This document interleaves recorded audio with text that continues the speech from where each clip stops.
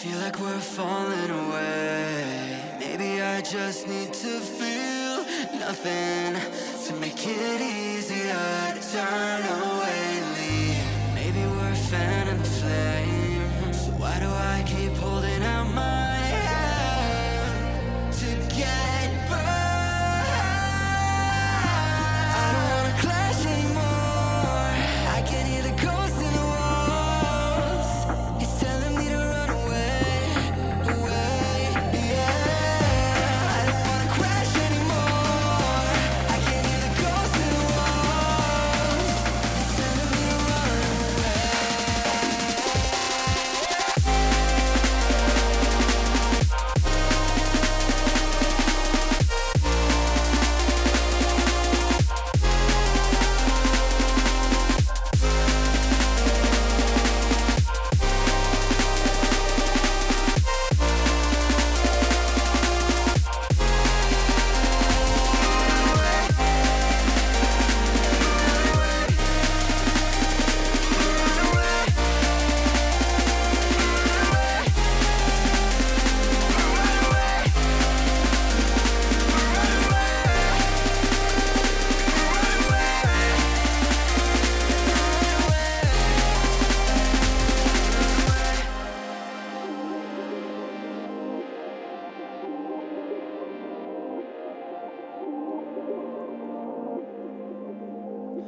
Breaking apart, seeing the end. We have nothing to say. Maybe it's hard to understand that there's nothing left to fight for, and there's nothing left to say. I don't wanna crash anymore. I can hear the ghosts in the walls. It's telling me to run away, away, yeah. I don't wanna crash anymore. I can hear the ghosts in the walls. It's telling me to run away.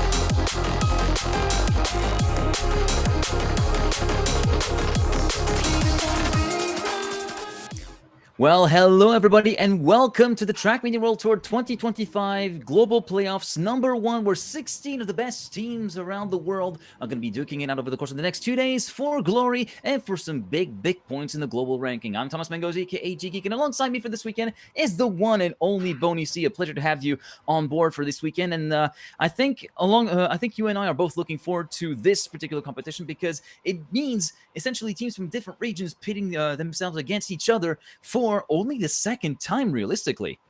Yeah, it's been a long time coming, right? We've had all these qualifiers happening throughout all of the regions, thus for the EMA, the APAC, and the Asia scene. NCSA. It's NCSA's apologies, and it's honestly, one of those things where you see all these contained competitions, right? You see the teams fighting up against one another. Eventually, at the end of the day, right, we're only going to be able to bring in 16 of these teams to duke it out in this weekend, and the time to see these regions clash with one another, I think, is something that people have been looking forward to. And what a better way to do it, honestly, than with a Swiss stage.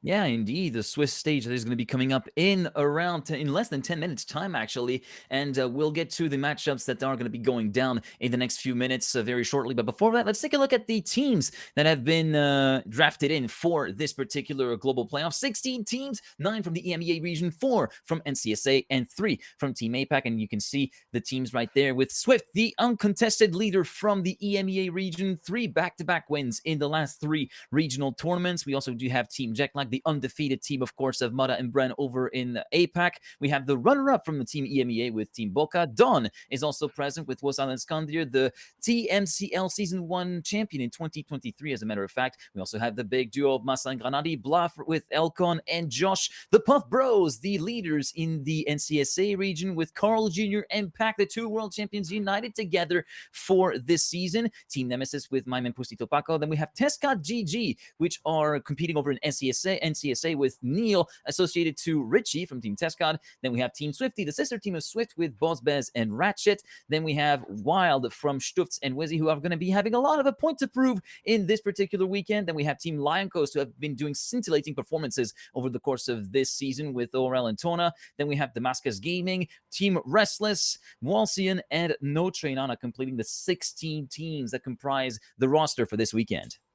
Yeah, a lot of players. I mean, it's 32 players, 16 teams, and at the end of today as well, right? Only 8 of these will be able to be moving on. When it comes to the Switch stage, it's all about getting 3 wins. If you're able to get the 3 wins, you will be able to move on to day number 2. If not, unfortunately, that is going to be lights out for your tour in this global playoffs number 1. For matches themselves, right? We have them on screen right now. Swift facing off against No Train Anna. Jetlag versus Walsion, Boca versus Restless. We got Dawn versus Damascus Gaming. We're on that later. Big versus Lion Coast. Blah versus Wild. Puff Boast versus Swifty. And Team Nemesis facing off against Tescat GG. This is round number 1, right?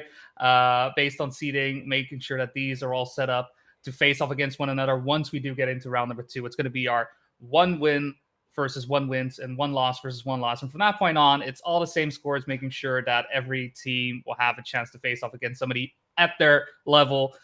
We'll see who's going to make it in 3 wins and who's going to have to bring it all the way to the end of the day. It's all for grabs right now. Yeah, it's pretty much all for grabs. And what's interesting with round number 1, of course, is that we do have a lot of inter-regional, not intra-regional, but inter-regional confrontations with Swift versus No Train Nana, APAC versus EMEA. We also have, of course, Damascus Gaming versus Dawn, that is EMEA versus NCSA. And we do have a lot of these sort of confrontations that are going to be lining up with NCSA versus APAC, of course, with Jetlag versus Wall Cyan. And yeah, round 1 is always going to be one round that can be a little bit more of a, like, something that most of the teams take for granted, like some of the top teams, but it's definitely something that you should still arrive in the proper mindset for an approach from the right angle, because if you mess up round 1, then you might be in for a little bit more of a troublesome path towards qualification than you might have bargained for. And it's always very much important to use this first round to actually find your bearings, get the maps back in the fingers,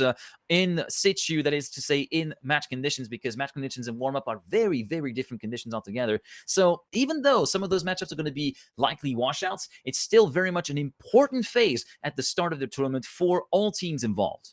Yeah, I mean, it always feels good, right? Coming in with a win, especially with a long day as it can be, right? For those that get the 3 wins, their day is done, their day is over. They just need to put in 3 matches and you can rest, you can relax, you can get ready for day number 2. But I can already imagine there's maybe some teams, right? Maybe some players that feel a bit threatened, still up and coming and such. That you got to be mentally prepared for those long days. You got to, at some point as well, right? You're going to suffer losses and they may come in 2 in a row. Mm, And mindset is so important when it comes to those situations. Like each and every one of these players has shown what they need to get into this position. And from this point on, it's really just a matter of proving your stuff, getting as far as you can. I mean, at the end of the day, I always say make sure to set your goals for yourself. Obviously, everybody wants to win. Anybody wants to be number one. But it is so important to not forget yourself in all of that. But that is more of a mental type deal at the end of the day. If you're not able to drive fast, it doesn't really matter, does it? And I think that's what I am looking forward to most, for seeing each and every one of these players drive to their absolute max and show what they got. Yeah, I feel like this is something we're all looking forward to see some of the players actually put it all on the table, leaving absolutely nothing to chance and putting the best performances that they can. Now, before we get into our featured matchup, just a quick reminder, of course, of the map pack that we'll be using today. Reunion, Ascension, Ellipse, Limbo, and Sunburn, in no particular order, have been your maps since the beginning of Stage 1 in March 25th, and this will be the last competition that these maps will see use for the time being. Of course, some of them might come back a little bit later on towards the World Cup, but that's another topic for another day. But yeah, this is officially the last competition of use for this particular map pack. After that, there will be the Stage 2 map pack, which will be coming in use with the very first regionals coming, starting next week, actually, with the Yeah. APAC region. And I'm really looking forward to see how the progress has come forward over the course of the map's life cycle, because we've seen plenty of times being kind of like shaved down little by little over the course of the last few months, and also plenty of sections that has left players a little bit unstuck.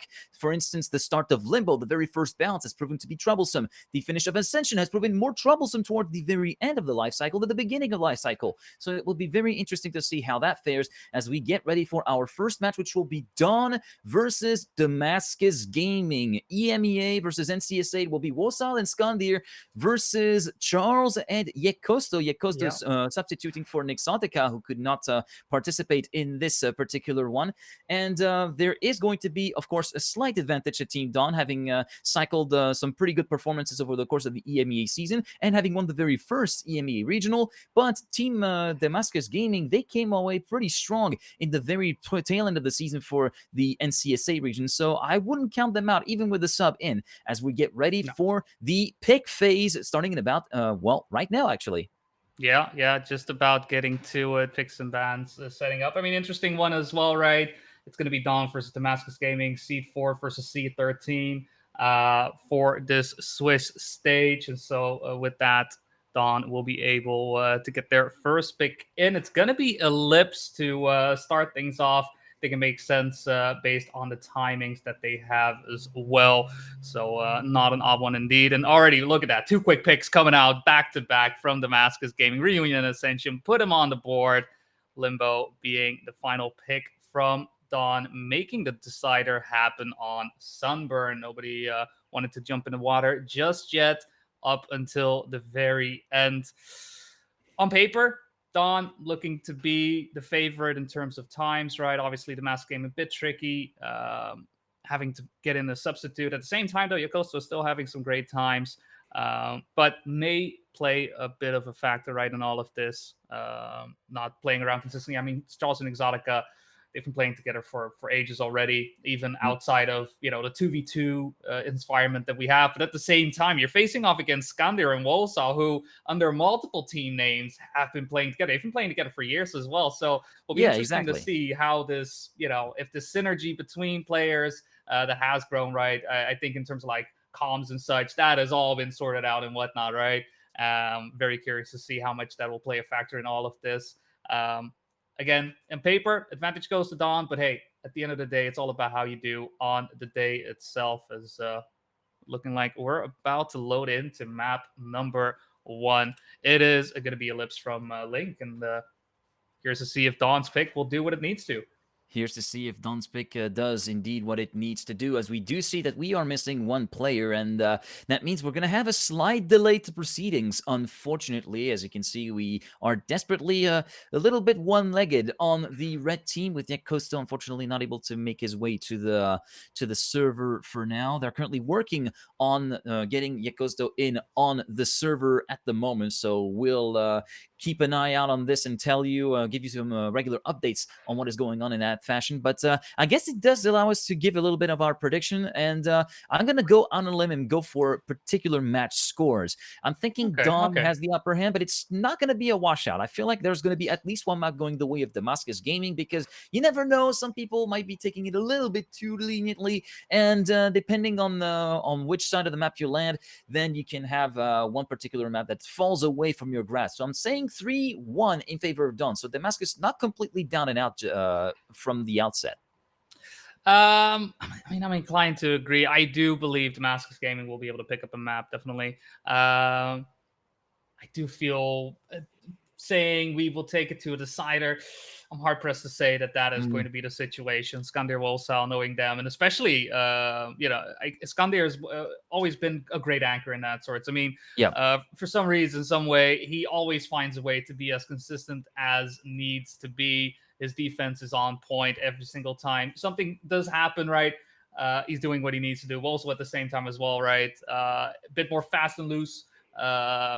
Which can cost him from time to time, but at the same time, if you need those number one spots, and it's going to be great. I'm curious to see how Charles Costa will do. Nick Exotica can sometimes be, missing out on him a bit more on the emotional side, which is a bit higher, right? Taking losses a bit harder. And Charles, while he does have that as well, it's a bit less, and it's more of a confidence thing for him. And if he has it, then man is unstoppable. And I do believe Costa is just a great all-rounder. So it's one of those things, right? How are people feeling in the day itself? I'm still hard-pressed to say Damascus can take it, but at the same time, hey, never say never.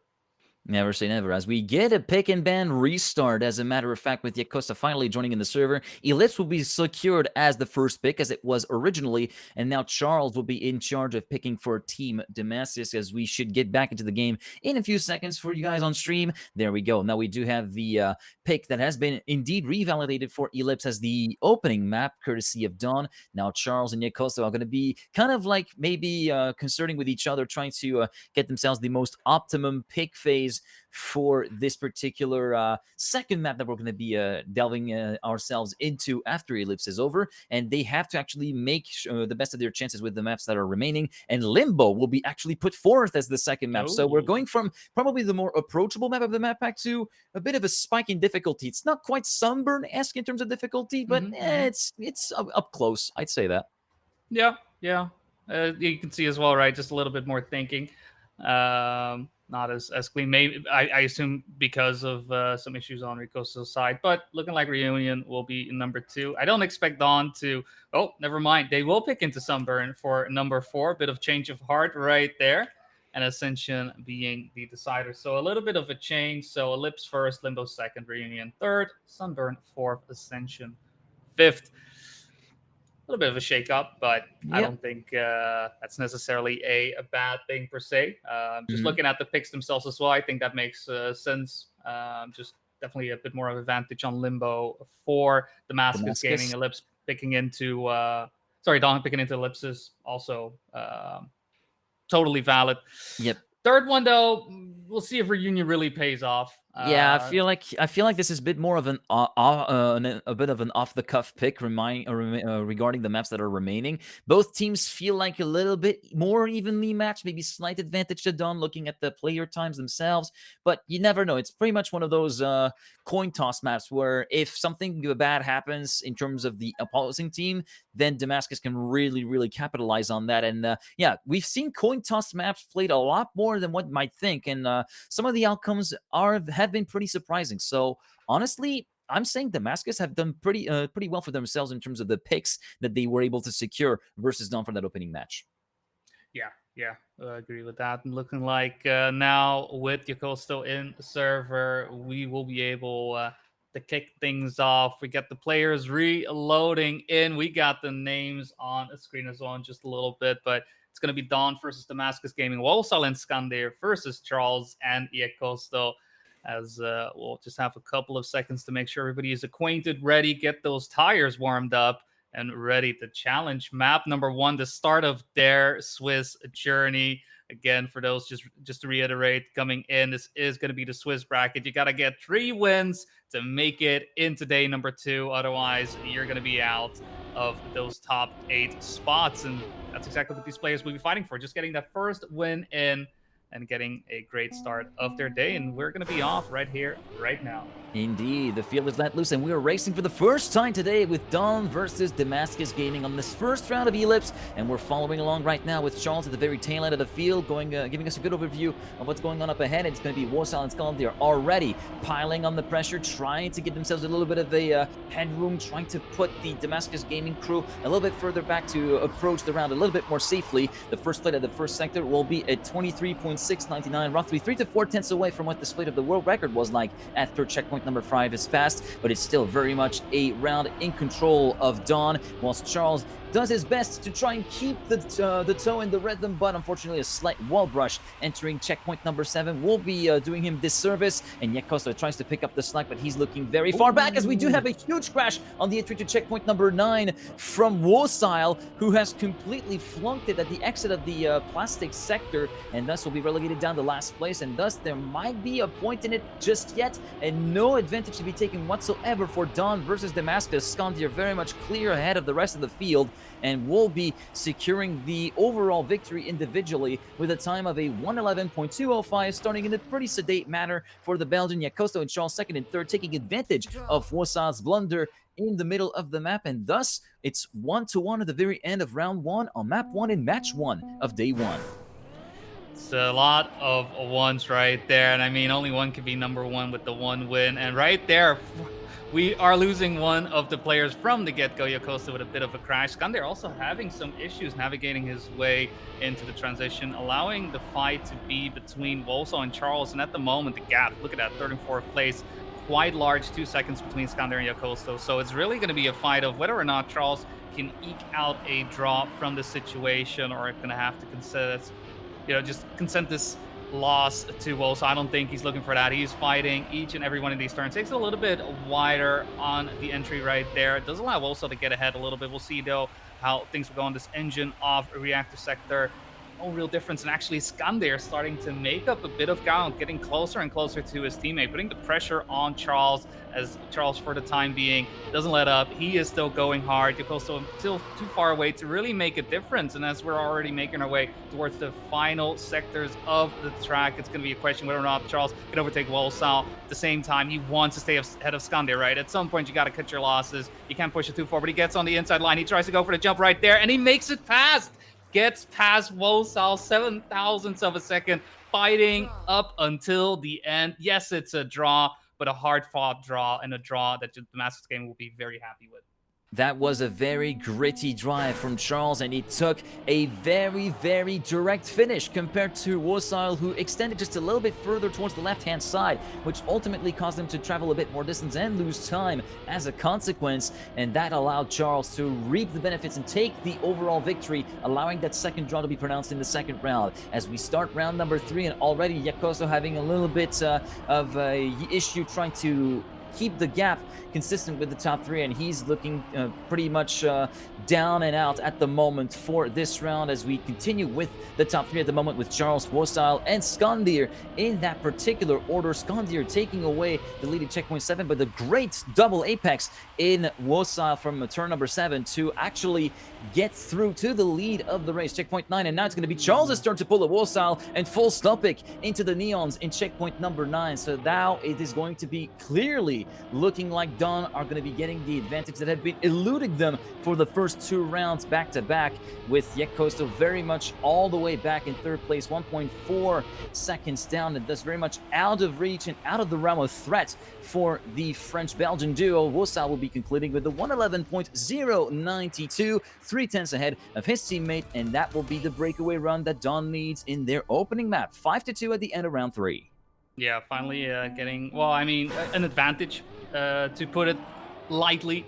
on their map pick. At the same time, the routing was a bit on the wall, right? A couple of tough rounds on the side of Damascus, right? Just not really getting their footing or wheeling in at the get-go, and just putting themselves in a bit of a disadvantageous position this round as well. Not as tough as it was on the previous 2 rounds, where there were some early crashes. It's now more of a gap, right? Just a stronger start, cleaner start on the side of Don, Wolso, and Skander, though, following in each other's fuel steps and trying to keep Damascus Gaming away from any and all advantage. Acosta starting to lose a little bit of ground, though, falling behind just a bit, having to take these turns a bit more conservatively.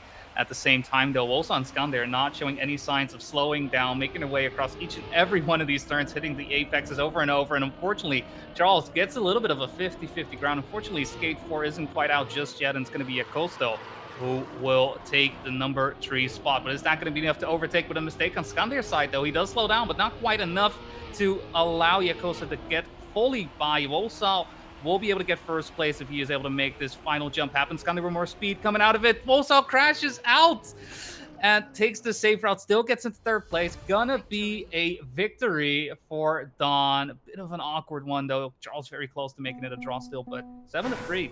Track point to Don.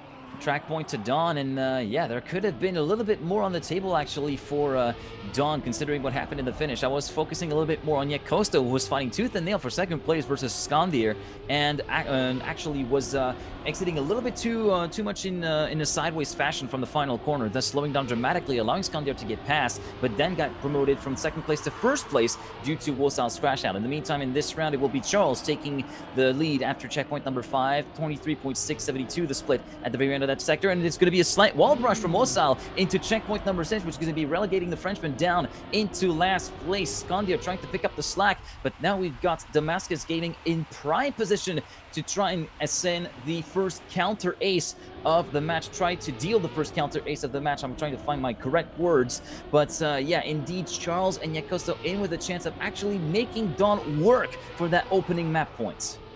Yeah, they are not letting off. This is a great round for Damascus here. Finally getting themselves in a great position. Bit of unfortunate lines coming in on the side of Dom, maybe some indecision, and already coming up for that final turn. Will Damascus Gaming keep the lead to get this ace? No, not quite. Skander is going to get in between. Yakosto will pick up a PB, but unfortunately, again, that ending not looking as clean as you would like. Will still mean Dawn, kept away from winning the map outright, but the gap is still 3 points. That is quite a lot. It's still an ace, right, that Damascus is looking for to even things out, to get themselves into match point. Technically, a victory could also do, but honestly, that's cutting it a little bit too close. Yeah, that might be a little bit too close. And Skander deciding to crash Damascus's party right at the exit of the final corner to deny Damascus the ace that they so sorely needed to bring the gap back down to 1 point, but maybe they get another shot. I say that literally a second afterwards, we see the pinball machine from Yekosto touching the neon on the inside and then full stop picking into checkpoint number 6, thus promoting Skander definitively into third position. In the meanwhile, Wolsal continuing to pull away from Charles at the start of the third and final sector. The Colombian currently sitting 3/10 down compared to the Frenchman, 52.269. The split at the very end of sector number 2, that's about 7/10 away from the world record splits, but that doesn't really matter at this particular moment in time. All that matters is the 1-3 scenario that will allow Dawn to secure themselves the victory in this round and in the map. Wolsal will win individually with a 111.221, 4/10 ahead of Charles, and Skandir with third. We'll make sure that this map is over and done with. 14 Dawn, 10-6 the final score on Ellipse. Dawn lead 1-0. Yeah, a hard fight there from Damascus Gaming, right? They had a couple of opportunities getting into the later rounds, but Dawn was able to hold firm towards the end. That one ace as well, right? Making all the difference. And it really did come down to, right, just Damascus Gaming not coming off hot off the heels just yet, right? We finally saw what they were able to do in the second to last round, and even a bit in the last round, and just a little bit too late. So it's going to be 1-0 for Dawn. They need 2 more to win this match, but we are moving on to Limbo. This is map number 2. This is the pick as well from Damascus Gaming, so I'm expecting some confidence on their side on this one. But yeah, map number 2, here we go. Damascus Gaming will be able to counter, making it 1-1, or will they allow Dawn to get themselves into match position?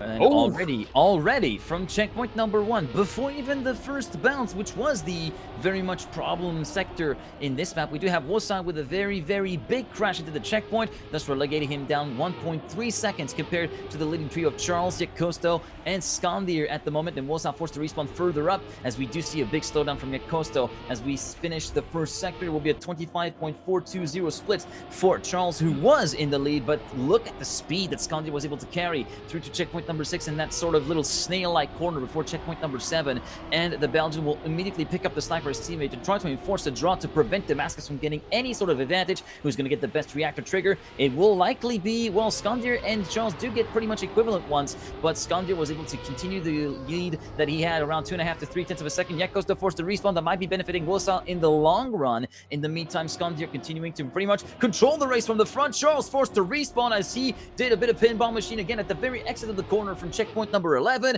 and that means Skandir will be guaranteed the win, and Wosal promoted up to 3rd, but only very briefly, and it looks as though there might be some tears, as there might be some players not reaching the finish line in time. No, that was maybe a little bit of a catastrophic scenario. Just 2 seconds to spare for Wosal to make it through. Wosal in maybe with a shot of actually getting back that 3rd place needed for Dawn to take the lead, but it wasn't meant to be, and it will be a draw 1-1 at the end of the opening round on Limbo, which was chaotic. The chaotic is definitely an adjective to use for a situation such as that. This is a far cry from what we saw in Ellipse. We'll just call it, getting used to the new track being loaded in, maybe the Vernal Equinox not quite being what it used to be, and for the time being, it does look like our players on their second time around are looking a lot better still, though. Advantage going the way of Dawn, Skandir and Wolsal right now actually starting to link up throughout that turn, and Yakosto and Charles looking for any and all space to get by. It's going to be these next couple of sectors that are going to have to look forward to it. Maybe a turnaround issue on the side of Skandir and Wolsal. No, they make the way around beautifully, get along the beam. Actually, it's going to be a mistake from Charles as well, having some issues transitioning into the dirt because of that. Oh, and Wolsal having issues with the transition onto the bobsleigh, and again having to go for the respawn. Skandir left to stand to keep the defense up. He's going to make his way towards the finish. Goes nice and low, makes his way across. Yakosto coming in 2nd place. So now it's all about 3rd, and Charles is right there to make his way in, and Wolsal is going to have to slaughter his way. Just very unfortunately come in with a +10. Wolsal just not able to get a clean round in thus far in these 2 rounds. Yeah, so far Sector 3 has taken absolutely no prisoners, as we see on the 2nd round, with the very hefty clip from Charles at the exit of the reactor trigger, and then that double bunk from Wosal forcing him to respawn, which then was compounded even further with that complete fail at the bobsleigh on the way towards checkpoint number 11. Limbo is definitely kind of rearing its ugly head very early in this group stage phase. As we go through the next round, it will be a 25.228 split for Wosal at the end of the first sector, but Yakosto is actually doing some resistance here and piling on the pressure on Wosal, and there is a very hefty crash from Charles, unfortunately, on the way to checkpoint number 7. So Yakosto is left to stand his ground all on his own for himself and for Team Damascus. Gets a little bit too late at the reactor trigger, and thus Wosal and Skandir take the opportunity to move up into 1st and 2nd place on their own. And Wosal, once again, the bobsleigh completely shattering his dreams of domination and ace for Team Dawn, dropping down to last place. Yakosto and Charles promoted automatically up to 2nd and 3rd, but Charles crashing into the sign as well, a little bit further back, as Skandir takes the win once again. Yakosto in 2nd, and it will be Wosal claiming 3rd place and allowing Dawn to finally have someone to take the lead in the team standings. 4-3 at the end of round 3, but Damascus just fumbling at the worst possible time. Charles, who was in the position of an advantage, or closely matched in terms of time to Skandir, as you can see on the bottom left of the screen, 0.245 for Charles versus a 0.250 for Skandir, and unfortunately, it's not working out that well, that pick for the Colombian and his Portuguese teammates.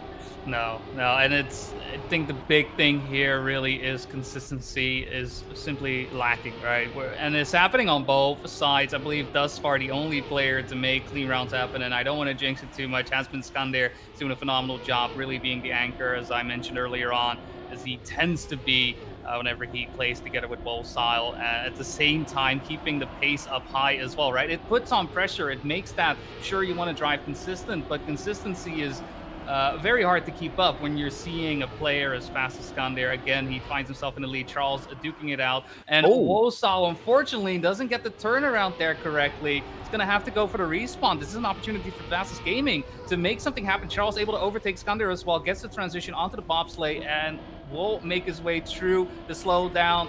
Gets his way around. Skander with the push, wants to get by. We'll expect some low jumps coming up, and Charles doesn't make it. Skander has a bit of an awkward landing. Charles does make it in. He went a little bit lower, slower down on the entry, but at the same time, Skander then having issues exiting out, slowing down as well. And with that, what a finish, and what a way to draw things out. 5-5, 4 rounds in between Dawn and Damascus Gaming. This is still the pick for DG. And it's looking a bit better. Unfortunately, that start right there from Charles doesn't inspire too much hope. yeah, unfortunately, a high is succeeded by a low very, very quickly for Charles, who then doesn't get any slide afterwards on the way towards checkpoint number 3. So Kosto is very much still on his own, and what a showdown of bounces in the previous turn that we've seen. Both bounces being awkward in their own way, and in the end, Charles being the benefactor of that and moving into the lead at the very last minute, as this time around, it will be Wosal heading into checkpoint 6 as the leader with 3/10 of an advantage compared to Kosto, but Skander also having a bit of a troublesome round and finding himself quite removed and actually slowed down quite dramatically before the checkpoint 7 plastic part. Charles will be able to take advantage of that to try and grip the gap back in, as we do see the reactor not being triggered this time by Charles. In meantime, Kosto, his teammate, sitting in second position and quite removed from the leader, and now potentially under threat from Skander for that second position as we get to the final few corners. Goes in very, very wide, very close to hitting the wall, but he's forced to lift quite dramatically and promotes Skander up to second place, and Dawn finally snatched the ace to move themselves into map point number 2 with a 3-point lead, 8-5 at the end of the 5th round here on Limbo. And it feels as though the map pick from Damascus is backfiring really, really hard. Yeah, I mean, with the ace right there, Dawn 8-5. Similar situation as they found themselves in on our previous map. In that situation, right, it took a little bit of a different journey to make our way towards the scoreline that we see right here, right now. But in most of the ways, it's pretty similar, though, with those mistakes from Kosto and Charles already in the first 10 seconds, 15 seconds of the track. It looks pretty much done and dusted for map number 2. Wosal and Skander, all they really need to do is make sure that they survive the map, right? That is the only thing that is required. Big gap. Kosto behind by 3 seconds. Charles behind by 6 seconds. It's honestly pretty much done and dusted. I don't think there's a lot more to be said about map number 2. Obviously, we've got to keep our eyes peeled, eyes open, right? Just because you can call the an FF. Dawn still needs to finish, and for the time being, they're doing just that. It could still go wrong on this transition, right? We've seen Wosal having some issues with this, but now there's no pressure, right? Now there's no worries. You got your teammate right there to support as well, and no one from the opponent's side to really get in the way. So, yeah, even with this coming up, finish, Skander still takes a bit low. Guess that, he's just used to that line, does what he needs to do, and with Wosal in second place, that is going to be it for Limbo. And every single time Skander is able to clear that Limbo line, I'd love to have him as a partner whenever we find ourselves, maybe for Trackmania Hawaii. Imagine, I'm just putting it out into the universe. Either way, Dawn will be quite happy getting an elephant to 5, but that's still enough to make it 2-0 and Dawn on match point.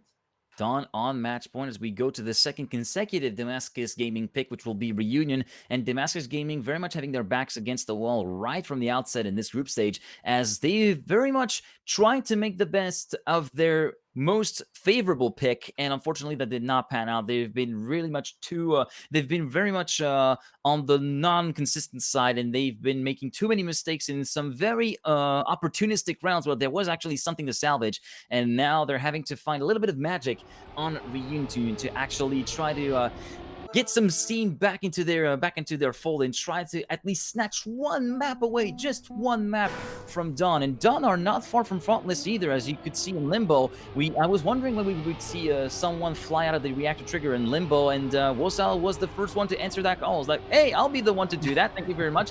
As we start with the first round on this third map, that is Reunion. As you can see, currently Charles at the very tail end of the field, and we have one big crash already. I think that was Kosto who actually clipped at the side of the wood, and thus will be relegated back down to last with a 1.4 second deficit. And Wosal crashing at the very exit of the ice, which marks the end of sector number 1, and will be dropping down to P4 himself. So it's now a battle for the lead between Skandir and Charles, with Yakosto somewhat secure for now in 3rd place. Yeah, nice fight will happening between the two teams. In terms of positions, Charles would love to get first place out of this, would love to get a victory. Great start for his team, especially being down 2-0. Gets first into the bobsleigh sector and will be able to make his way past Skander. Has some issues negotiating the exit onto the grass, and with that crash there as well, Skander is able to retake into first place. Yakosto will overtake Charles with another crash happening right before the final part onto the plastic, but with Wosal behind far enough.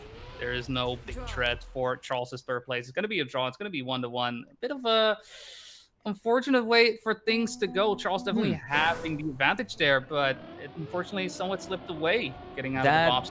That was an unfortunate exit of the bobsleigh that's happened. An unfortunate touch of the wall in turn 1 for Yakosto in the beginning of that round. But back to Charles. Yeah, he had a very good advantage in the bobsleigh, but ended up going down a little bit too early, and thus ended up going over the curvature as he was trying to go into the grass, and that caused this car to pop a wheel and have a very, very heavy set landing, which completely destabilized his car, messing the corner all the way up, and that had some very, very big consequences, dropping from 1st to 3rd in the space of a few seconds. And in this round right now, Charles is trying to make amends for the previous round and currently leading the round convincingly with a 2/10 lead over Skandir. Now everything could still be shuffling over at the end of Sector 2 and into Sector 3. We go a little bit deep on the entry into checkpoint 7 and 8, as we do see respawns galore for Yakosto, unfortunately for him, so it's going to be down to Charles to try and enforce yet another draw. He has a very healthy gap to do so, but once again, exiting a little bit awkwardly from that bobsleigh, manages to make it work this time out, as Skandir is way far back without any answer to what the Colombian has to offer so far, and that means the draw will be enforced at the end of that round with a 107.735 to the credit of Charles, 8/10 ahead of Skandir. Wosal finishes in 3rd, and Yakosto will be a bit touch and go, but should be able to reach the finish line with around 2 seconds to spare. There it comes. There is the Portuguese driver finishing in 4th. 2-2 at the end of round 2 here on this 3rd map, and yeah, Charles managing to kind of like pay back for what happened in round 1. Yeah, I mean, with a 0.7 as well, great time to be driving in rounds. Unfortunately, what comes up must come down, and Charles, unfortunately, does clip over one of the blocks right from the get-go, slowing down by a lot. At the same time, Yakosto as well having some issues on those opening turns, gets a small touch in, losing speed, and with that, dropping down 6/10 of a second. Skandir and Wosal once again steering their way towards an ace, but there is still that bit of pressure, right? Yakosto isn't down and out just yet. Wosal and Skandir are not going to be able to take it too easy. We'll see how things go here on this sector. We got the reactor boost up, getting around the turn and making themselves ready for the 180. This is where Yakosto was responding so often on the previous round. This time around, gets it true. First time right, no problem, no sweat. But at the same time, still looking at these two Dawn players, Wosal and Skandir, right ahead. And unfortunately, Yakosto having that issue that Charles has had in those previous rounds, exiting out of the bobsleigh, slamming hard onto the grass. And with that, it is going to be an ace for Dawn, making her way across hand in hand, 200ths of a second between the two players. And an ace it is going to be at this point. The pocket rockets for Dawn. Honestly, they should be playing poker with the amount of aces they're getting.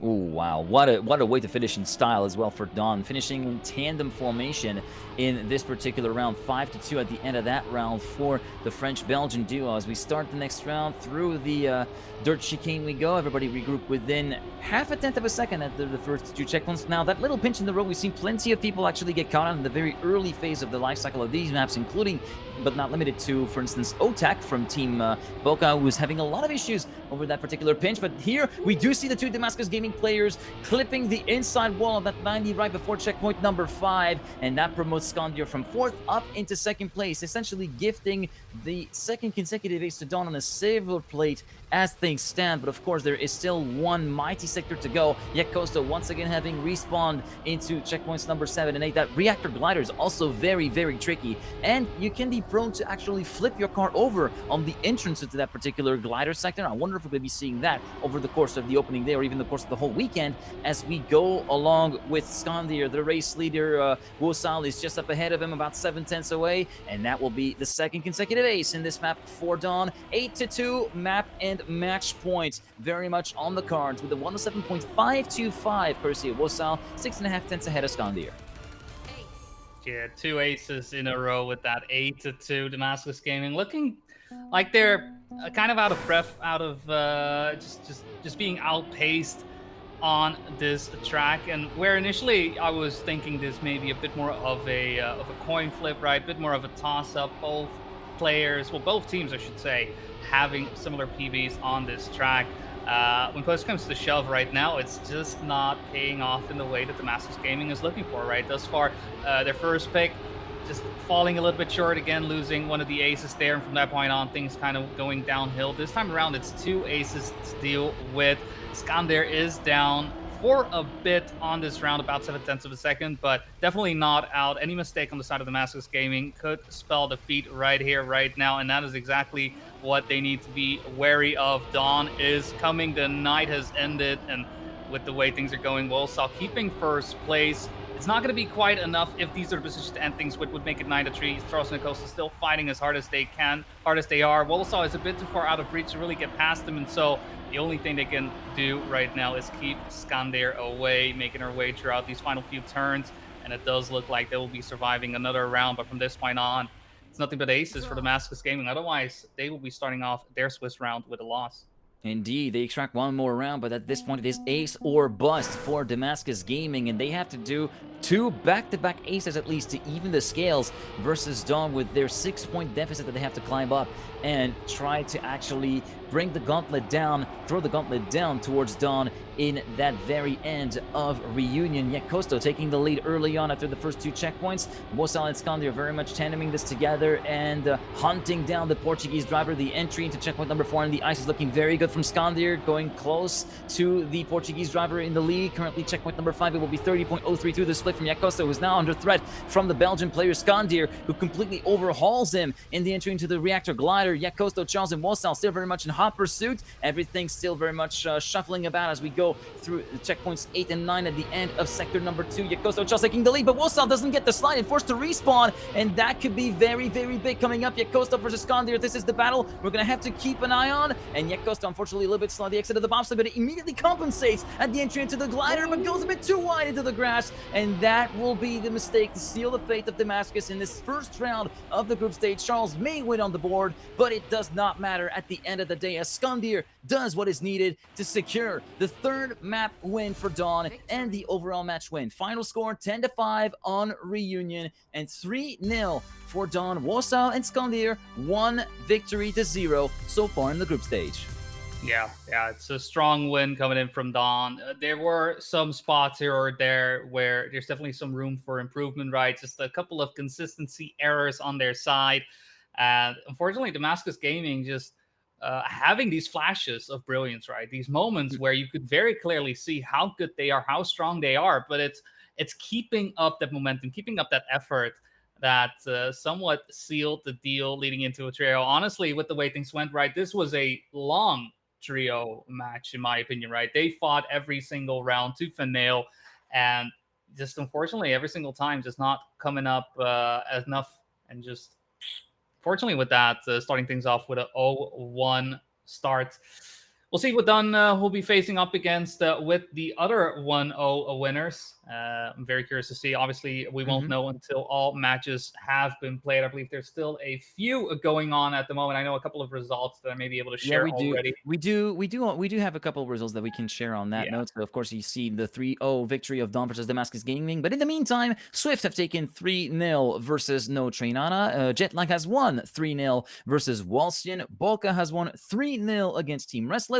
And Team Nemesis have defeated Tiscott GG on a 3-0 score as as well. The results will be, of course, automatically updated over the course of the next few minutes whenever there are results coming in. And you can briefly see some of the scores are darkened because they're not quite updated just yet. But Big leading 2-1 versus Lion Coast. So Aurel and Tona managing to take a map away from Masa and Granadi. And 2-1 for now for Blah versus Wild. So Stuft and Wizzy managing to pick one map away from Elcon and Josh. And meanwhile, 2-0 as well for Team Puff Bros versus Swifty. Carl Jr. Impact leading ahead of Boss Bez and Ratchet.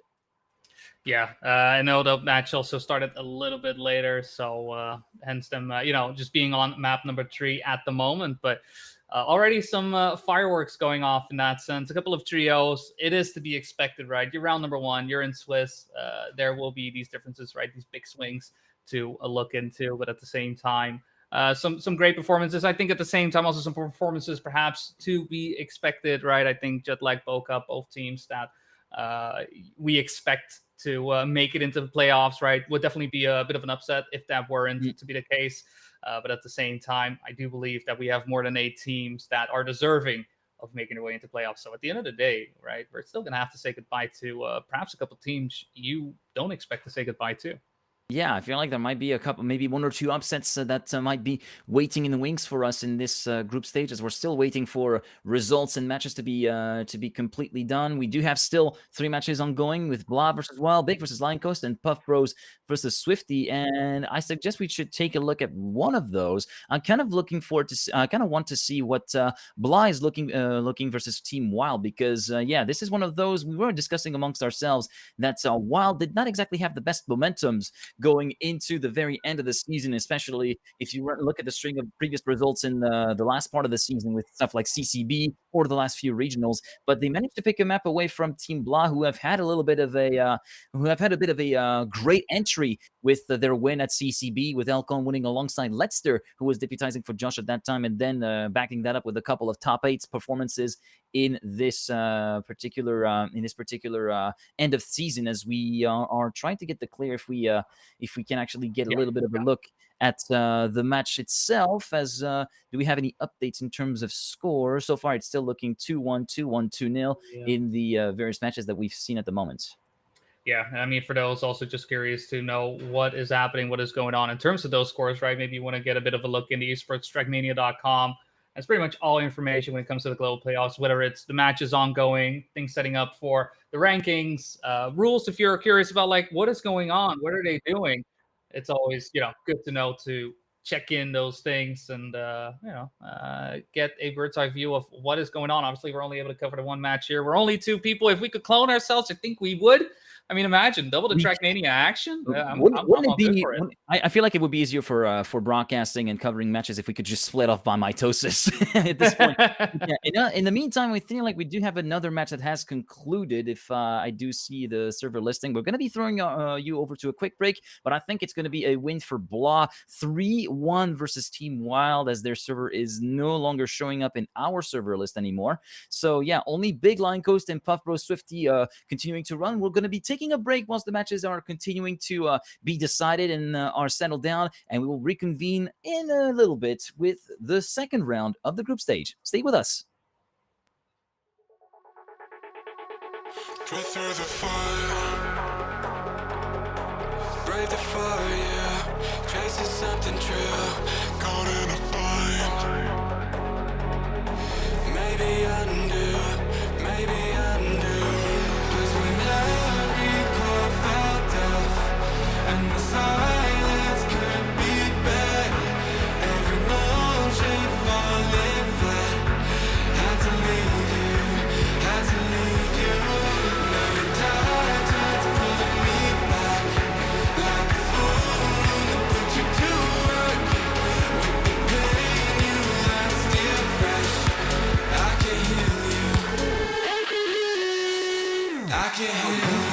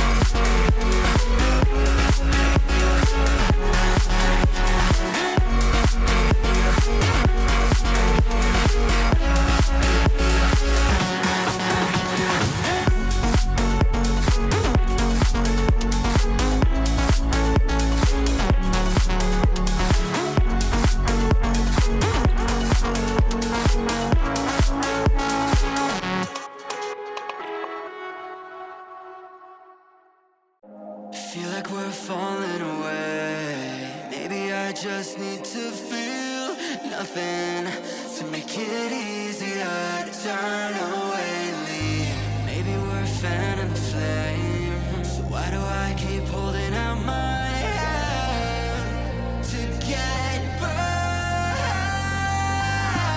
I don't wanna clash anymore.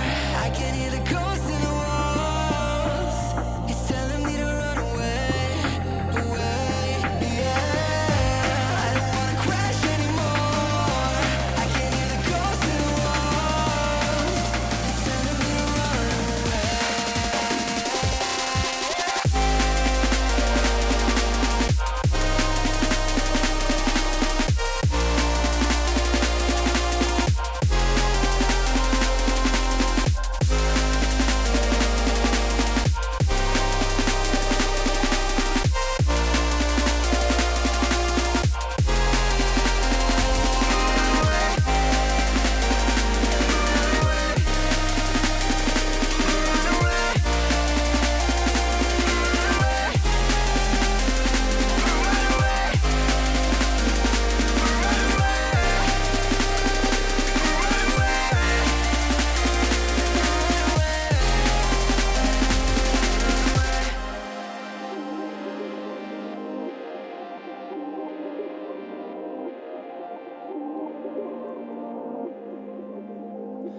Breaking apart, seeing the end.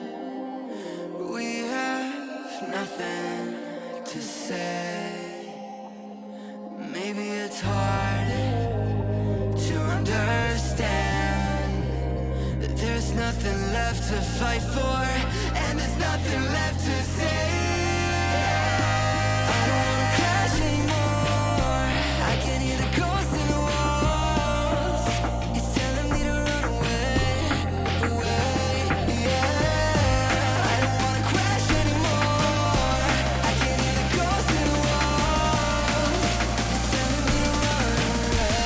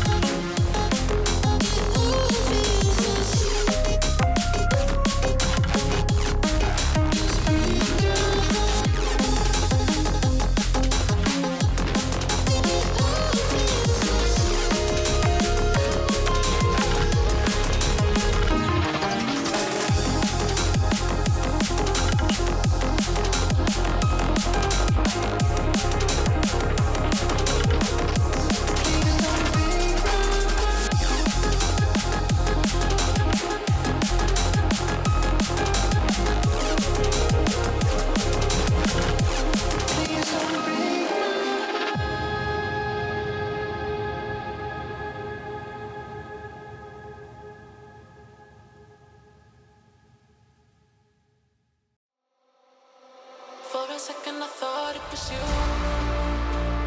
Thought it was you. Thought it was you. Thought it was you. For a second I thought it was you. Thought it was you. I thought I had all song. For a second I thought it was you.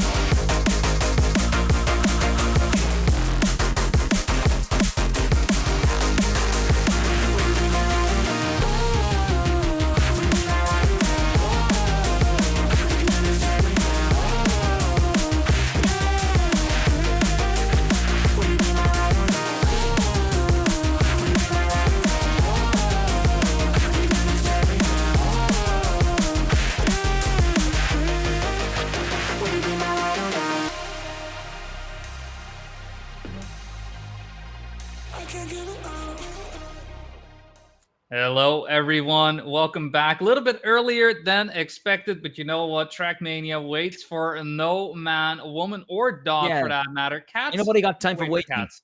Ain't nobody got time for waiting, indeed.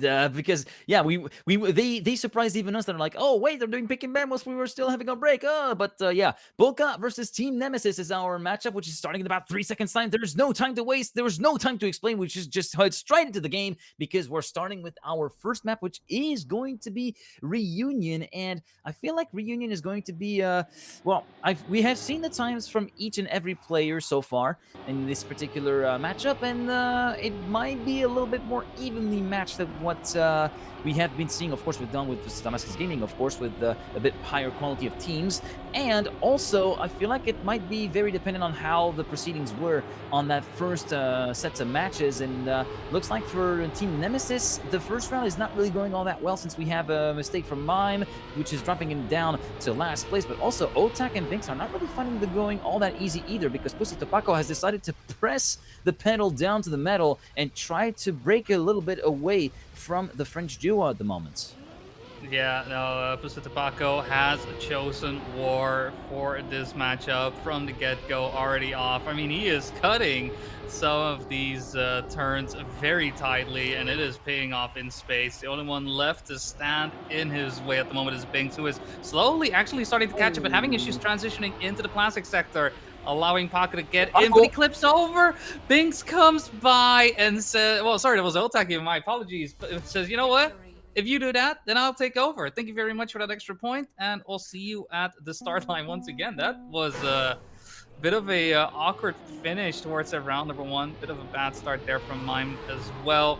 Paco still able to keep things up in top two, but yeah, could have gotten a little bit out of it for now, though. Going into round number two, Binks and Mime putting themselves on P1 and P2. We see Otak Paco currently on P3 and P4 this time around. Nobody getting away from each other too much. Looking like a much cleaner round than the one we had previously.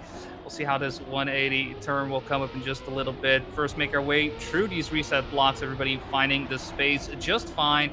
Binks overtaking and getting themselves into first place. Mime, Paco trying to get a bit more of the inside line before that 180 line up, and looking like everybody will survive. And right now we're in drawn positions. We're in drawing positions, but also the splits look really good. 29.732 for Binks on Sector 1, then a 0.2 in Sector 2, although he has completely messed up the boss lane, will drop down to last place, and that promotes Paco and Mime up into first and second provisionally as Otak tries to take the fight to the Nemesis duo. He's going to be sandwiched in between the two Nemesis players. Paco will resist up until the bitter end to take the overall win with a 107.292, and I was mentioning the splits of Binks because those were around 1/10 to a 10.5 away from the world record split, so we might have well been on the way to a very low 107.0 or even a 106 if we had a tremendous send. Unfortunately, that wasn't meant to be in this round, and what's not meant to be in the round we're currently in is Paco having the lead at the end of Sector 1 due to that unfortunate touch before even the first checkpoints.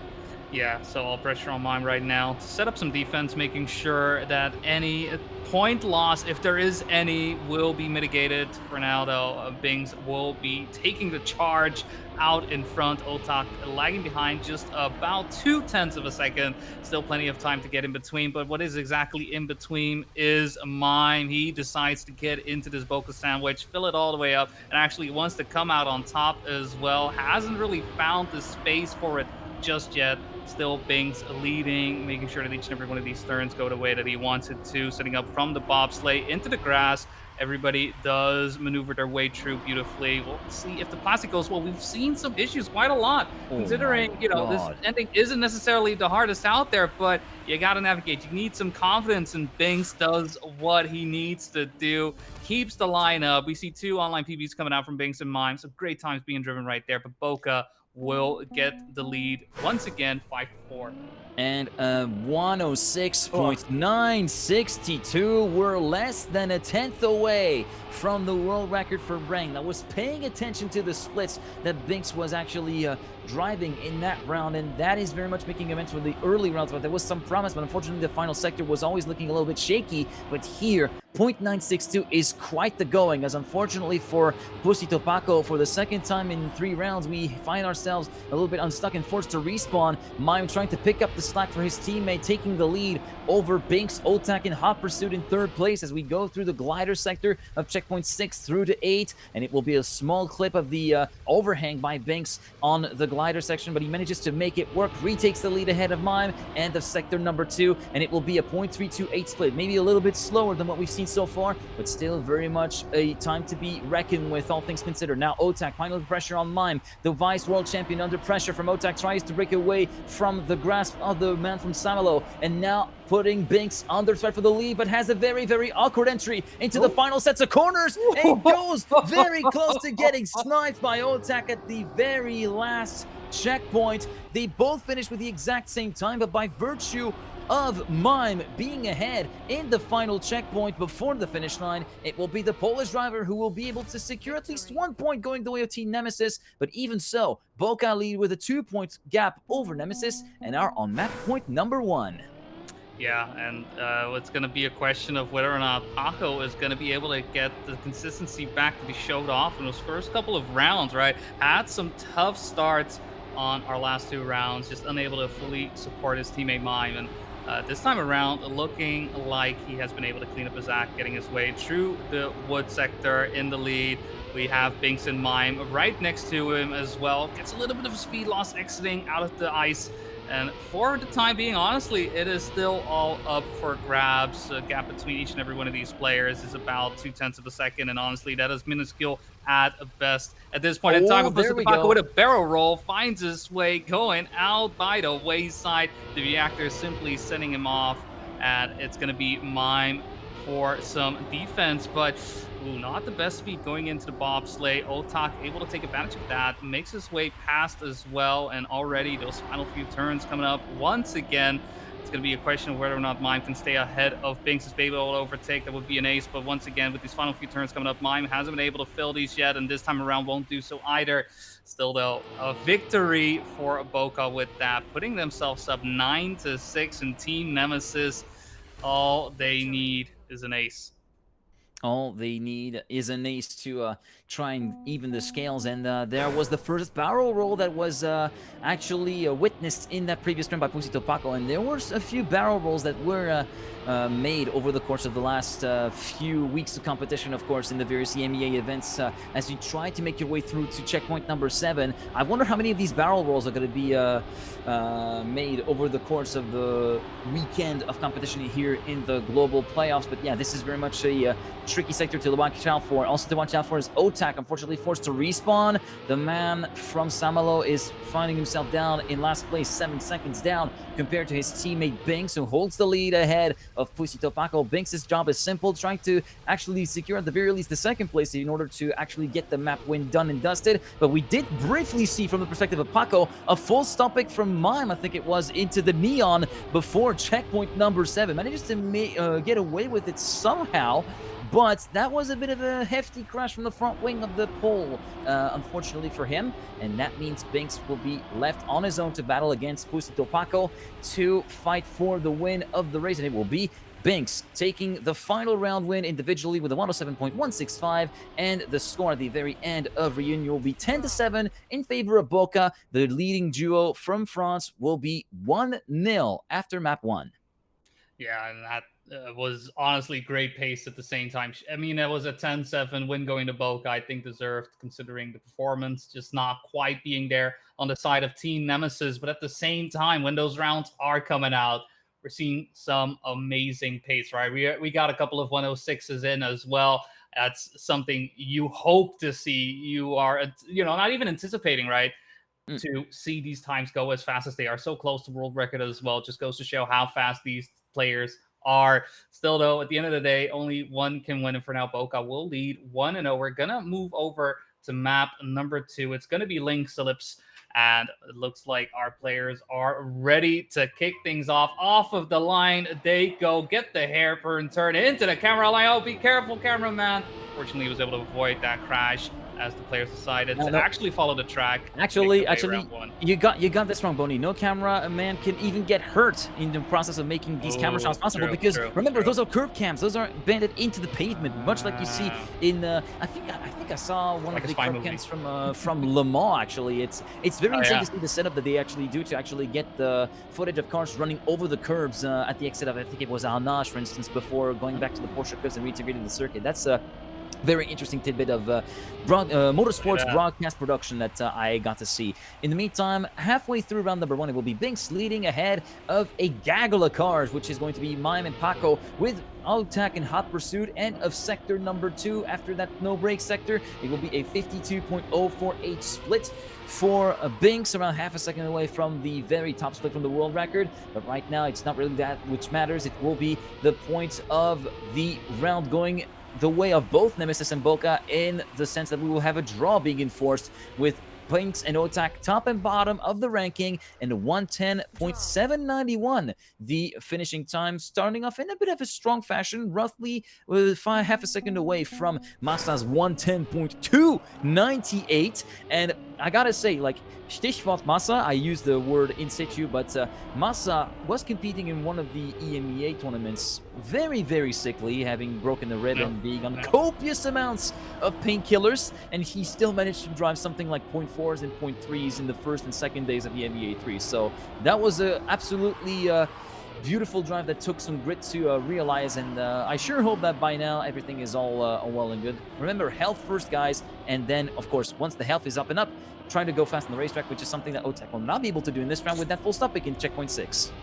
Yeah, walls are very, very good at stopping momentum, as was demonstrated right there. It's going to be Otak who is looking to stop the potential first ace for Team Nemesis. We'll see, though, if the consistency is on their side. This round, though, is looking beautifully for them. 55.7s across the checkpoint for both Mime and Pusita Paco. It's really a question of we'll be able to get Otak to be able to get close enough. There we go. But it's still half a second. Last turn coming up. Only thing you can hope for is a mistake, but no such thing will come to pass. It's going to be 0.5 for Pusita Paco, 0.6 for Mime, and an ace for Team Nemesis, putting themselves in the lead on map number 2 here. 1-4. Great start. Great way for them here on map number 2 to potentially already set themselves up for a 1-1.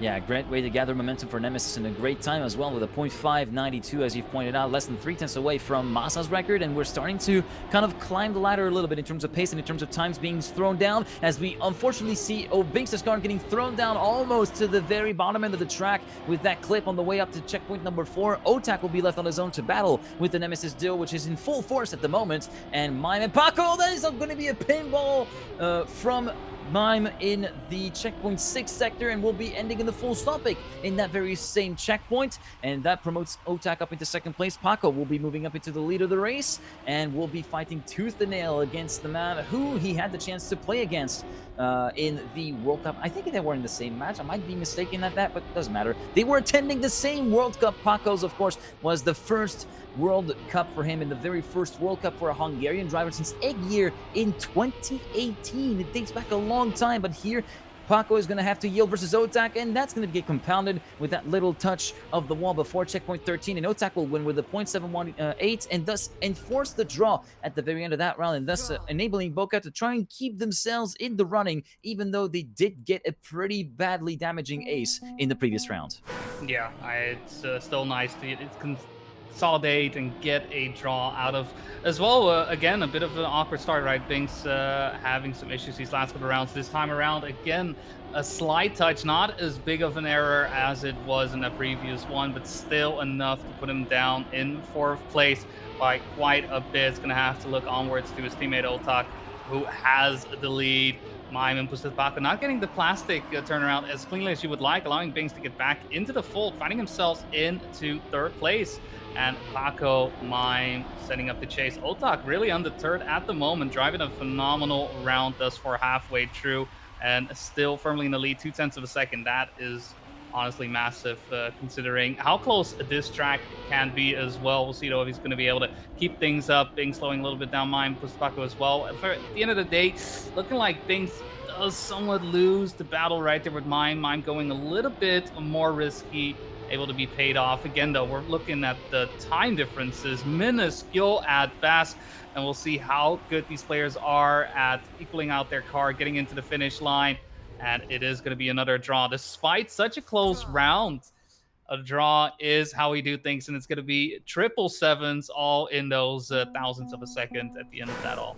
That is a very nice thing to see, and that was one of the nicest rounds that we've seen so far in this beginning of group stage. What is not so nice, though, is the very hefty crash from Mime at the exit of the first hairpin at the start of this round. Binks promoted up into the lead and getting ahead of Pussy Topako, and Otak now into third, trying to keep tabs on the top two. Paco going a little bit wide on the way into checkpoint number 4. That promotes Otak up into second place before the hairpin at checkpoint 5. 23.607 the split at the end of the first sector. It will be Otak battling with Pussy Topako once again versus it's going to be France versus Hungary in checkpoint number 6, and now Binks kind of falling by the wayside for now, maybe trying to bide his time, and we saw that he was able to try and make some things work in the third and final sector versus Mine, but Mine was able to resist beautifully in that round. Now with him out of the picture, I wonder if Binks could be doing the same things this time successfully to Pussy Topako as we continue to see the Hungarian battle tooth and nail with Otak at the end of sector number 2. Here comes the buck slide of CP11, goes for the double apex line. Binks, well done. Otak went a bit too wide. Paco promoted up into the lead. Binks still in second position. He's going to have to put it all on the road here in the final corner. Is it going to be enough to dethrone the Hungarian to the line? Not quite. 7 thousandths of a second the difference between Paco and Binks, and Paco enforces the draw, allowing Team Nemesis to move into the first map point, of the match. It's not match point just yet. They still have to win 2 maps, and there's the first opportunity to win the first map. Yeah, but it's been 3 draws in a row, and each and every one of these draws has been hard fought. It came down to minuscule differences in terms of position, in terms of time, and still the gap is 3 points. That 1 ace from Team Nemesis still proving to be quite the boon for them. And with Binks, unfortunate crash coming out of that hairpin, wanting to make his way into the penalty sand, but unable to fully capitalize on it. Still, though, it is going to be Otak in the lead. Going to have to be that anchor, put up some defense to make sure that that gap, again, doesn't grow. And that has been the case for quite a few rounds. And last round has really been the one where Boca had the opportunity to slim down the gap, make sure that Team Nemesis doesn't get into track point. But that is unfortunately looking like it's still going to be the case. And with a crash there as well, that may be the nail in the coffin for map number 2. We only have a few turns remaining. Mine Pussy Paco have plenty of speed, making their way around, and set up for that final jump would have to come down to maybe some clip on the hole. No such thing will be the case. Nemesis staying firm, staying hard, fast, and an ace is going to be it for Team Nemesis. 10-4, picking up map number 2. And with that, we got a match on our hands, both teams, 1-1. Yeah, indeed, and that was the perfect response for Team Nemesis after losing the opening map to Boca. And on that final round for Boca, it all unraveled really quickly. It all started at the end of Sector 1 when we entered into that penalty sand chicane, and Binks got a little bit eager and turning a little bit too early, thus hitting the final ball art, or rather the brick that's at the very end, which denotes the entry into the corner. And this is something that we've seen also plenty in the final EMEA tournament. So this is not something that's all that uncommon to see, so he shouldn't really feel bad about it, all things considered. But yeah, unfortunately, the real mistake that completely sealed the fate of Boca in that match, that entry that was a bit too wide into the box light for CP11 for Otak, which allowed the right rear to very heftily hit the sign that's at the very entry. As we move on to map number 3, which is going to be Ascension. I think this is the first time that we're seeing this map being played in a match today on the stream at the very least, and that will be so far Pussy Topako versus Otak at the very head of the field, as Binks has already suffered some heartbreak in the first 2 checkpoints. Yeah, unfortunate crash right before the wall ride, making it that it's going to be Otak set up to fight against the menace that is Nemesis. The gap, though, still quite large, honestly. I mean, Otak able to get a little bit of space made up on that transition onto the ramp, but still fighting to get at least into P2. Last thing Boca wants to do is suffer 2 aces in a row. But for the time being, that is what it's going to be looking at, and especially with those respawns happening there as well, that looks to be a clean first round for Team Nemesis. There's really not a lot Boca's gonna able to do about this, even with Paco and Mime actually both having some issues. Paco will go for the risky fin still, Mime going for the safe one, and because of that, Bings will stop the ace from happening. Nemesis taking it a little bit too easy right there on those last few turns, right? Allowing some mistakes to slip into their play. So not quite the ace. Would have been a much better start for Team Nemesis. Honestly, they kind of threw it away right there. Still, though, they will be leading 2-1. They will be leading 2-1, but I can potentially see some Nemesis fans giving the side eye to Mime and to Paco after how they handled that final sector. Because yeah, I do think that some people were thinking, yeah, this is looking good, this is a nice ace, and then all of a sudden the end of the boss lane happens, and it's no longer the case. So there you go. Yep. For anybody cheering for Team Nemesis, first of all, we feel sorry about that, and we do hope that no matter which team you're supporting, you're still having fun following the global playoffs, first global playoffs of the Trackmania World Tour 2025. As so far in this round, it will be Binks kind of sandwiched in between Mime and Pusito Paco. Otak a little bit too far behind after the landing from the ramp transfers, and we already see one of the Nemesis team members having a little bit of a blunder. That is going to be Mime dropping down to last place, promoting Otak up into third, and Binks has taken the lead away from Paco, who has a big of a slowdown at the exit of checkpoint 8 and 9, but so did Otak to move up down into P4. Mime up into P3. Binks will be able to take the lead and thus enforce the draw at the very end of that round. No clips at the very entry into the risky fin. 106.782, the winning round time for Binks, who will enforce the draw, as we said, 3-2, still in favor of Team Nemesis. Yeah. Some mistakes happening on both sides right there. Nothing too major, but definitely enough to create the situation that we found ourselves all the way towards the end. Team Nemesis, leading by 1 point, but could have been a lot larger. I can imagine that maybe weighing on them just a little bit. Still, though, you gotta take it one round at a time, and round number 3 is the round we're finding ourselves in. And we do see Otak unable to manage that speed coming out of the wood there in that downhill, and unfortunately is going to have to leave it all up to Binks. Binks looks to be ready, looks to be doing exactly what he needs to do to cover as an anchor, make sure he keeps these first places, make sure that there are some draws going their way. Do not give Team Nemesis an inch. That is the name of the game right here, right now. Still, though, Paco and Mine, they are hunting down Binks. Man has all the honey in the world, and Paco and Mime, they would love each and every little bit of it. Binks does manage to shake him off, but loses a little bit of speed. Will allow Mime to overtake. Does he have it? No, bit of an unfortunate transition. Does keep Binks in the lead. And so Mime, despite that attack, unable to make it happen. It's going to be a draw once again at 4-3 in favor of Team Nemesis. It's really only been the one victory thus far. I feel like that clip from Mime could have been a lot worse, because in a lot of instances, that clip at the very entry into the risky fin, where you get into that slope, if you clip there with your rear wheels, you can lose so much momentum that you can't make the risky fin outright. Then you'll be forced to respawn and take the safe way. Somehow, Mime managed to get to the very bottom of that finish ring to ensure the draw was enforced, but it could have been a lot worse for Nemesis, and very much Boca could have taken advantage of that, but of course, that is very much in the past right now, and Otak and Binks are going to have to do it all where it matters, that is to say, on the road. And so far, it is Otak doing the God's work for Team Boca, currently leading by 60 milliseconds ahead of Paco at the end of sector number 2, and it's looking very good in the splits. 43.7, around a 10th away from the splits from the world record from Stutz, and now Mime joining in the party along with Paco and Otak. Going to get a 3-way fight for the lead. Who's going to get the best exit from the bobsleigh? It's going to be Mime with a tighter line, but loses a lot of speed with that little bit of airtime. Otak, Paco, Binks will finish this round as is, in a great time from Otak with a 106.477. Numbers get messed up in my head, but you get the idea. It's a fast time indeed, and Boca does manage to get the gap back down to 0 points. 5-5 at the end of this round. Yeah, 5-5. Not necessarily the most dangerous score out there. Both teams still having their shot at it, but any and all victory could put a team into track point, and that is really the thing you need to be worried about, right? We'll see how it goes, though. Again, though, some issues happening on the side of Boca. A lot of like 1-4, obviously last round they were able to get that win out finally, but even then, Team Nemesis looking just a bit cleaner on here. It's really been the ending for Team Nemesis that has been hurting their chances thus far. The fight, though, will be between Pusutapaco and Otak at the front. Both players, look at that, just on that last split, a millisecond between the two.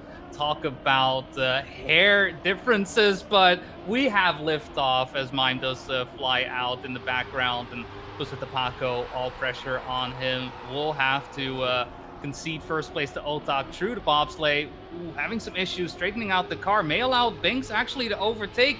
Coming down to the wire, Paco does manage to land in, keep second place despite Binks slowly creeping up.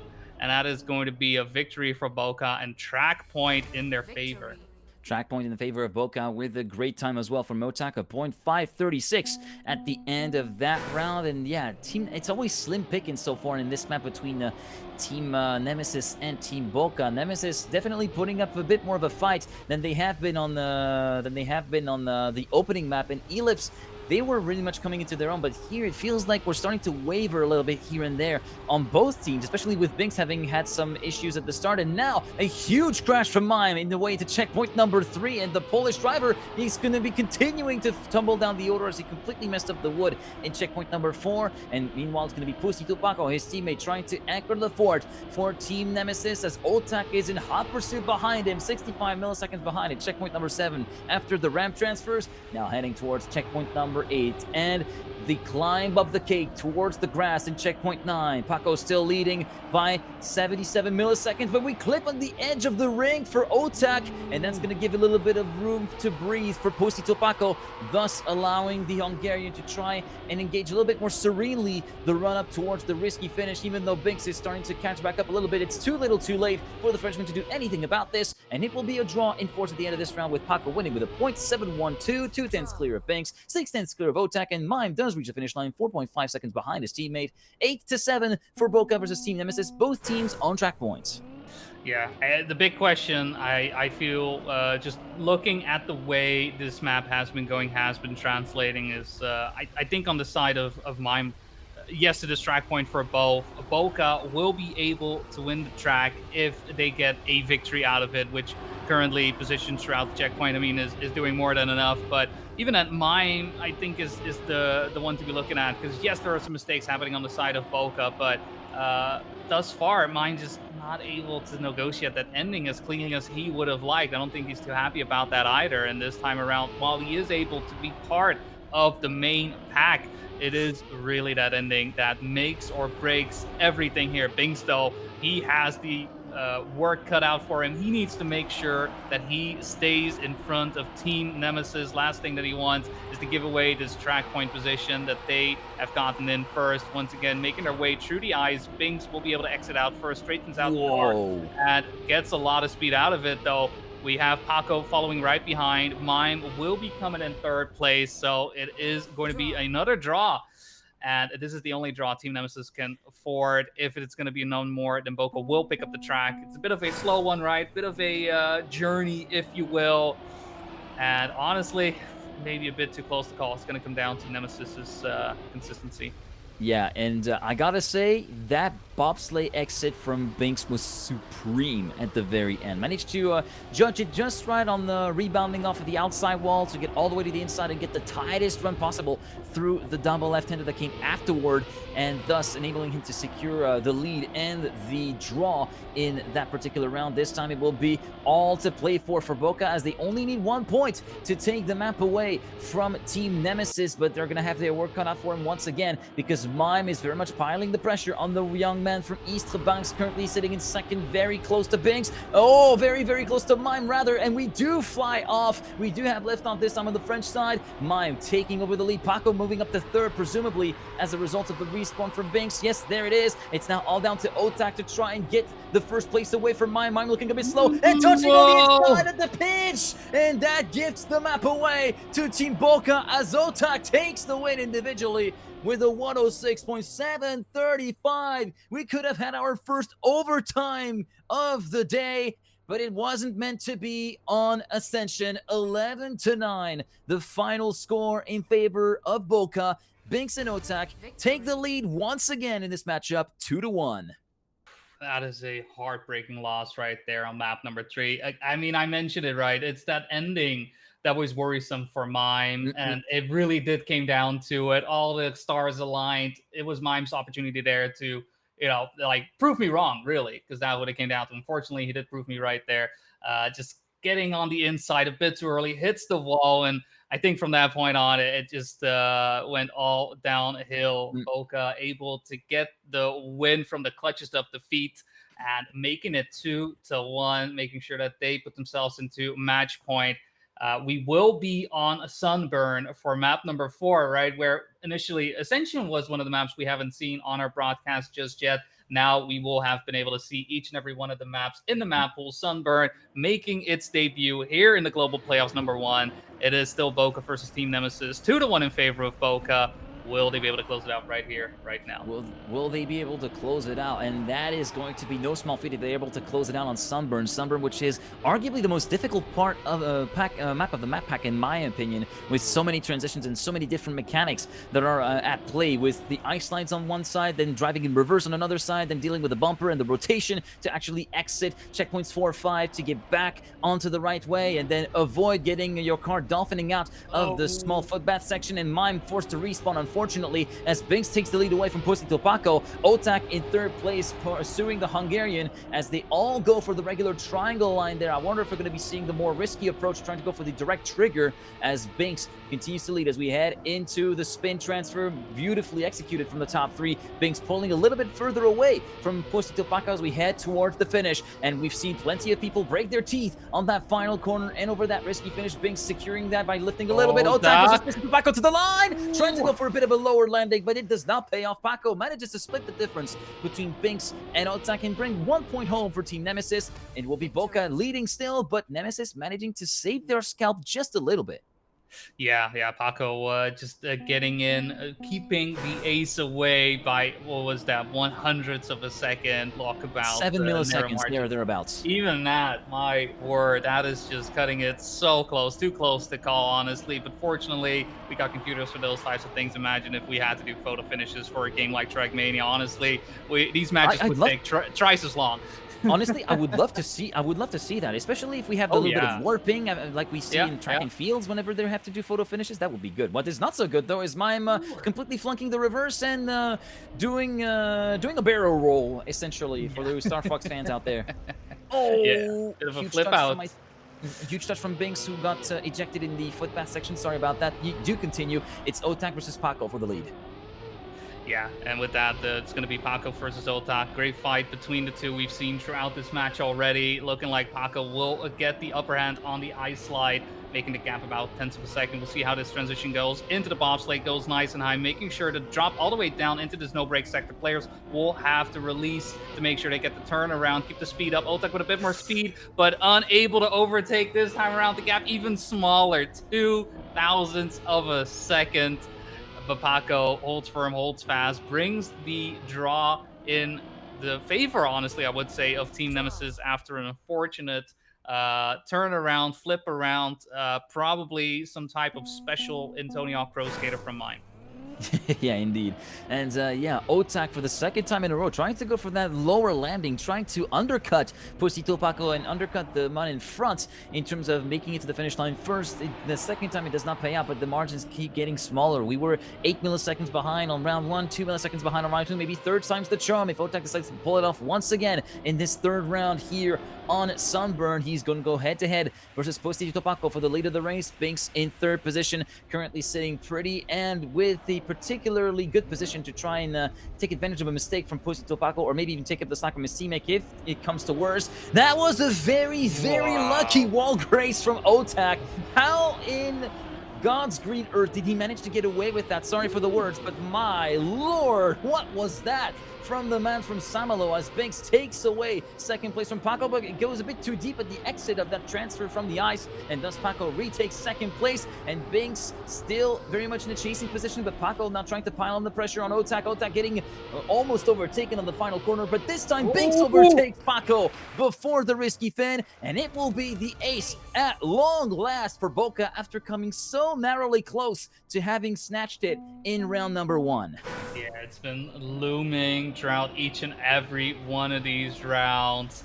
Every single time Boca was beat to the line by Paco, but that time around, unfortunately, didn't come down to it. Interesting enough, just because we didn't catch it on stream, Mime did try to make up some ground by taking the triangle checkpoint on the inside instead of going the long way round. Was able to hit it, but unfortunately just a bit too far behind to still get back into concession, get back into the fold. So great try, but not quite enough. This time around, though, he still finds himself in the fight. I think this is the first time he has been as close as he is right now. These rounds just simply not going his way. Maybe previous map still playing a factor that said he does hit it once again.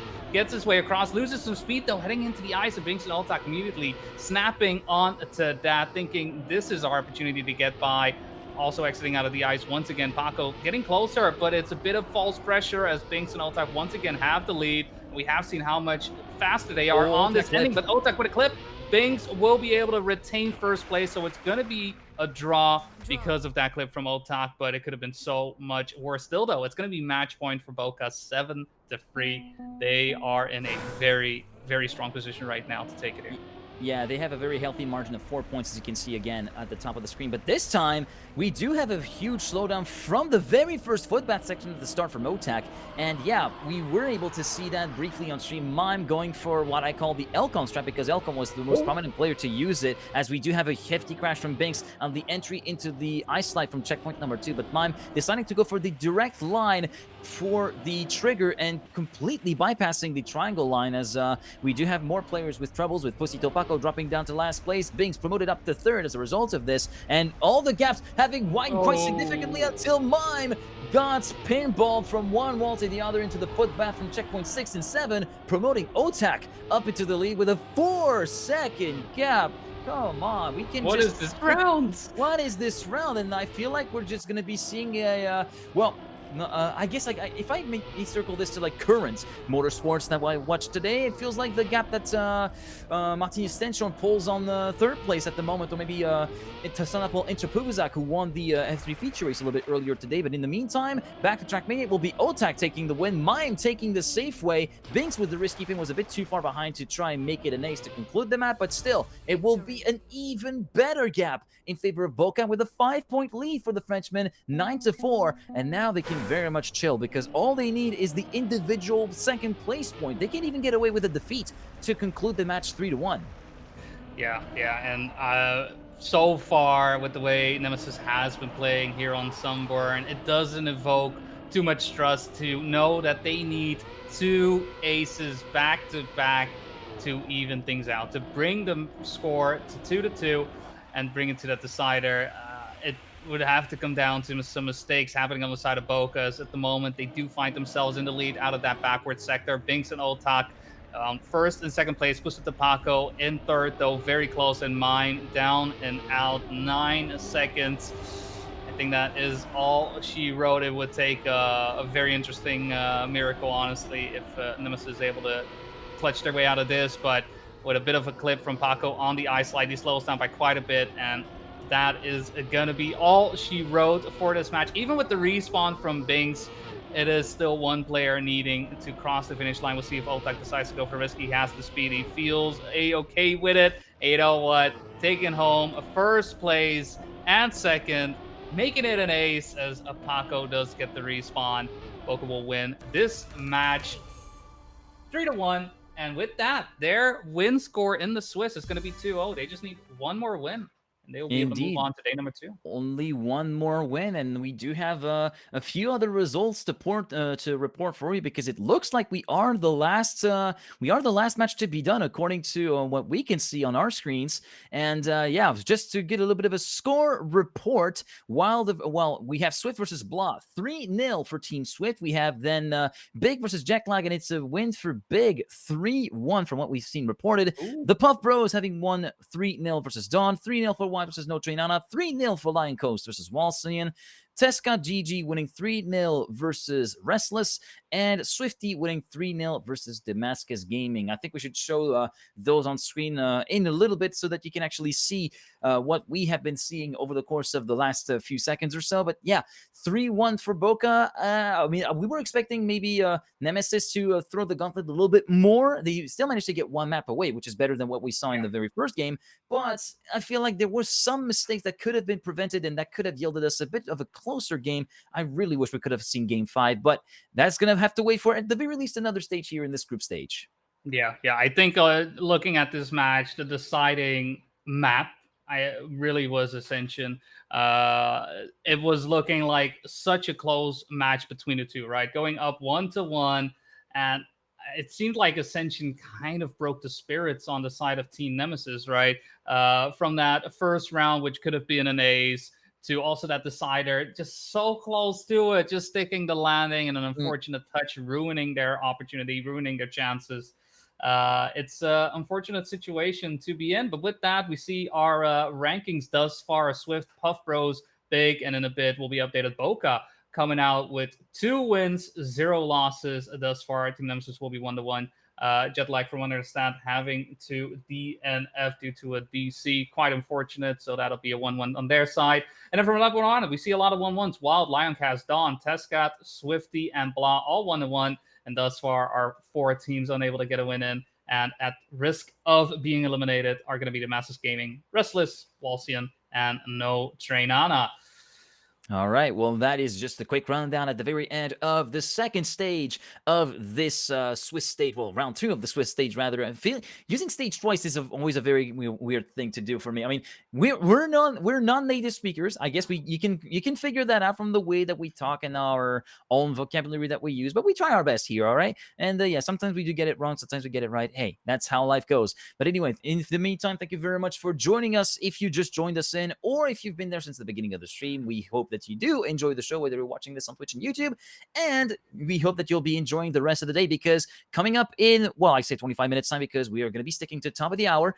It will be round 3 of the Swiss stage, and those are going to be the first qualifying matches for those that are already 2 wins up in the books. And we are going to be seeing also some teams being potentially eliminated at the very end of the next stage, and some teams that are kind of stuck in the middle in between those with us, and having to try and get a little bit more of pep in their step to try and actually get away from that sort of murky zone that they're currently finding. But that will be happening in, well, the best part of 25 minutes, but we'll be back a little bit beforehand. We're going to take a break, and we'll be back with round 3 of the group stage. Stay with us.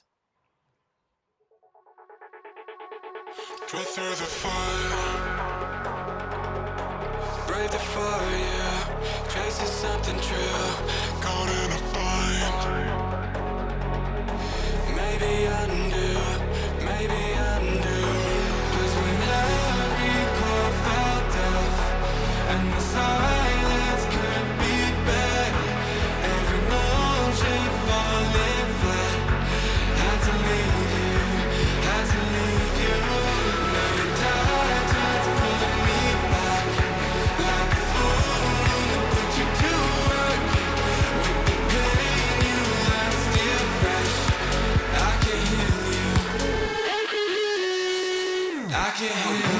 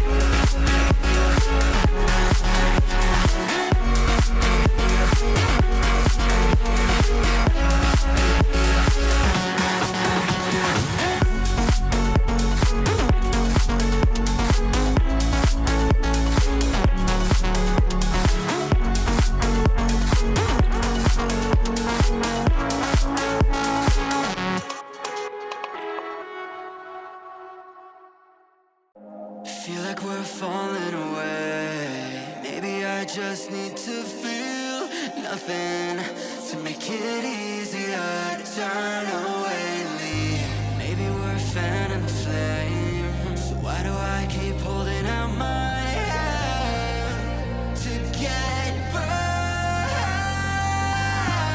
I don't wanna clash anymore. I can hear the ghosts in the walls. It's telling me to run away, yeah. I don't wanna crash anymore. I can hear the ghosts in the walls. It's telling me to run away.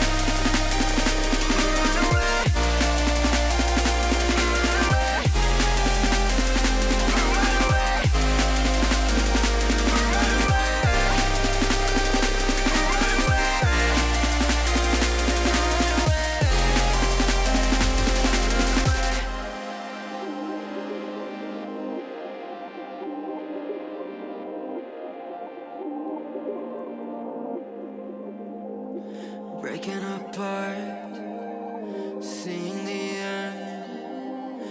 We have nothing to say. Maybe it's hard to understand that there's nothing left to fight for, and there's nothing left to say. I don't wanna crash anymore. I can hear the ghosts in the walls. It's telling me to run away, yeah. I don't wanna crash anymore. I can hear the ghosts in the walls. It's telling me to run away.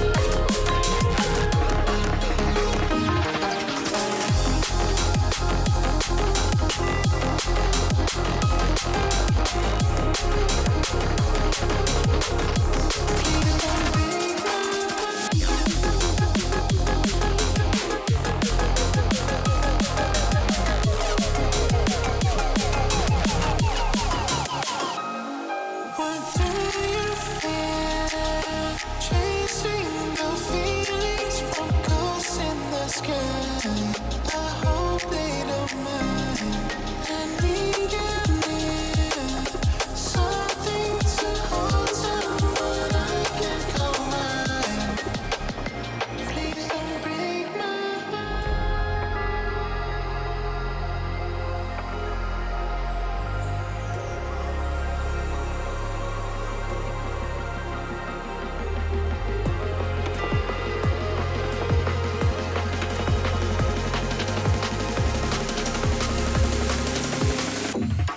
Just break my heart.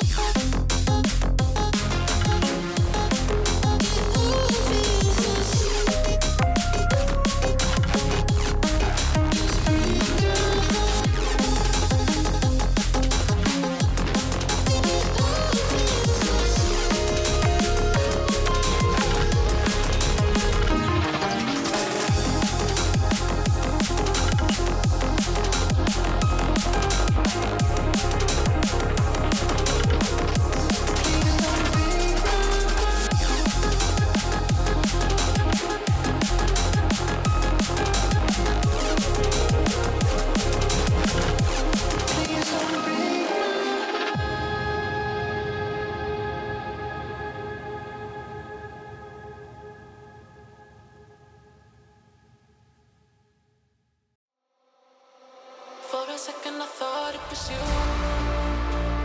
Thought it was you. Thought it was you. Thought it was you. For a second I thought it was you. Thought it was you. I thought I had eyes on. For a second I thought it was you.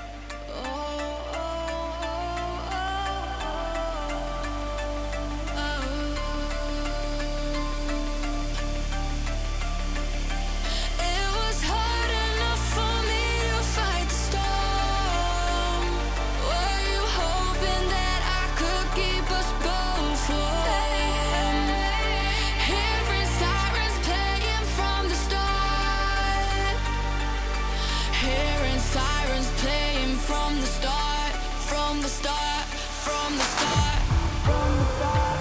Hey, hey. Did you hear them sirens playing? Hear them sirens playing from the start, from the start, from the start. Hey, hey. Hear them sirens playing from the start.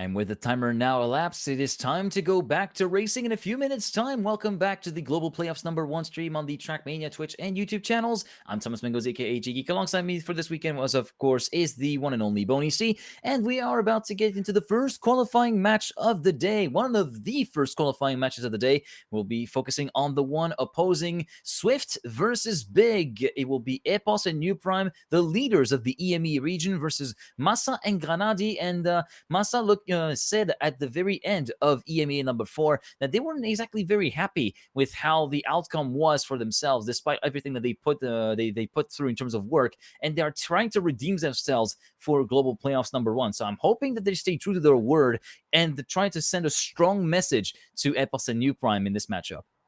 Yeah, I mean, Mascaranati, I think a duo that everybody knows and loves to love, loves to hate, right? It's really just a question of where on the side. I know for a lot of German players, right? Big is one to be looking out for. I know they'll be covering quite a lot, as is expected. And these are players, right, that expect nothing but the best from themselves in each and every competition that they throw themselves into. On the other side of things, though, New Prime, EPOS, I mean, for those who caught Beacon in the past and I've seen the interviews with EPOS.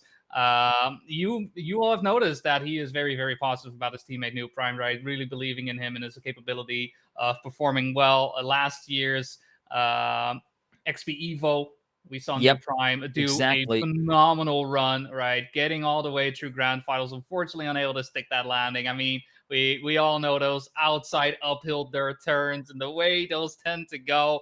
But the two players finding themselves right side by side, having done a phenomenal job throughout the season thus far, and right here setting themselves up to potentially move on to day number 2 with a 3-0 win. But yeah, it's definitely a hard one, right? You got big opponents coming up against.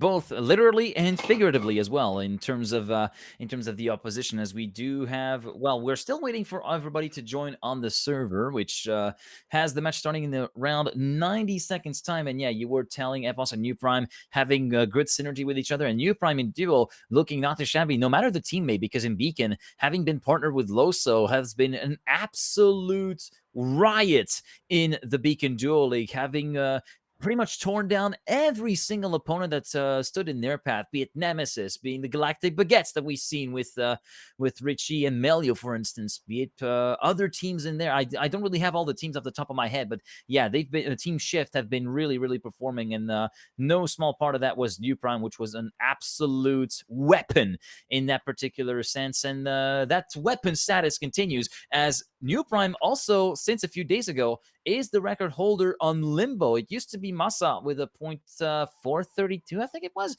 and New Prime improved that mark by 5 milliseconds, mind you, but still, world record holder. So this is definitely nothing to scoff at right there, and I feel like against the likes of Massa, who has a couple of world records in the bag of his own right, I feel like we should see sparks fly a lot more in this third round.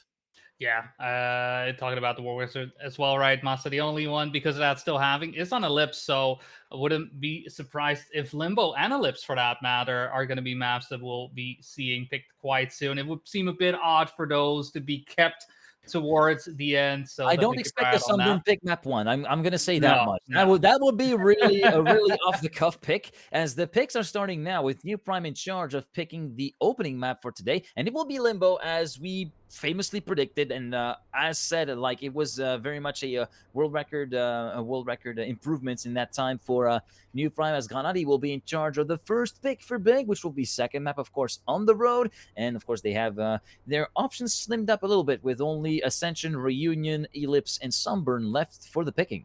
Yeah, I'm expecting Sunburn to be put up as a decider or third map. I think one or the other, both teams having similar times on that track. But looking at Limbo, Ellipse, right, there are a bit of favors, right? There's some strong players. Reunion, for that matter, as well. Epos there having that world record of 106.918. Wouldn't be surprised if they would love that as their fourth map. Bit of thinking happening on the side of Big 10 seconds before the pick needs to be put in. There is going to be Ellipse. Sunburn will be that third map. I mean, that was the thing I was wondering, will it be third, will it be fifth? Big deciding to put it up in Reunion. I don't think that is all too surprising, being the second pick from Swift, making Ascension our decider map. Looking at the way these maps have been set up, the way they've been picked, what are your predictions in terms of the map score? Who do you think is going to be able to take it here? I'm thinking we might see game 5. I definitely think we might see game 5 because, yeah, Limbo being a pick, being a straight pick for Swift, there's no question at all that this is very much playing into their strength. Ellipse, Masa very much being one of the hot shots, one of the fastest players on that map, no matter which health condition he is in. I've already touched on that a little bit earlier on in the stream. And then Sunburn Mat 3, I feel like this is definitely a good opportunity for either team to try and actually get the advantage back in. And then, of course, it will be all the way back to either team to try and retaliate on that. But I really do think we will see game 5 happening. I'm thinking 3-2.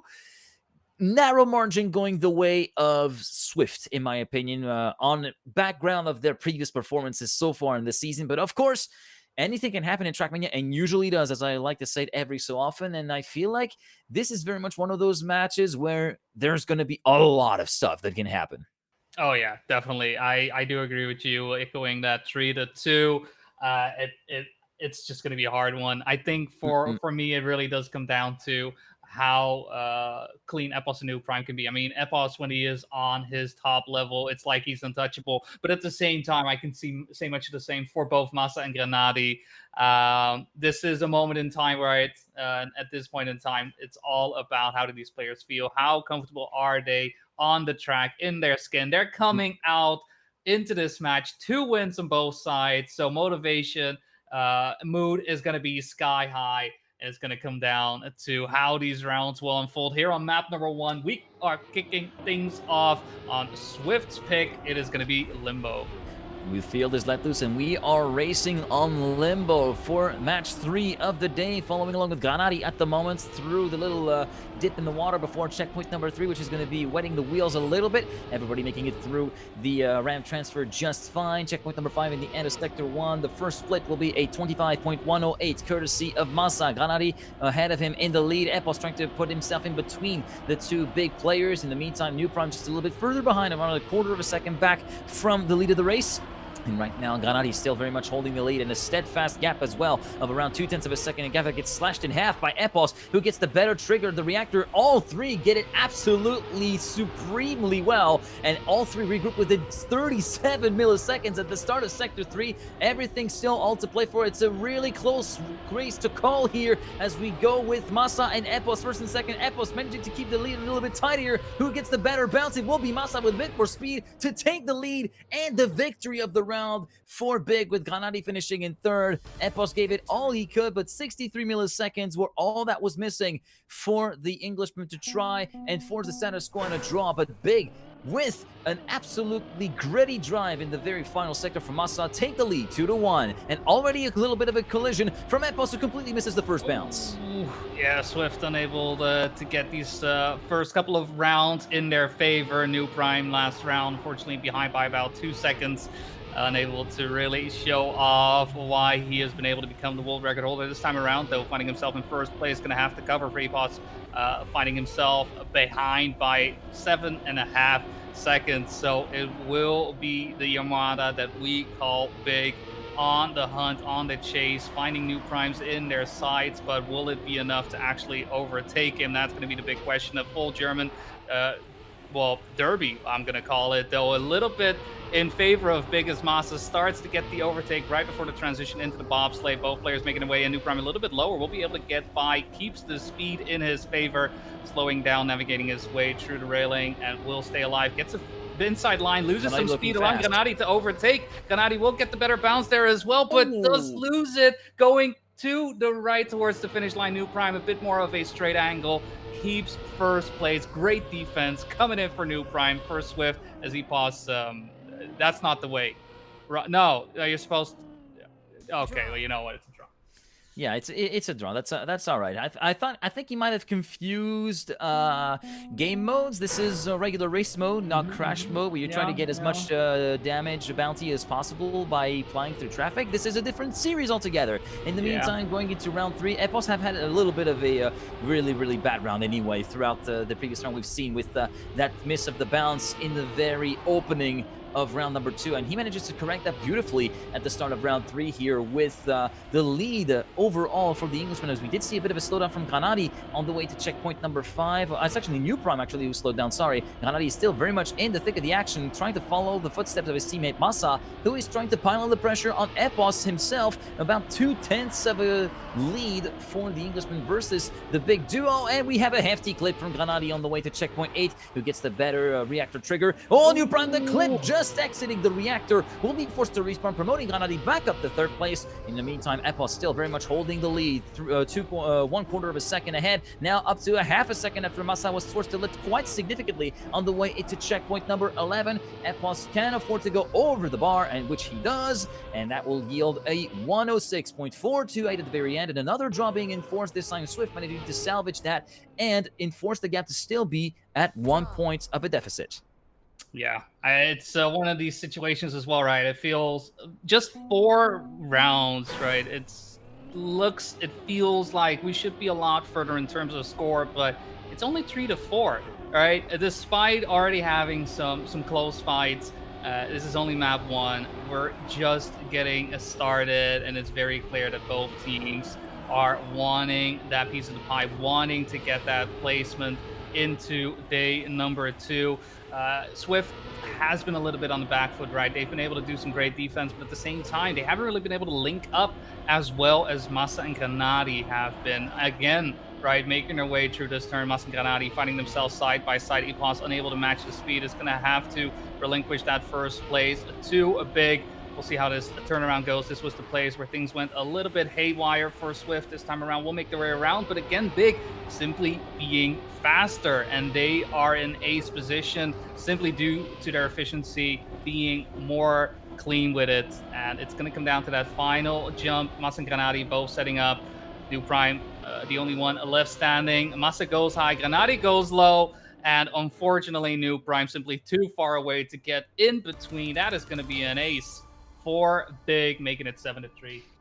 Big making it 7-3 and taking advantage of the precarious position that Swift found themselves in the very round that we've seen being unfolded, and just a general lack of pace so far by the blue team, not really able to find any answer to what Big was able to throw down in the first and second sectors. And by the time we got to the reactor, the damage had already been done for Team Swift, and now they have to really wake up. They have to actually try to claw those 4 points back. And right now, New Prime executing himself beautifully with a .875, 2 hundredths away from the very first split of his own world record. So this is looking like a very, very hot round from the German from Team Swift. Meanwhile, Massa, Granadi, and Epos, 2, 3, and 4, and Epos trying to split the difference between the two big boys. 41.608 of the split from the reactor from New Prime. That's about 2/10 away from his own world record. In the meantime, Granadi still resisting the assaults of Epos. Epos trying to come back on the wheel player from Germany. And we do have a did we get like a small pad disconnect from Epos? That is such a shame to see. In the meantime, New Prime goes for the low line. Will be able to win individually with a 0.692. But what an odd! I feel like it was a controller failure from Epos, or input failure, because that was, as someone would say, that is a pad disconnect and a half. That was such a shame, because very much Swift had the chance to try and get something a little bit more enticing in terms of bridging the gap back, but the draw will be enforced. It's still one more round extracted, but it could have been so much more. Yeah, definitely. And with that, gap of 4 points is getting dangerous, as it is 8 points for Big, 2 points away from Track, and an unfortunate clip right there from Epos heading into the grass will allow Big to once again put themselves in P2 and P3. New Prime, the only man left standing to keep them away from potentially ending the race, or at least this track in their favor. Still though, New Prime will be able to keep up the line, gets it done. Massa unable to get the transition down cleanly, and Epos now as well able to get back into the fold, just a little bit ahead of Granadi for a second or two.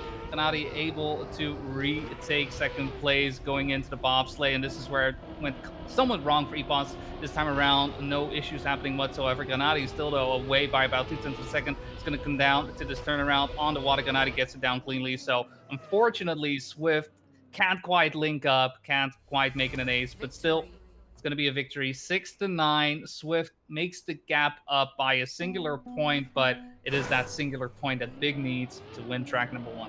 Yeah, that score line looks nice at the very top, not gonna lie. But you know what would be nicer for Swift? Trying to link up for an ace to try and get some of those points back. Unfortunately, it will not be bound to happen, as New Prime encounters issues before even the first bounce. And essentially, what is the powerhouse of this track, if the times are anything to go by, and the stats are anything to go by as well, 50% win rate so far in this map is very much down and out, and that means that the deal will more than likely be sealed in favor of Team Big. And Massa and Granadi don't even have to push for the lead of Epos.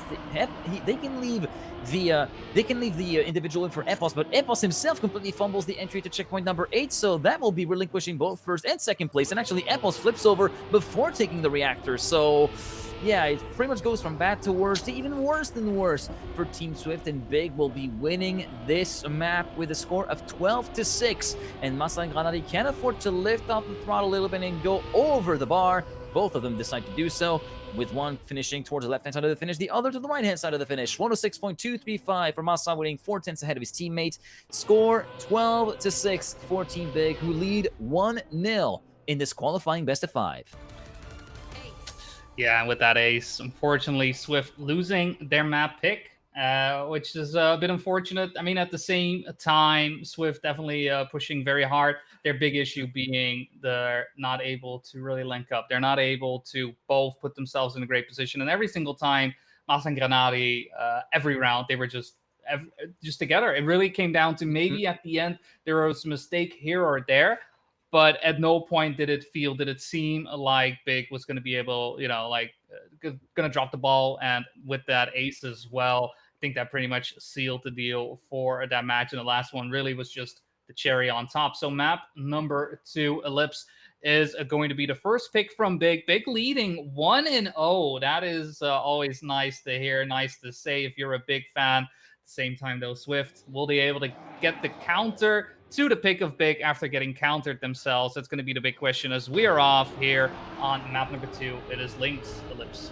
Link's Ellipse, as we do see a couple of wall brushes already at the start of this map, with New Prime and Masa being relegated to the depths of the field and leaving Granadi and Epos to duke it out between each other for the lead of the race. The split at the end of checkpoint 5 at 23.568 in favor of Granadi. Granadi still managing to get a great exit from that penalty sand corner. 30.5. We're at this checkpoint 6. We're looking onto some pretty solid time so far, to the 0.6, 0.7 range, I'm guessing, by the end of this round, depending on how Sector 3 goes, but it's still very much a Granadi round, looking very much in control through that second sector, although Epos is starting to mount the pressure on the back of the wheelman himself, and the pressure is going to be backfiring the way of Epos through that no-break sector as he clips the wall on the way up, promoting Granadi back up into the lead of the race. In the meantime, Masa is not able to catch up to New Prime. He had another issue a little bit further up the track that we didn't exactly catch on camera, but Epos is completely helpless. Nothing to do at all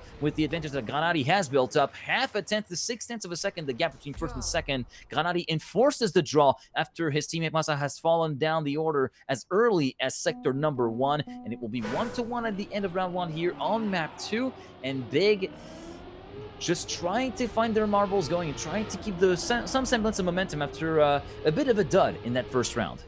Yeah, I think that one of the first where it really went as poorly as it did. Yes, there were some moments happening in limbo, but right there, it was really a matter of Kanadi setting up the defense and Masa having to rely on his teammate there. This one looks to be much of the same. Masa going for the respawn after crashing in the sandbox that we had in front of us. And Swift find themselves in ace position, only just though as Granadi is setting up the pursuit, takes the inside line to try and overtake New Prime. Will be able to get in front of him for the time being, but New Prime looking to link up with his teammate Epos. Epos, who's having some issues with this turnaround initially this time, will be able to make his way around Mas with another respawn. Will mean that it is all up to Gennady to get ahead of Epos to make sure that Big doesn't suffer any point loss, but New Prime looking to catch some strays right there, seeing some room, seeing some opportunity to get by Gennady. Will we be able to make it happen right here at the end? Looks to have a little bit more speed. Gennady with a little bit more distance will be able to keep him away. So Gennady mitigating the damage right there. Could have been a 3-point swing, but instead it is simply going to be a victory for Swift, and they will be up 1 point, 3-2. And that is a strong statement time as well from Epos, a 110.542, a quarter of a second away from Masa's overall record, so a very, very good run. I was quietly checking the splits from Epos actually during that last round, and in Sector 2, it's checkpoint 10. That was just 2/10 away from the checkpoint 10 from the world record run from Masa, so honestly, quite the going from Epos in that round, and he has to repeat that all over again, because this time around, he finds himself on his own, as New Prime has completely flunked the first sector and finds himself down in last place, some 0.8 to a second down compared to the leading duo of Masa and Epos, and the splits are looking very, very good in checkpoint 6, 13.339 and 0.343. This is looking very, very fast indeed, potentially another 0.5 to 0.6 lining up as Epos retakes the lead away from Masa before the hairpin at checkpoint number 8. Masa now on the prowls, trying to catch back up. Look at the gap, already almost 0.3 as they head into sector number 3. The split 51.693, even faster in checkpoint 10 than what we went last time round. Masa clips the entry to checkpoint number 11. New Prime back up to third. Granadi up to second, but Granadi way too far down to do anything about it. Epos' advantage. It will likely be another victory in the bag for Team Swift, and Epos can afford to slow down just a little bit in that final corner, but what am I saying? He doesn't slow down for nothing. 0.424 in a brand new online PB, upgrading from a 0.448 to a 0.424. My word, that is quick.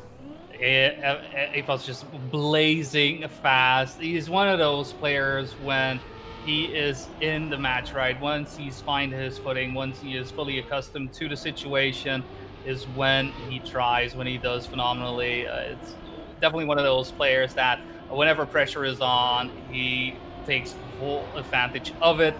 Big with a mistake on their side as well, allowing Swift to get another point ahead, 5-3, right? 2-point gaps, not impossible for Big to try and beat, but for the time being, they will still be down and looking to perhaps lose their map pick. Still, don't ever say never. Masa does have the lead with Granadi right behind him. Still, though, New Prime and Epos just in between, constantly flying in and out. New Prime unable to keep the momentum going, though.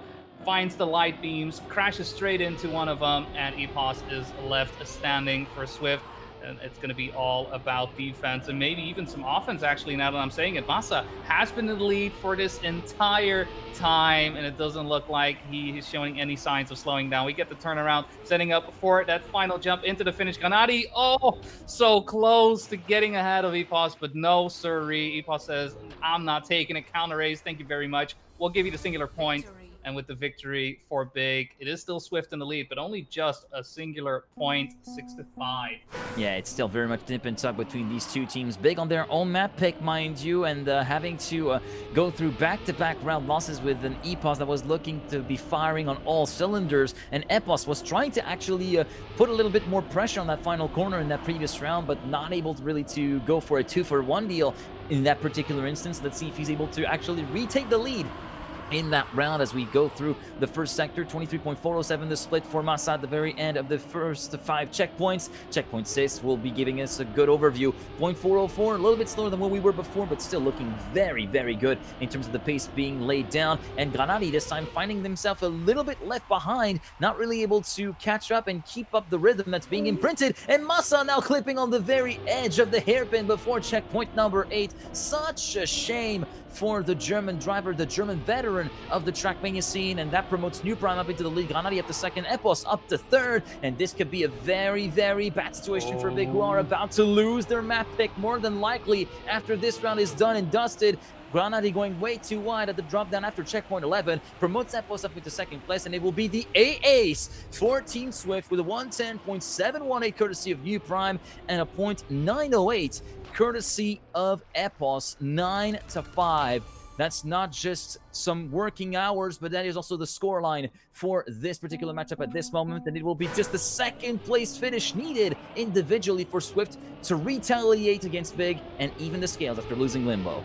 Yeah, I mean, Swift putting in a full hour's work, full day's work for him, even on the weekend, right? They are still giving it what they need, looking for that counter on the map picks. They may take one of theirs from Big, but Big may not be able to keep their first map pick either. Beautiful hairpin turn there from Epos. New Prime also now linking up with his teammate to make sure that that just singular point, really, because that's all they're looking for, goes in their favor. Granati having some issues, losing speed.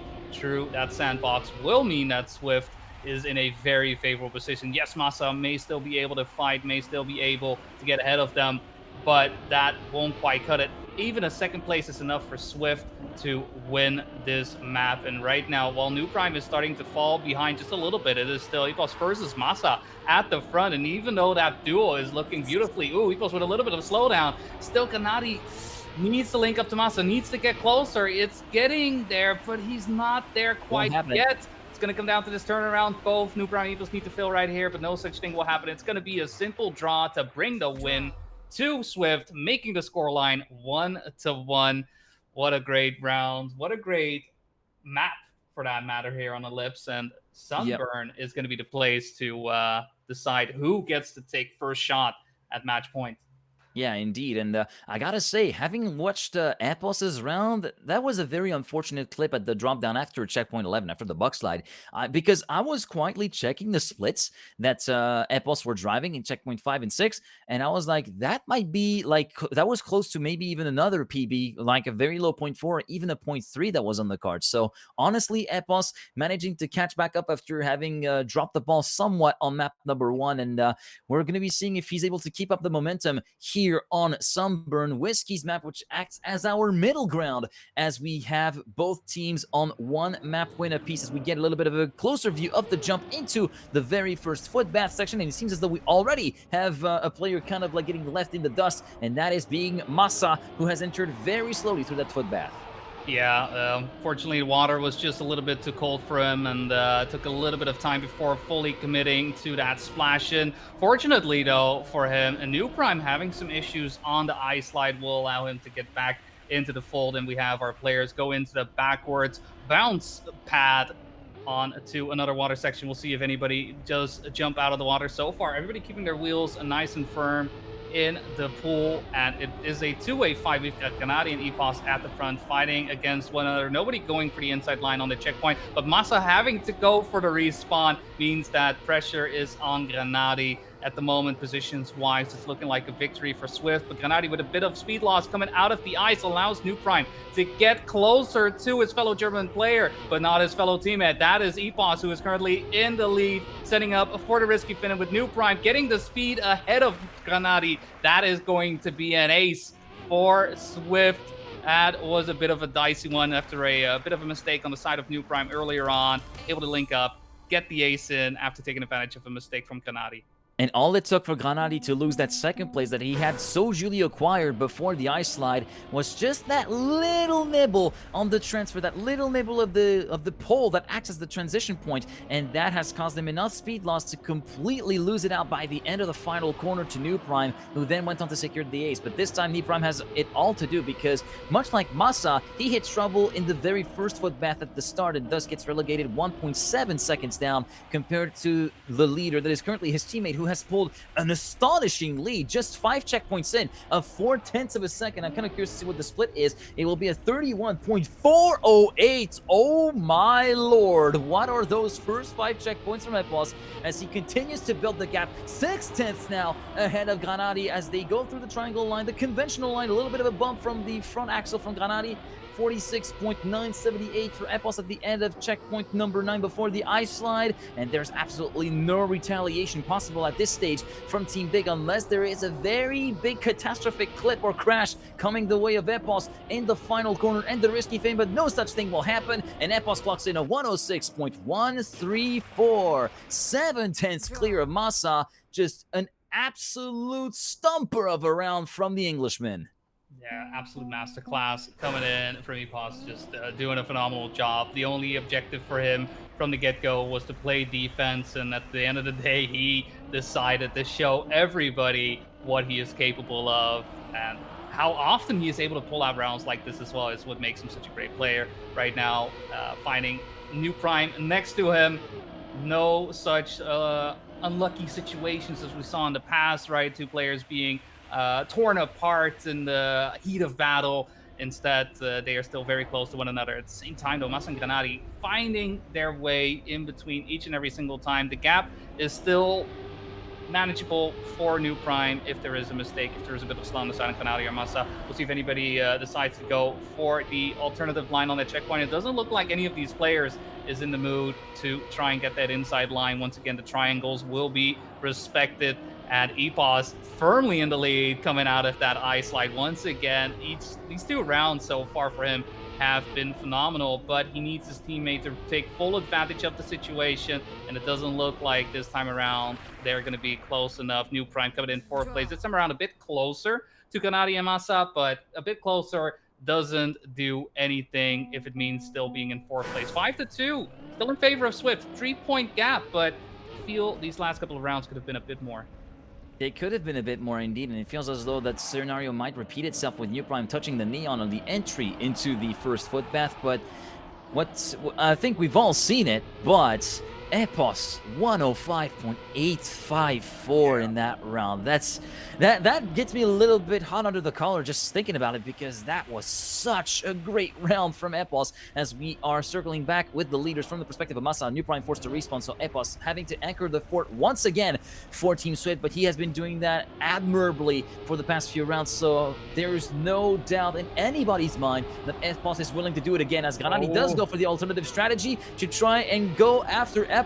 Will be circling back down to 2nd place, but that compromises also the speed for the ice slide, and Granati does not go for the spin. Actually, I think that's the first time in this match that someone opts to go for the standard flip back at the exit of that sort of transfer, but there's still no place to be found to catch up to Epos, and Epos crashes out before the risky fin clips on the very edge of the final corner, and full stop X on the side of the reset block. Granati also had issues, but Masa had no such issues to take the risky fin. Granati takes the safe way, but still finishes some 3 seconds ahead of Epos, and just like that, that 3-point lead gets completely wiped out, gone. Yeah, and it just coming down to a lot of pressure on the side of Eagles side. I mean, he was doing phenomenally, but the big question to be asked right there after a unfortunate crash right there from EPOS is would he be able to do what he was doing for 5 rounds in a row? Theoretically, right? You have that 3 point gap. Technically, you could draw after draw after draw after draw, but I mean, at some point, the other shoe has to fall, has to drop, and that happened to be exactly that moment. Big, who has been putting in the work each and every one of these rounds, just not being able to match the pace that Epos was putting down. Yeah, it's coming down to that one mistake. This time, though, New Prime is there in the running, in the making, has been in first place for pretty much most of this round, if not all of it. Masa does set up the hunt, and Ooh. Epos is able to get ahead of Kanari through the fog of war. It's coming down to, once again, advantage for Swift All heading three into the regroup within a last tenth. checkpoint. Will he make it happen? Epos does have the overtake, gets ahead of Masa. Granati also too far to make something happen, and from an ace to an ace, Swift, just like that, finds himself 3 points ahead once again. And Swift immediately countered the ace that Big was able to get on the board in the previous round, but that was getting a little bit hot, and it all kicked off with Granati hitting the wall in that little downward section after checkpoint number 7. Didn't get the proper slide, or got it a little bit too early towards the inside wall, and barely grazed it with the right side of his car, which was enough to allow Epos to come back in. And then Masa, with a bit of a troublesome landing at the end of that transfer, along with New Prime, made it a lot more interesting to actually get back up and running in this particular final sector, which yielded us a great fight for second place and the ace position for the teams at the very end. In the meantime, midway through the map, it is going to be New Prime emerging ahead of the second footpath. Epos very much in the wars versus Masa, Granati, and his teammate. That's Granati goes for the alternative strategy once again, which does pay off to get himself right amongst the lead driver that is New Prime at the moment. But a great spin from the German from Team Shift to continue moving further away in the lead, trying to break away from his teammate, himself trying to break away from Granati in third position now, trying to avoid clipping on the outside. It's this time good for Epos, and it will be with another ace that this map will be concluded. And what a time, another 0.8 being driven, this time by New Prime, 0.860, 6 milliseconds away from what his teammate could do a little bit earlier on. 11-5 the final score here on Sunburn, 2-1 the score in favor of Team Swift. And that is, the last couple rounds was the absolute perfect retaliations. That was basically like Big trying to take on Swift at this thing. We managed to get an ace away from them. They dropped the sun on us twice. That's essentially what just happened there for Big versus Swift as we get on to Reunion, the penultimate map potentially of this matchup. But it's all down to Big now to try and pick it up so that we can get onto a tiebreaker game 5. Yeah, I just before we move into map number 4 here, that was 3 aces from Swift on Sunburn, right? And despite New Prime having some issues throughout the middling parts of that, he came back with a vintage, right? He finally got into his stride. He finally got into his prime, if you will, and was able to support Epos in managing to finish up that map. Beautiful stuff, honestly, on Sunburn. I mean, 3 aces, and even then, Big getting very close to it. That is some great driving, honestly, on both sides. But still, Swift will have to lead. Map and match point is what they're looking for right here, right now, on Reunion. Which one of the two teams will be able to make this Reunion happen? Is it going to be Swift making their way into day number 2, or will Big stand the fight and push it all the way to a map number 5 and try to find their ascension into the bracket stages? For now, though, look at that. Once again, Granati and Masa, they find themselves in second, third place most of this match, honestly, and this round, no exception. This round is absolutely no exception, and yeah, this is a very nicely contested round so far, with Granati and Epos still going toe-to-toe within the ghost of each other, 10 milliseconds apart at the entry into checkpoint number 12. Masa versus New Prime. New Prime trying to go ahead of Masa, rather the inverse, and it will be New Prime sniping Masa away from that third place, courtesy of a more direct line towards the finish line, and that will allow Swift to win that round, courtesy also of that first place from Epos by 24 milliseconds ahead of Granati.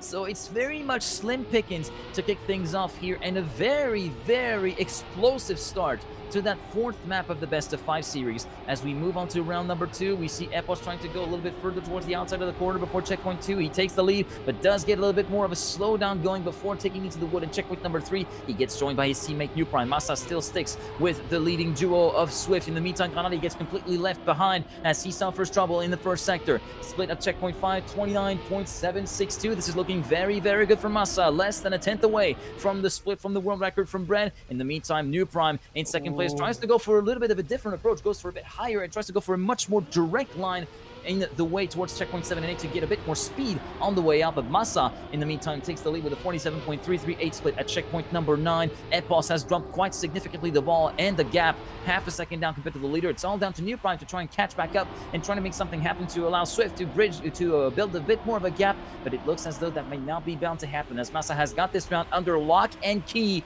with a final time of a .288, 2/10 clear of New Prime, who himself is 6/10 clear of Epos. It will be the draw enforced, and Big still keep the dream alive just for once. Yeah, just keeping the gap at 1 point, very manageable, especially this early on into the map. 3-2, definitely nothing to be too worried about, right? Just a bit of an off round for Kanadi. That's the way you got to look at it. That's the way you got to see it. Just focus on the next round and try to make magic happen right here, right now. For now, though, the start looking very beautiful for Swift. Massa having issues on the wood, unable to make those turns work as optimally as he would like. So with that, he's going to fall behind by about a full second and a half. And Granati left to stand for Big. Needs to get past Epos, needs to get past New Prime, and both players finding themselves ahead, going for a bit more of a wider line. So Granati briefly in the lead with the second checkpoint, allowing Epos and New Prime to get back into the fold. Still, though, it does look like Granati was able to navigate and shave off just a little bit of time of the pace from Swift. Granati now as well, getting ahead of Epos, heading into the grass. Still, though, it's a little bit of a back and forth, bit of false pressure here or there. Epos still looking to get this inside line on the plastic. I think it's going to come down to whether or not Epos decides to go to the left or the right. And in fact, they both go left. Epos gets ahead through that final turn, and an ace is going to be the name of the game. Swift picking up another one in their favor, 6-2. That gap, all of a sudden, 3-2 wasn't negotiable. 6-2, we're in trouble.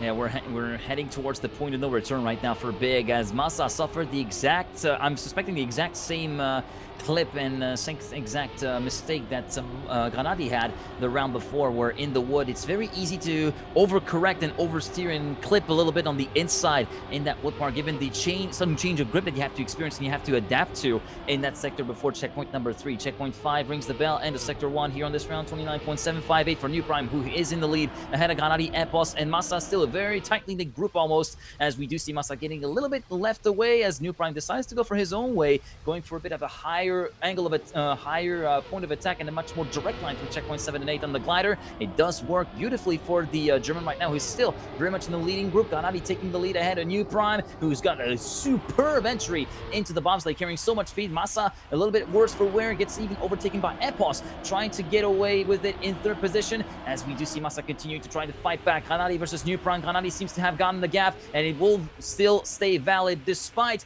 the attempt to try go all the way in the inside for New Prime. It will be a draw enforced. Big 3 points, but Swift up to 7. Map point number 3, and most importantly, match point and the qualification to day 2 up for grabs if they manage to pull the ace together. Yeah, Big in hot water after that ace. That last round, beautiful round from all players, right? Point 1s through point 4s.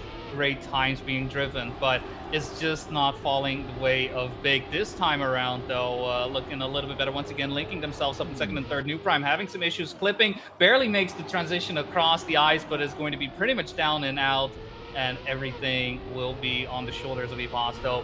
He is one of those players that is used to that, right? One of those giants that can deal with all of that pressure, diamond in the rough and all that. I think we're way past that. It's just a shining diamond at the front. Does get a bit later on the turnaround, allowing Massa to get into 1st place. Epos still there, still waiting to make something happen, though. falling behind just a little bit on the ice. We'll see if he's going to be able to overtake Masas. But a bit of a slowdown actually will allow Epos to get a bit closer, but it's looking favorable for Big. Just a couple of turns remaining. Will Big make the gap smaller by 3 points? Will they get the ace? It's all about whether or not Epos is going to be able to get in between the two players. He does. He gets the sandwich done and completed. It's a little bit of a red-blue scoreline there in the top left. And so Big will be able to make up the gap by a singular point, but still 8-5 in favor of Swift. It's still looking very favorable for Swift there. Yeah, the checkerboard in that round was in favor of Big, but is it very much a sign of a fight back coming up, or is it just delaying the inevitable? As we do still have that answer still up as a toss-up, because Epos unfortunately has collected the wall at the exit of turn number 1 before even the first checkpoint rang the bell. So now it's going to be all up to New Prime to stand the ground for Team Swift and pick up the slack for his fallen teammate, as he finds himself locked in battle with Granati at the exit of checkpoint number 4 into the grass. And now end of the first sector, Granati takes the lead with a 29.662. That is a great split at the end of the first 5 checkpoints from the wheelman himself. New Prime getting left in the dust and now having to defend against Massa, as both try to go their separate ways on the approach to turn 7 and 8, checkpoint 7 and 8 in the glider section. Granati still holding a steadfast lead, and the splits 0.222, maybe a little bit slower than what we would have expected, but still looking very good as New Prime catches back up to Massa to pile the pressure on the German veteran. Currently moving up to second place, New Prime manages to make the move stick, as Granati still holds a lead with a 59.718 at the final checkpoint. This is looking very good, very racy from Granati, and New Prime will bring a point home to Team Swift and will prevent Big from getting the ace that would wipe the slate clean. 9-7 for Swift versus Big. Big, an ace or bust situation, in Granati with a great time of a 107.108. Great battling back there from Big. They found themselves in a bad position and are making the best of it right here, right now. Every single time they've been getting closer and closer to get an ace, to get that gap out of the way to stop Swift from winning the match. And this round, this start is looking no different. It's not going to be starting off with a mistake on the side of Swift, right? Just a bit of a slower one, but nothing that they can't maintain, nothing they can stop. At the end of the day, Swift, all they need is a second place, and they will have their place in day number 2. Epos is going to get in between of Granati and Massa, but we have seen these lines from Swift going a little bit wider. Once again, New Prime having to go a bit wider as well, but Epos not so much, and so he will stay close to it. Massa with a very early turnaround, though. Doesn't prove to be as much of a boon as you would like, but a crash from Epos is exactly the boon that Big is looking for. And New Prime simply too far away to stop this from happening. The only thing he can hope for is Granati or Massa having an issue macing up any of these turns. But right now, Big is up for it. Big is ready. Big wants to make it 2-2, and they're going to do it right here, right now with an ace. We're not done quite yet. Swift, you may be able to get the lead here on map number 4. We're taking it to a map number 5. Big wins it 10-9 from the brink of defeat, managing to pick up a win and ascension. Their chances, they definitely ascended.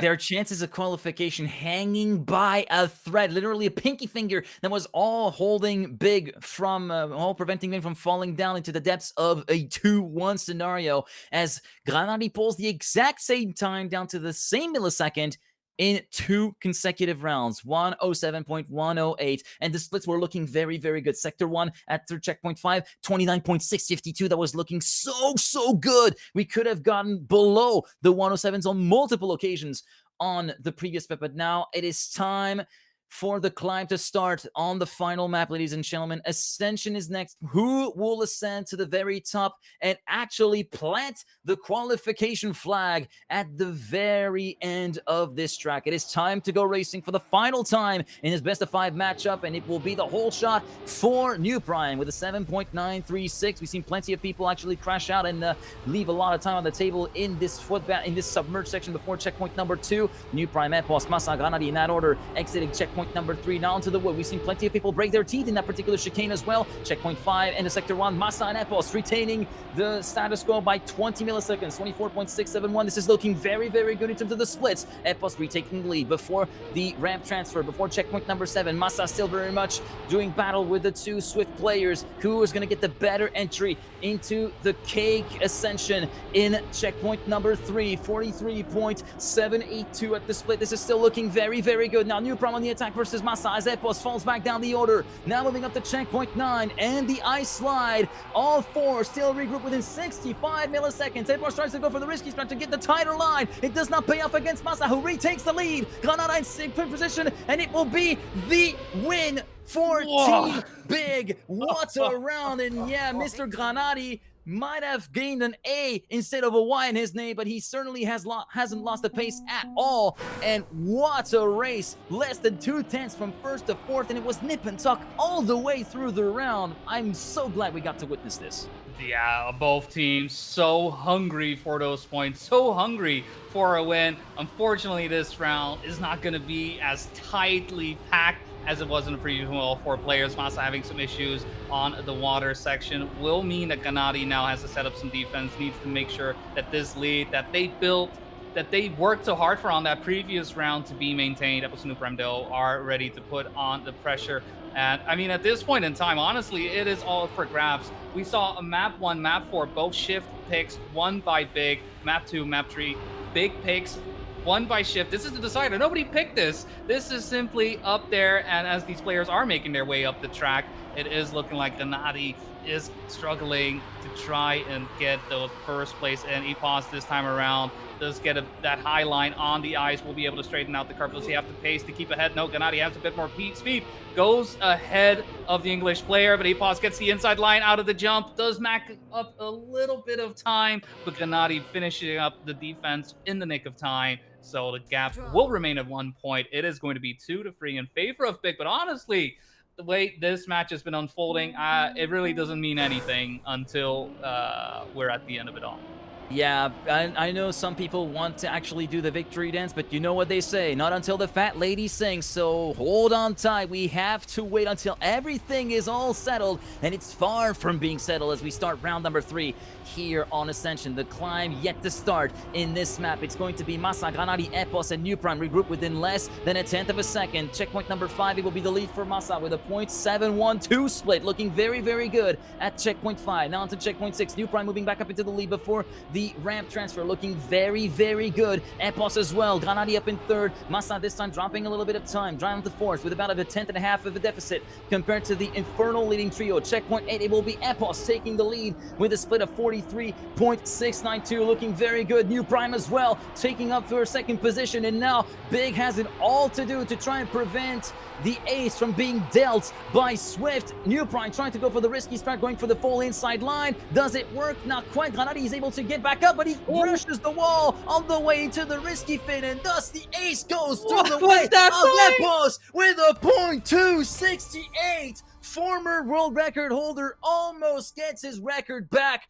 14 milliseconds is what's missing for Epos to retake the time from Stutz, and what a response from Team Swift.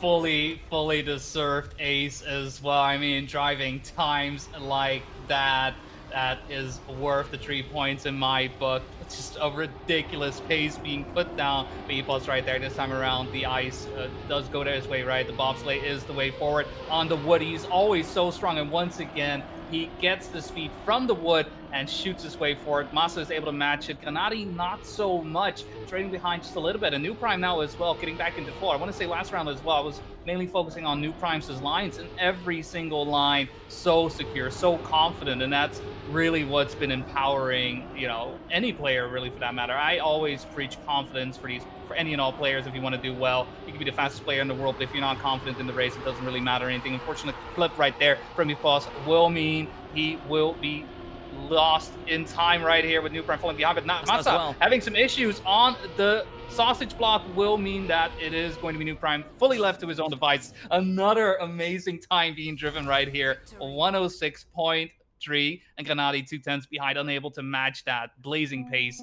that Nuprime set down. And with Epos, fortunately for him, Masa making a mistake, getting into 3rd place, Swift on match point. They keep this up one more round. I don't know if Big has an answer.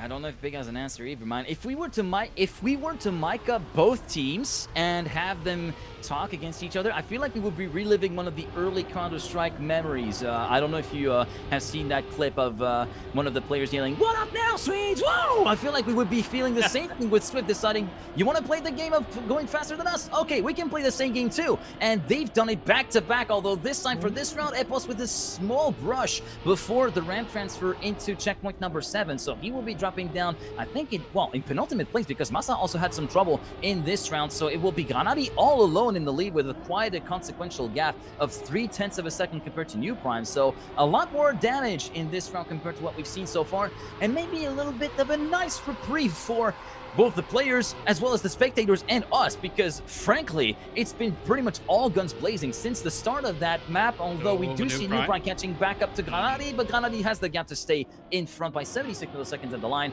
and it will be the draw indeed enforced by Swift, still leading by 3 points, 8-5.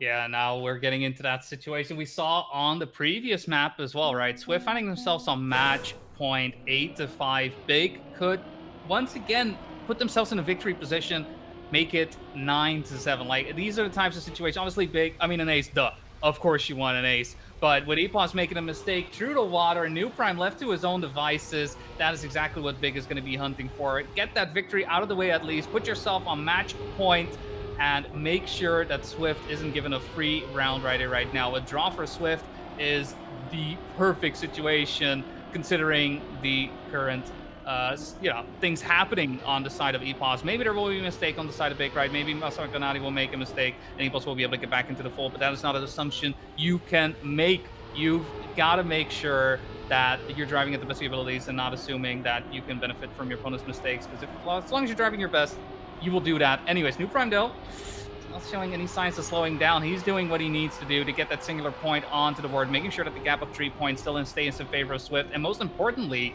keep Big away from match point. It's going to be a close one towards the finish line. Gennady tries to get the inside line to overtake New Prime, but unable to do so. 0.04 of a second between the two players will mean it's going to be a draw 9-6 in favor of Swift.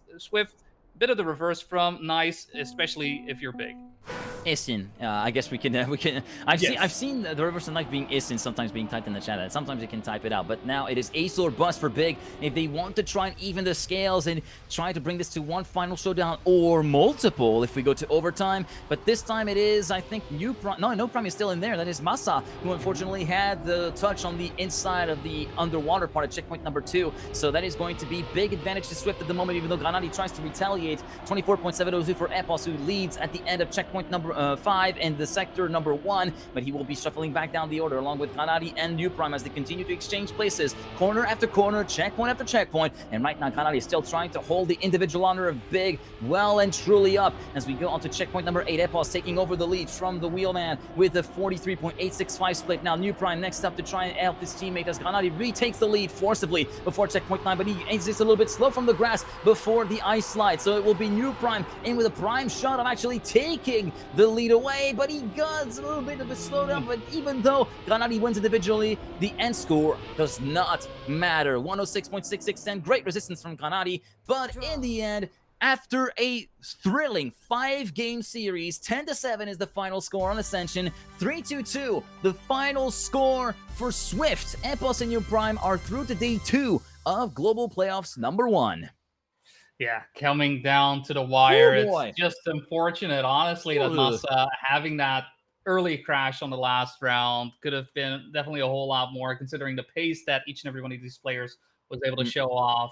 But at the end of the day, right, from the picks being countered by, well, pretty much every map, it was Swift able to close it out, clutch it out at the end of it all. They will be one of 2 teams able to make it into day number 2 with that result. I don't know what the second is because I don't have it open. Well, I think we should take a look at it right now if you are so inclined to get all the results from round 3 with all the matches that have been concluded. I was able to briefly glance at that. And yeah, of course, Swift managing to qualify 3-2 against Big through to day number 2. And in the meantime, if I just get a little bit of a look myself, it is going to be the Puff Bros having won 3-0 versus Boca. So these are the first 2 teams, Puff Bros and Swift, through to day number 2. In the how's it called? In the 1-1 scenario, we have Jetlag Flag, who managed to get the win that have won, well, 3-0 against Team Blah. Then Team Nemesis have won 3-0 against Swifty. Actually, Tescat GG has won 3-0 against Wild. Lion Coast wins 3-0 against Dawn. Aurel and Tono continuing to do a great performance throughout the end of this first stage.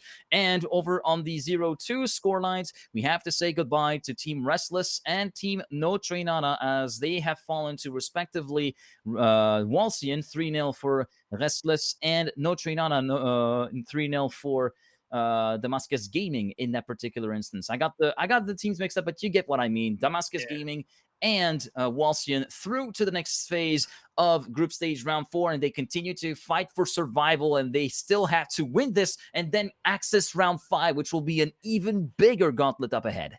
Yeah. I mean, you got to imagine that at that point in time, teams will have 4 matches under their belt in a short amount of time. You got to keep the focus up. I know there are plenty of players out there who play tournament after tournament after tournament, but usually, you don't put the pressure on yourself too much. You're just playing the tournament, you're having a good time, and it'll be fine. I think Lars, Alcon, right? Those are the types of players you'll see in like every tournament. Like, wait, you're also playing this, you're also playing this. But this, this is the World Tour. This is the global playoffs. This is something that these players have been building up towards in these last couple of months, and so pressure is just a bit different in all of that. And so once you do have 4 matches under your belt, when you're playing matches like this, like we saw here between Shift and Big, fatigue is going to get to you, and it's a question of who is going to be able to hold on for as long as possible. A lot of trios, as we see on the board, with the only exception, one that we saw here just now between Swift and Big. Round number 4 is being tabulated, is being set up, and I'm very curious to see who will be able to survive, because from this point on, it's only 6 matches remaining. Yeah, only 6 matches remaining, and it's pretty much going to be a very interesting battle to actually see unfold, to see who will be eliminated and who will qualify for day 2, and then who will qualify for round number 5, essentially, of today. As we are about to get into a quick break, the matches will be started at 10 past the hour, so we will be heading into a break for a few minutes, and then we will come back for round 4 of the group stage. Stay with us. Go through the fire. Brave the fire, chasing something true, caught in a bind. Maybe undo, cause when every call felt off, and the silence could be better, every motion falling flat, had to leave you. Now you're tired, pulling me back. Like a fool that put you to work. With the pain you left still fresh, I can heal you. I can heal you.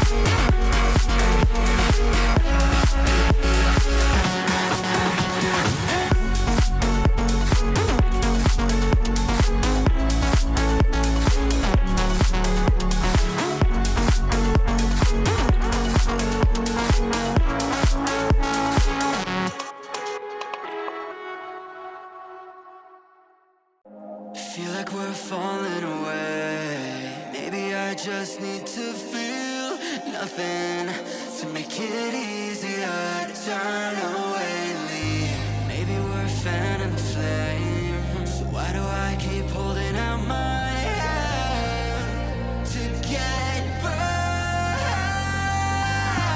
I don't wanna clash anymore. I can hear the ghosts in the walls. It's telling me to run away, away, yeah. I don't wanna crash anymore. I can hear the ghosts in the walls. It's telling me to run away.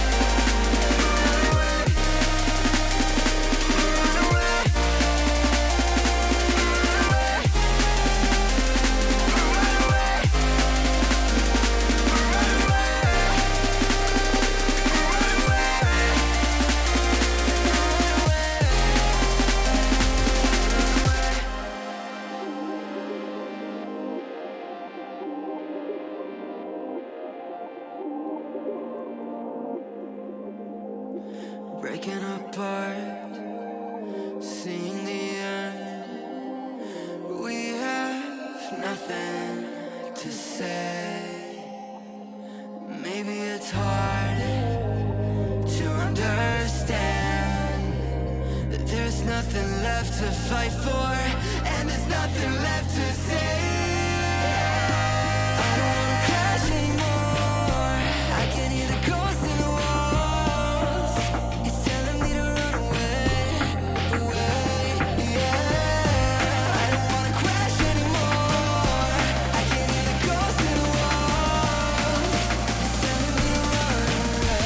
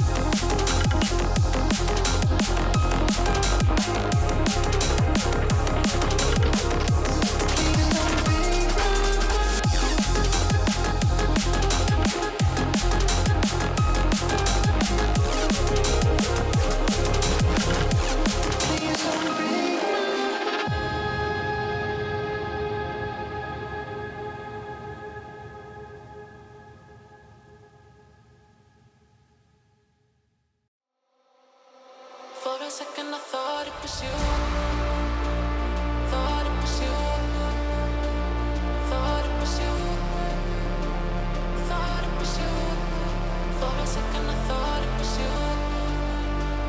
Thought it was you. I thought I had eyes on. For a second I thought it was you.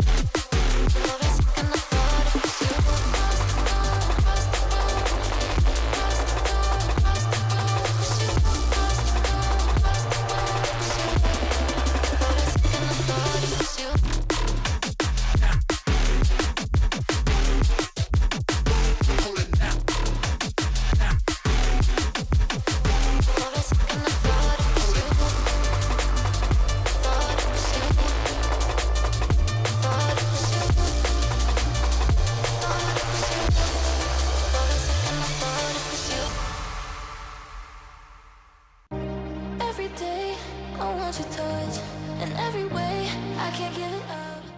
There we go. Welcome back, everyone, to the Trackmania World Tour Global Playoffs #1, joined here by G Geek to bring you round number 4 of the Swiss. We've seen in our previous match with versus Big, where we came down to the wire to a map 5. What a blazer! What a scorcher of a match! But Shift able to get their spot into day number 2. One of 2 teams to make their way in alongside the Puff Bros. And now we've got only teams remaining with 2 wins, 1 loss, and 1 win, 2 losses. And the match we'll be looking at is going to be Lion Coast versus Tascat GG. I think that's it's going to be a star-studded cast of players. For anybody wanting to shout out the high Neils, this is your time to shine. Yeah, Make sure to say hi to Neil. Yes, yeah. Say, give us some hi Neil F1s in chat. Make sure to say hi to Neil. I feel like he would appreciate you if you told him hi, especially since well, over on the other side of the well, actually, at the start it might have been a little bit early, but now it's maybe looking a little bit better, maybe towards 9 or 10 a.m. ish, depending on the time zone in which you guys are over on the other side of the Atlantic. But yeah, Tesca, GG, Neil, and Richie, who have been playing together in the SE and NCSA region and have always been coming second best to the Puff Bros. It's always been like their arch nemesis, and it's always been, yeah, okay, we win against everybody. Face Puff Bros in the winner bracket, lose 3-0 in the winner bracket against Puff Bros, jump to the lower bracket, go through the lower bracket, go back to the grand final, face against Puff Bros, 3-0 for Puff Bros. Yeah, it's been the same story for every single every single NCSA regional that has happened where the Puff Bros and Deska GG have been playing together. But here they face another opponent in the form of Lion Coast, Aurel and Tona, who have been doing a very, very solid end of season performances with top 6s, top 8s in the EMEA regionals, and now in with a shot of actually making it to day 2. This is looking very, very exciting for the French duo indeed. Yeah, it's going to be one of those clashes between regions as well. One of those things you love to see. And for both teams, this is a situation where they will be able to solidify their spot into day number 2. Both just needing that one win, and they know their opponents. They can look them straight in the eyes and see what's what, see who is best, who can bring it on to the track right here. And still, a little bit of a French 101 with Neil, coming in as the support for Richie, side by side, the tag team duo to make it happen. But we will be heading into our picks as we will have our 2 picks coming in for Lion Coast and 2 picks from Tascat GG. Lion Coast opening up the field and taking a quick look at the maps and whatnot. I wouldn't be surprised if Reunion, and as I'm saying it pops up, will be their first pick. Right on cue.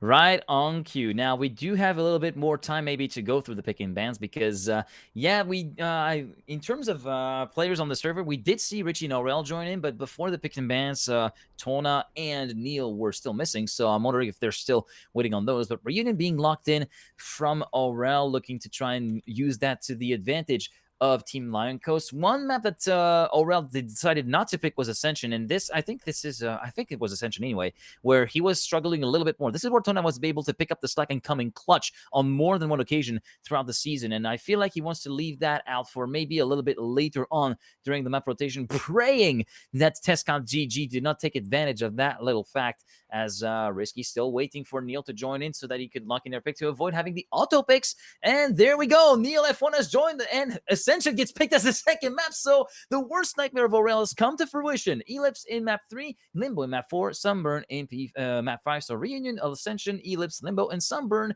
Your map order for round 4 for this matchup between NCSA and EMEA, once again with the winner set to go to day 2 and having a little bit of an early respite as the match starts in less than a minute.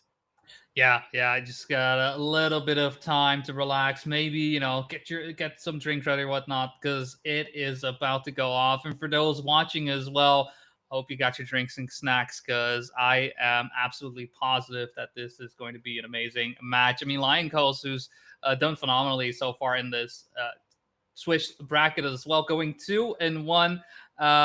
It's definitely one of those situations where you may or may not have kept an eye on them. I think with Tescat GG, right, Neil Richie, because of their performance in the NCSA region, not fully unsurprised that they were able to get the 2-1, but I think Toan and Aurel, they have done a phenomenal job just surging right through the later stages of the first half of the season and making their way here in the global playoffs, potentially getting into day number 2. But it's going to be Aurel and Tona for our Lion Coast versus Neil and Richie for Tescat GGs. And who will be throwing out the GG? That's going to be the big question. But map number 1, Reunion by Kaluki, is going to be our first battleground between the two.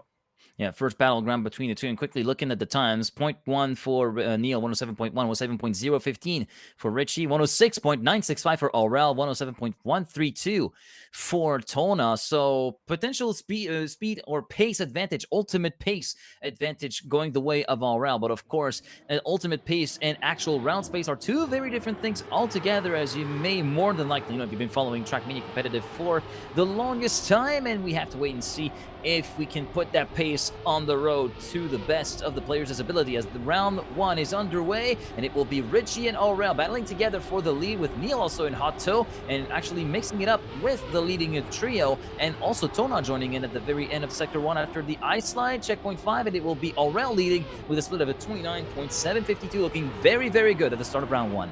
Yeah, clean driving, Aurel making sure to keep the advantage in favor of Lion Coast. Tona, though, having some issues with dealing of the ranks of Tescat GG's, Richie's, and Neil. Once again, Tona unable to link up with Aurel, but a mistake happening on the side of Neil. That is exactly what the doctor ordered. Tona with that in a firm 3rd place, will mean that Neil potentially will be in fourth, and maybe Rich will be able to solidify, maybe salvage something out of this. Aurel has been first place for most of this, but unfortunately unable to keep the car on the road, and Richie is gonna breathe a sigh of relief from that. Neil as well coming in third with that from a potential loss to a victory. Tesca GG opens up 2-1.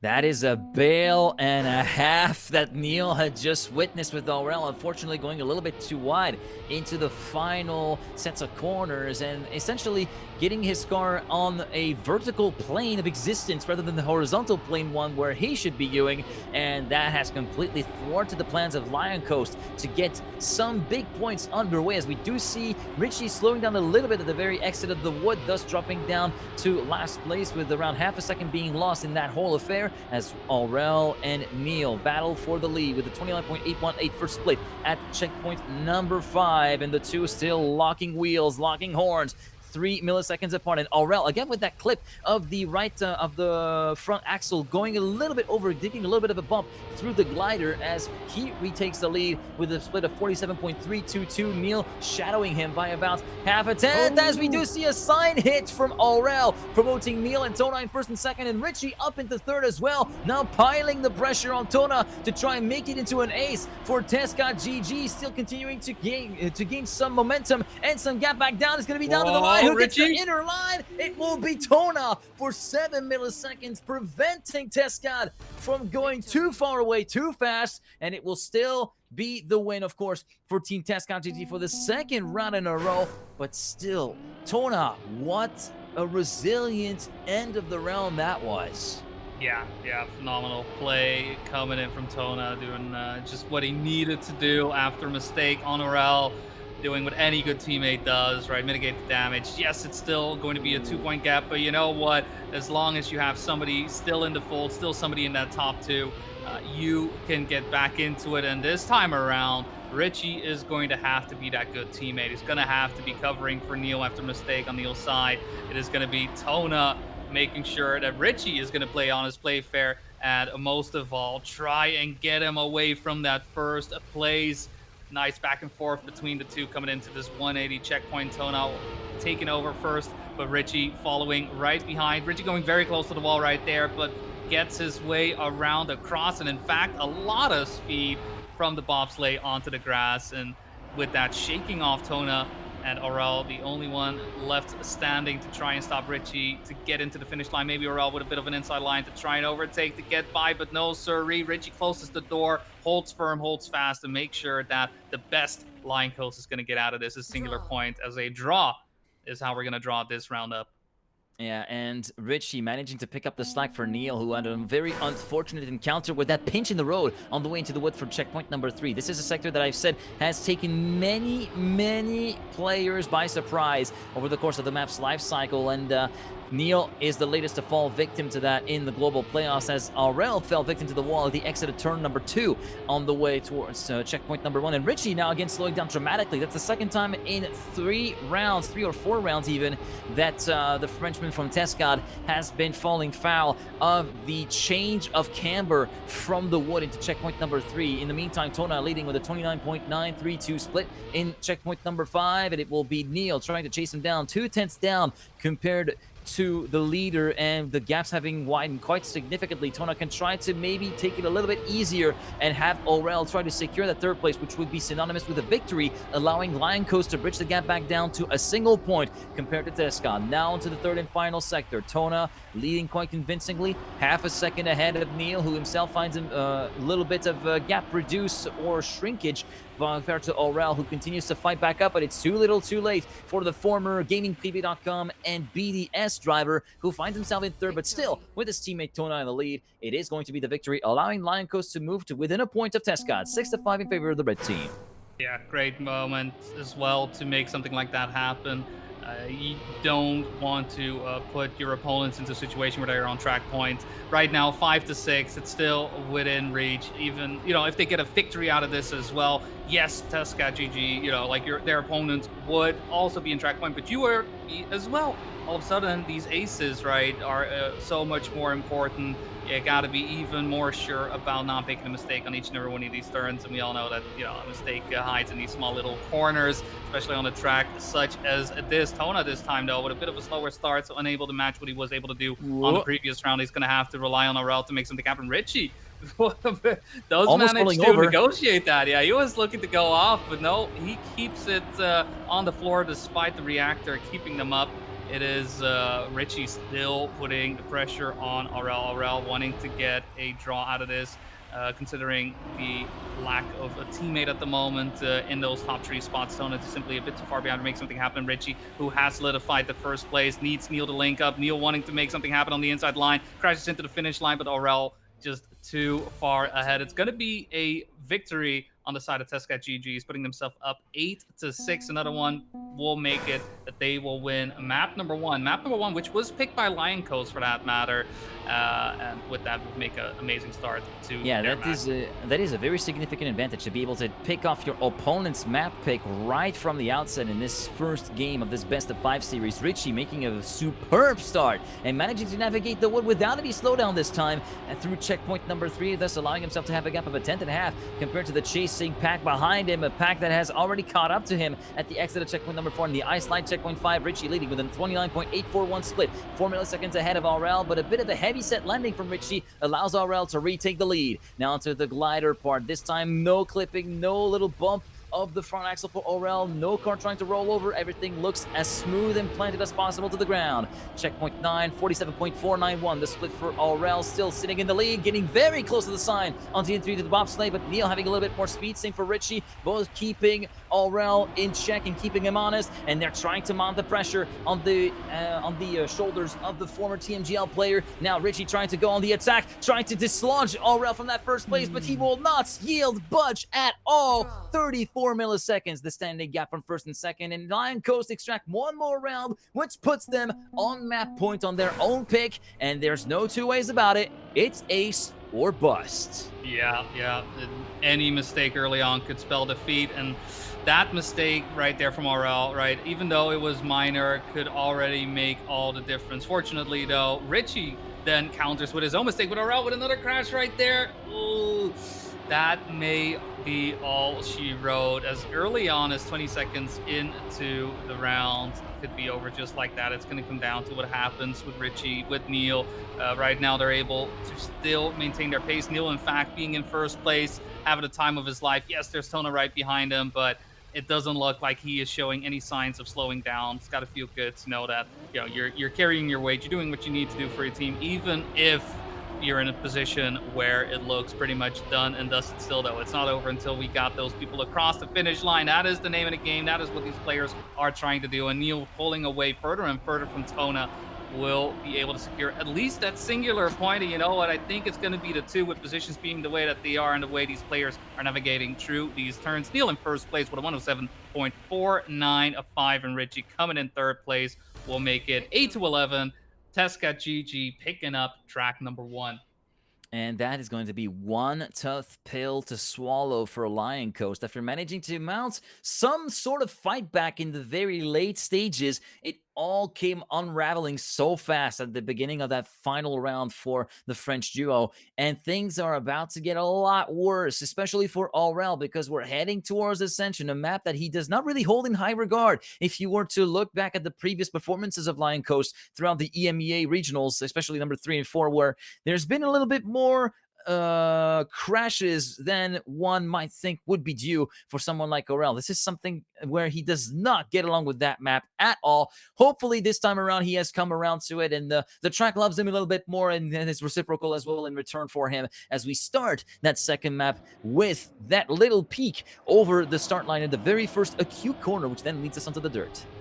Yeah, off we go into the water. We'll see if we have any early mistakes. This is usually where we can already have some crashes happen and respawns, and with that behind by 4 seconds, but no such thing will be the case right now. It's in fact Richie and Neil with a phenomenal start. Aurel and Tona are in the mix, but lagging behind just a little bit, getting through the wood sector as well. Richie pulling away, but catches a little bit of the penalty grass, so coming back into the fold. And with that, after that exchange, we have 2 respawns. Neil and Tona both having issues with the transition.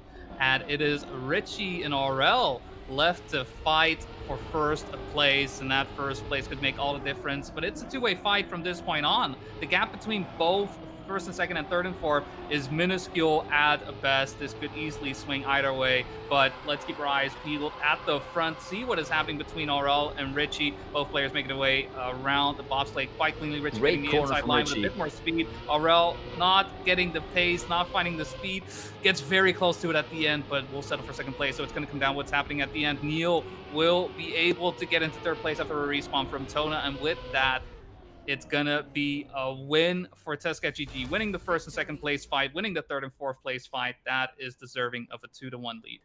Yeah, very good late apex from Richie at the corner, the double left, following the bobsleigh at the very top of the track. That was beautifully executed. Was able to get the car to dive back in so late towards the apex to carry a bit more momentum than what Aurel could muster, thus allowing him to retain the lead all the way to the end as we start round number 2, and everybody's still packed up within 70 milliseconds of each other, as we do see Neil getting very close to hitting the outside wall on the way to checkpoint number 3 and 4. And it will be Aurel, the end of Sector 1, leading with a 24.918 speed at checkpoint 5. Here is the jump transition to the ramp, where we saw both Neil and Tona respawn. This time both make it clean and are still very much in the mix. 1/10 between first and last, as we avoid barely clipping on the edge of the hole from Neil, as we do see Richie going a little bit wide on the entry to checkpoint 8. 44.105, the split at the end of Sector number 2. And now Neil making a charge to the front of the field to checkpoint 9 before the ice slide. The American leads by 68 milliseconds, and Aurel loses the grip in the middle of the ice line, so it's going to be done and dusted for Aurel. Tona under threat from Richie, trying to pile the pressure on the Tescat player and trying to go for second place and even the lead. It's not going to be enough for the lead, but just enough to deny the ace for Tescat GG. Neil wins individually with a .998, whilst Tona will be logging in a .021. Yeah, Lion Coast once again, despite a great resistance coming in from Tona right there, in the same situation as they did on map number 1, 2-4 in favor of Tesca GG, and that is the tricky part, right? They need to be able to link up. They need to find themselves, find each other in these rounds. First round, it was Tona having the issue with the transition. Second time around, it was Aurel having issues making his way around the bobsleigh turn. And it is very much a question of whether or not they will be able to link up, whether or not they'll be able to find themselves together at that finish, right? We have seen it time and time again in these 2v2 competitions. Yes, you can have the one player, pulling their weight, and then the other one does, but you got to do it together. You know what? When mistakes are happening on your opponent's side, that is exactly the momentum that you need. That is exactly why you need to stick together. We've seen that from teams like Big. We've seen that, happening, how much that helps when a mistake does occur. And Neil and Richie both down by a full second. Tona needs to stay alive, goes a bit too high. That is an opportunity for Tesca GG to mitigate the damage. Neil is there to do exactly that. Richie now also coming back into a fold, and from an ace, we move into a draw. Unfortunately, Tona unable to make the bobsleigh slide in the way he wants it to, and so the gap remains at 2, and Lion Coast will be stuck with 3 points instead of gaining 3 points. Such a shame for Tona. I was actually seeing that from his perspective. He lost the slide midway through the corner, and that sent him a bit prematurely towards the outside wall without anything to do for him to compensate for that, or even try to get his car back in the right direction, which led him to clip at the very top with the rear wheels and thus completely fall out down to third and then down to fourth, to even more aggravate the situation of Lion Coast, adding insult to injury for Tona's misery, as we now move on to this round with Tescat GG still holding their 2-point lead intact. Richie holding the lead against Aurel, and Tescat, I gotta say, they got a really, really nice bailout in the previous round, because with how the round started, it could have been oh so different, with Richie having to basically contend with compounded slowdowns in the previous round. This time, though, it's looking very, very clean from the Tescat GG player, who is very much in control of this round. His teammate Neil doesn't really need to push all that much to dislodge Aurel. Even if they finish in first and third, it still will be good enough to move them onto map point number 2. And a good time, a great time even from Richie, with a .563, to the credit of the man who went to a different kind of ascension in 2023, having qualified all the way to the finals in Montpellier, which was an absolute sight to behold, and an absolute priceless reaction of what I call the Pentium brain that ensued. Hey, it's in that sense, honestly, Tesca GG. Just to look at the way they've been driving, the way they've been doing, they've slowly been building on the road, right? It hasn't been any big swings per se, right? The aces that were meant to be, the aces that were promised, simply didn't come down, and instead, I mean, it's just been a couple of clean victories from Tasca GGs. Some of them.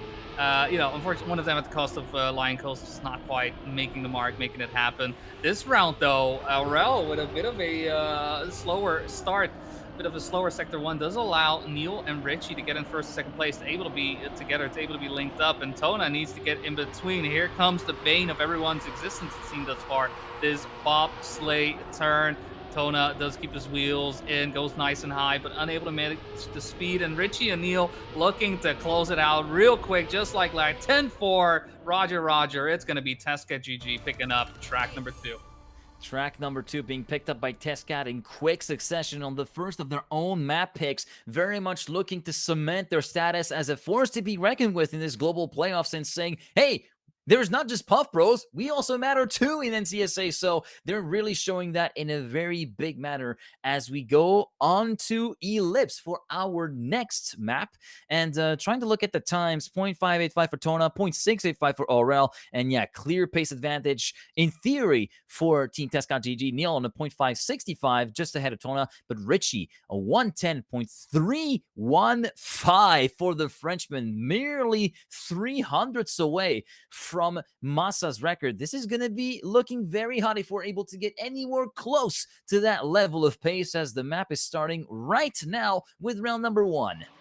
Yeah, round 1 on Lion Coast, having to, pretty much find this win from behind. The reverse sweep, as I love to call those out, needs to happen right now for Aurel and Tona. They have been able to show off what they've got, right? They've got the rounds, but it's really a matter of linking them up. It's a matter of stringing those wins together is what's been lacking thus far. And Tesca GG's win streak thus far hasn't been stopped. A mistake on Richie, though, may be the start to launch off this campaign of wins on the side of Lion Coast. Aurel and Neo in a fight for first place. Aurel will be able to get past Neil on the plastic Tona, and also looking to get in the weed of things. Neil having some issues, having to release, having to let go of his position, and Tona and Aurel, bit of a clip from Aurel. I wanted to say put themselves in ace position, but Neil is back in action. He says, no sirree, you make a mistake, I'm back in it, just like that. Aurel having to concede that second place, and with that, Tona in first will mean it could be a victory, it could be a lead for Lion Coast right here, right now. I believe this is actually their first time leading in this match. And with that 2-1, finally Lion Coast able to get something in their favor. This is the spark that they need to actually capitalize on now. If they can find some ember to ignite with that spark, and that ember would have to come in the form of more round wins here on Ellipse, and potentially a map win to try and get themselves back in the good books for a potential retaliation to Tescad's winning ways, as we do see Richie again at the lead of the field with a 23.452 split at the very end of sector number 1, looking very good, less than a tenth away from the splits of Massa's world record. And in checkpoint 6, it's looking like a 0.454 is very good. Aurel going a bit too wide, forced to go outside the pole and not inside at the exit of checkpoint 6. And we were talking about Richie doing good work. Well, he has to do good work now, because Neil has suffered a bit in the middle sector and has been forced to respawn. He finds himself 6.8 seconds down compared to his teammate, some 6 seconds down compared to Aurel, and that gap is set to widen with another few respawns, this time being a standing respawn, judging by how quick those indications came up on the screen. But Richie here to anchor the fort for Team Tesca, having them ride the wave a little bit, ride the tide that Lion Coast is starting to try and get them to get overrun by. 110.648 for Richie, half a second ahead of Tona. This is a very, very solid round, all things considered, for the man from Tesca GG. Aurel in third place, and Neil, with 5 seconds to spare, will reach the finish line. The score still in favor of Lioncast, 3-2. Yeah, making sure the gap, at least at one point. I mean, at the end of the day, you could say you could draw after draw after draw after draw, and you could win the match that way. Something does tell me that Tesca GG isn't just going to take that one lying down. There's going to be a lot of rounds still left to play, and Tesca GG still having the advantage, right? Just needing the one map win. This is their map pick. thus far they were able to counter Reunion, which was Lion Coast map pick, able to win map 2, which was their pick, Ascension, and now here on Ellipse, once again, their own map pick. In that sense, you would say advantage in their favor. Also looking at times, advantage in their favor, but thus far, Lion Coast hasn't been slowing down too much, right? These first 2 rounds very much in their favor, and this round as well, looking great. But Richie and Neil also doing phenomenally in a great round thus far. Look at that. We're already at checkpoint number 8, and still the gap between these players just 0.2 of a second. That is everything to play for. Still, all of these turns will have to be risked, will have to be pushed as much as possible. Neil and Aurel currently finding themselves in a duel for second place. And Aurel is winning that one at the moment. Tona also wanting a piece of the pie, wanting to get a little bit into the fold. Doesn't look like any of these players are going to be able to touch Richie at the end. Maybe a mistake will be the way to make things happen. Neil with a bit more speed getting into the finish, but Aurel ahead by enough hundredths of a second is what is going to do it. But a victory for Tesca GG, evening things out 4-4. Lion Coast losing the advantage, but the race is still very much on.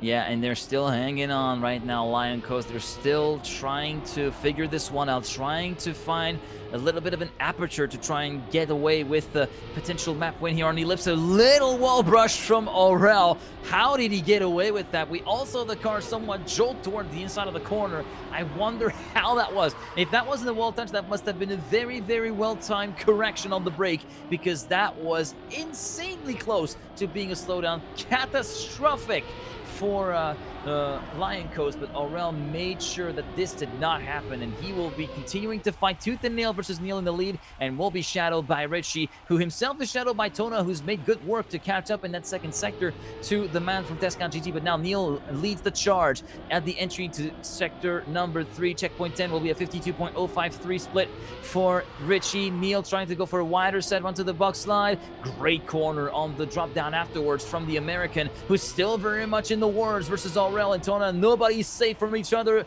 just yet. One final corner to go. Aurel versus Neil towards the line. Neil has got the gap by just 14 milliseconds and will allow Tesca GG to make the first strike towards their first match point attempt.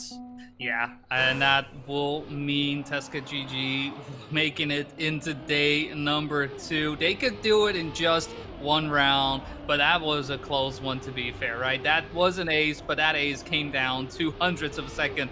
Does look like after a small touch happening on the side of Neil, though, it's not going to be able to be closed out, and in fact decides to go for a little bit of grind in the background of things. Richie has to do what he needs to do, which is first place, make sure that that gap that they fought so hard for in that previous round still goes in their favor. Respawn from Neil we see pop up as well will mean that this is going to be a 2v1 fight. Lion Coast in the advantage, but not in terms of position, just in terms of numbers. And the numbers is exactly what they're looking for. The numbers that they need to pump up. That 4-7 is not what they're looking for. They want to make it 7-7. They want to get ahead of Richie. They have that potential. Just need to hope, need to make sure that either Richie somehow makes a mistake along the way, takes the line a little bit less risky, anything along those lines. But for now, Tona unable to match the pace that is being put down at the front, and so we will make our way towards the finish line. Aurel has been able to overtake Richie, but will it be enough towards the finish line? Yes, it's going to be that. Almost 300ths of a second actually between the two players. Lion Coast able to get the victory out of it, but still match point going in favor of Tesca GG. Scary.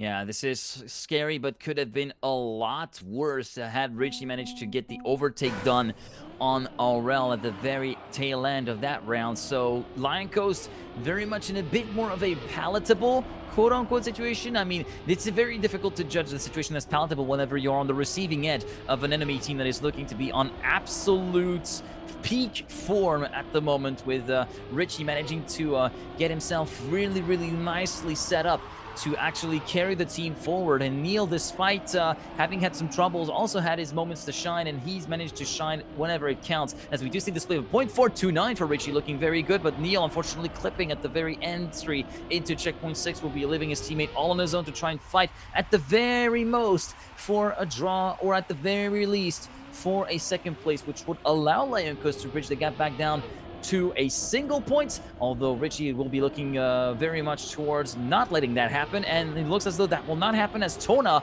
has already clipped the wall very hard into the no-break section, allowing Neil to come back, potentially a victory on the cards, as we do see Aurel taking advantage of a huge slowdown from Richie to move up into the lead of the race. Tona now managing to threaten Richie for that second position, but he's a little bit too little too late for the Frenchman, who has to concede to his fellow countrymen that second place, and it will be 9-8, still in favor of Tescott, but Lion Coast being thrown an unexpected lifeline in the form of Richie having slowed down dramatically at the exit of checkpoint number 11, and now we might be on course for an overtime with how everything has shaken up so far. Yeah, it's these last couple of rounds haven't really been proving that favorably for Neil. Just finding himself along the midway point of the track, just making a mistake here or there and unable to fully support Richie, making it a very, very hard position for Tuska GG. Technically, they only need the 1 point, but it's not quite enough. As you say, overtime is looming, is waiting. A victory for Lion Coast will put both teams on 10-10, and then it is sudden death between the two. We'll see, though, if they'll be able to link up, if they'll be able to make that happen at first and third position, because at the moment, Tona has been in fourth place for most of this round. Needs to find some way to get by Richie, Neil, Aurel, all pretty much side by side, hugging each other. If not for the fact that you could drive through cars, there would be pieces of cars all over the place. Aurel has been able to shake things off here, has been able to get in first place. Tona also in third. Neil as well, yeah, that's going to be it. That's going to be it. Richie didn't have the speed towards that final part. And so our first overtime is here. Lion Coast was able to bring it back from the brink of defeat. They need this overtime to go their way. Otherwise, it is still GG. Over the course of the last few rounds, Lion Coast has wiped the slate clean in terms of their gaps compared to Tescott GG. Are they able to pick up the chalk this time and actually strike in their name versus the American-French duo that is currently at the helm of this matchup? If Tescott GG does get the victory here, it is all over for them. They will be through to day 2, but Tona and Aurel want to keep the dream alive for one more map, as we do see Neil streaking ahead in the lead by a 10th of a second compared to Tona. Richie and Aurel battling against each other for the benefit of third position. Neil still very much sitting pretty with that 10th of a second gap heading into checkpoint number, heading the hairpin, as Aurel loses a significant amount of time and jumps back down to last place as we head into the no break section. Tona mixing it up with Richie for second position, but Neil having taken advantage of what's happened behind him to pull the gap up to 2/10 of a second. Now Tona trying to go for the double apex slide at the drop down in CP11. It manages to go up into second place ahead of Richie. Now trying to fight against Neil for the lead, but goes a bit too wide in the entry to checkpoint number 13. And with this, the match ends in a 12-11 score on Ellipse for Tescott GG, who claimed the match 3-0 and thus will make it through as the second NCSA team qualified for day 2 of the global playoffs. Yeah, making it that Lion Coast suffers their second loss in the Swiss, and so it is make or a break. RL and Tona doing a phenomenal job. It feels like one of those situations where, yes, the scoreline is 3-0, but honestly, I don't think it had to be 3-0. There were so many opportunities, so many ways, and so many moments in which we saw the duo prove themselves to, be deserving of a spot. It just so happens that in this situation, Tescott GG simply was the better team, and so they are able to move on to day number 2. They are done for the day. They can take it easy. They can breathe a sigh of relief. But Lion Coast, they are on the button, and we'll see if they still have enough in the tank to make things happen in their next matchup. We'll see, though, if we already know some of the things that happening in the meantime, because even though this was trio, this was a bit of a long one. Yeah, it was a bit more drawn out than what most trios have been going for, and we do have a couple of results to actually forward to you, and I think we should be showing these to you in a few seconds. But first of all, it was Team Boca who came away as the winner ahead of Team Jetlag on a 3-0 scoreline, and we have our next eliminated team, and it is going to be Dawn losing against Walsian 3-0. Warsaw and Skandir out, having lost to Wiggity and a Bad PC Gamer, who are are the starting players for Walscian in this particular global playoffs day one, that is a shocker. I was expecting Dawn to be a lot more on the up and up and a lot more fresh and ready to actually show that they wanted to go to day two. But no, it seems as though it didn't click for the French-Belgian duo. Yeah, especially Skandir Wolsal, strong duo we've also seen in the past. I suppose round one maybe showing up signs of slowing down here or there, but still able to perform quite well. But from that point on, it does look like they have been suffering loss after loss, and as you say, right, this will be the end of their run in this global playoffs number one. So with 3 matches still ongoing, Team Nemesis versus Big, that is a promotion match between the two. We've got Wild versus Damascus Gaming. Either of these two will be eliminated depending on the result, and the same goes for Swifty and Blah. Which at the moment, just taking a quick look, Wild Damascus still a close one, 1-1. Swifty Blah, I know it's on screen, 2-0. And we have Nemesis versus Big, 1-2 in favor of Big. If you're wondering, like, hey, how do you know all these scores? What are you talking about? Esports.trackmania.com is where you can find all of this information. Not just that, any other streams that are ongoing from other organizations, right, covering their journey in the World Tour. So just heads up for those who want to stay in touch and want to be close to the floor when it comes to the results of this. But with round 4, getting to a draw in our match here on stream, unfolding in a 3-0, we are getting to the final part of the Swiss. We've got one more match remaining. It's going to be 2-2 for any of these teams that we'll be seeing. We've got 3 spots remaining once we conclude round number 4. And I mean, I'm just looking forward to seeing who makes it in. Yeah, same. I'm looking forward to see who makes it in. Already, we know that some of the teams who are going to be making it in, courtesy of those results with Jack Lag, Line Coast, and Walsian.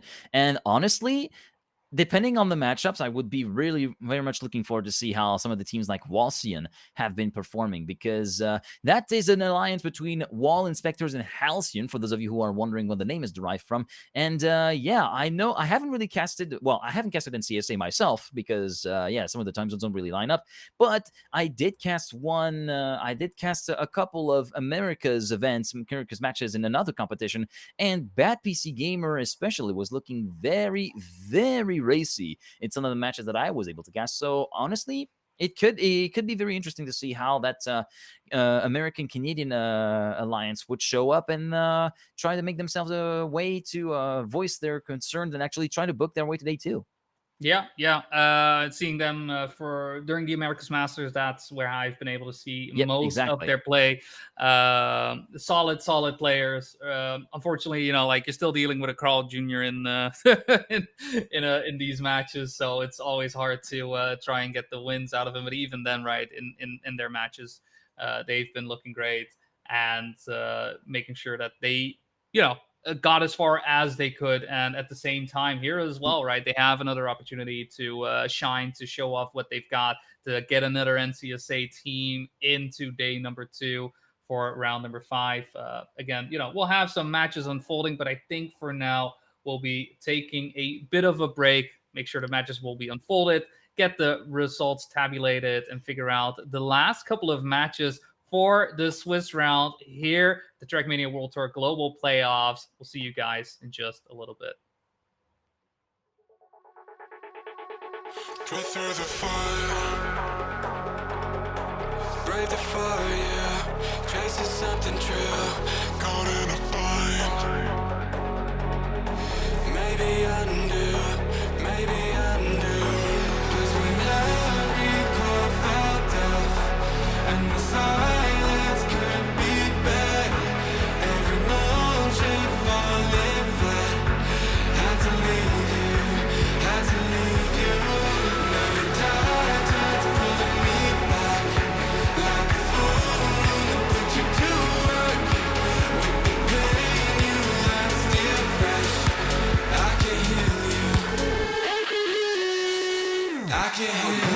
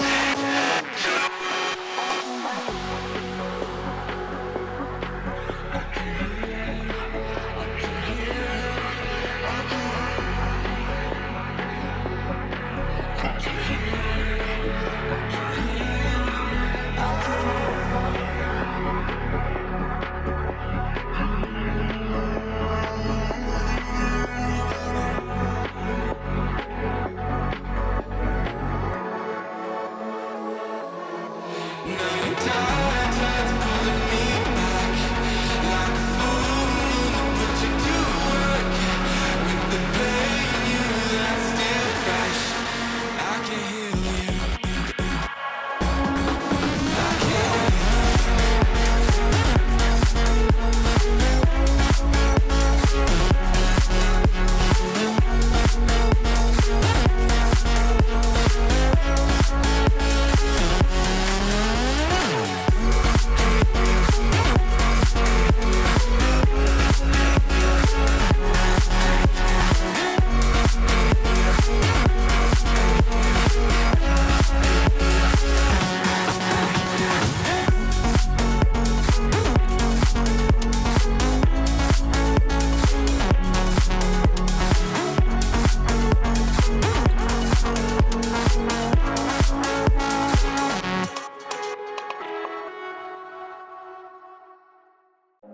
Feel like we're falling away. Maybe I just need to feel nothing to make it easier to turn away and leave. Maybe we're fanning the flame, so why do I keep holding out my hand to get burned? I don't wanna clash anymore. I can hear the ghosts in the walls. It's telling me to run away, yeah. I don't wanna crash anymore. I can hear the ghosts in the walls. It's telling me to run away.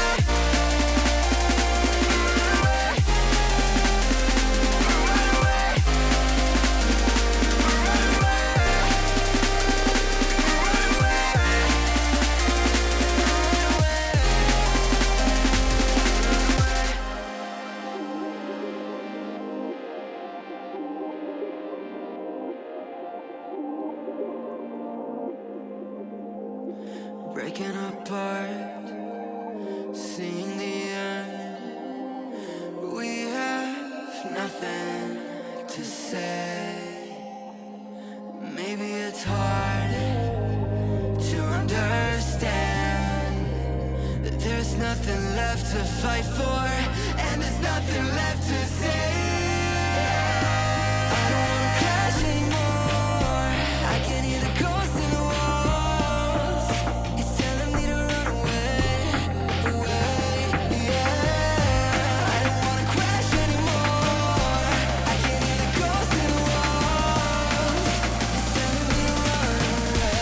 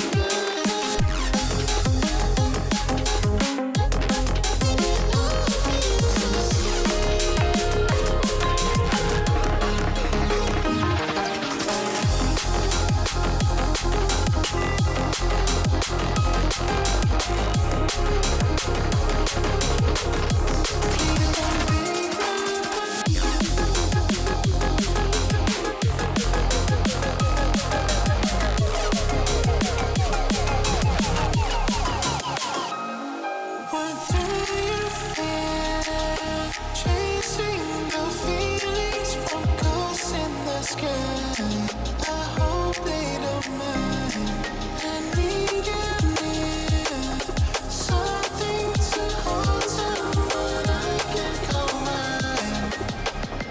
Please don't break my heart.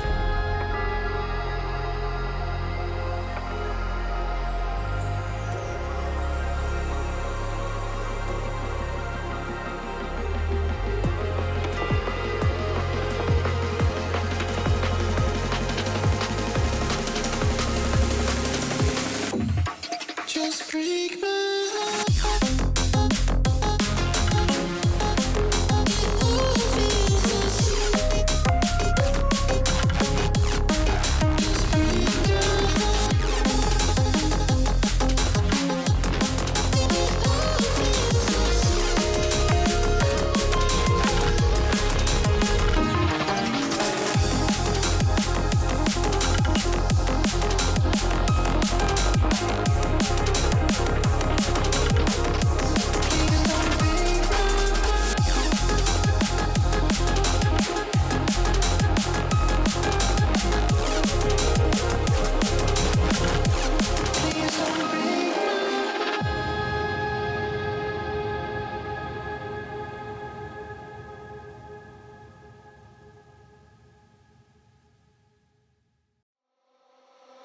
For a second I thought it was you.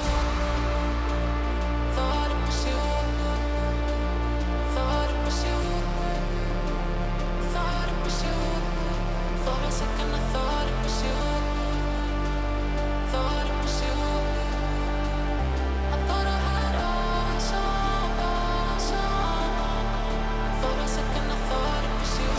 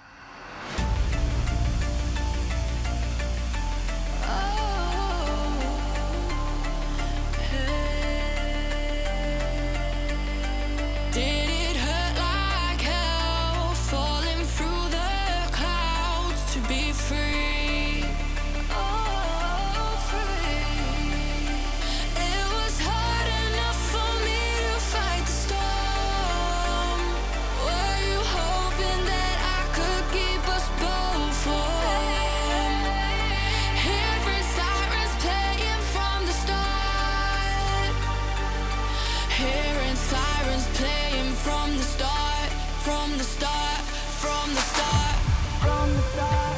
Hey, hey, did you hear them sirens playing? Hear them sirens playing from the start, from the start, from the start. Hey, hey, hear them sirens playing from the start.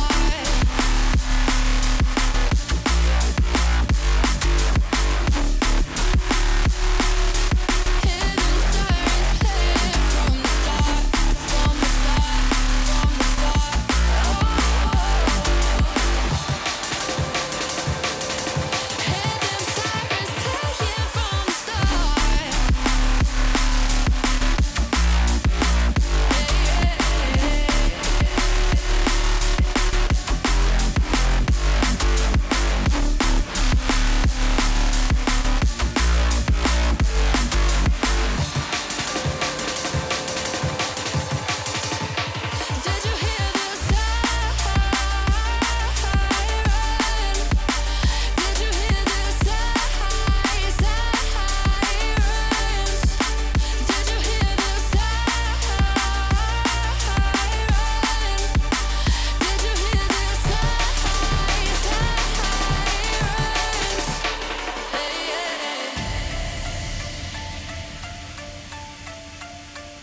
Hey, hey, hey.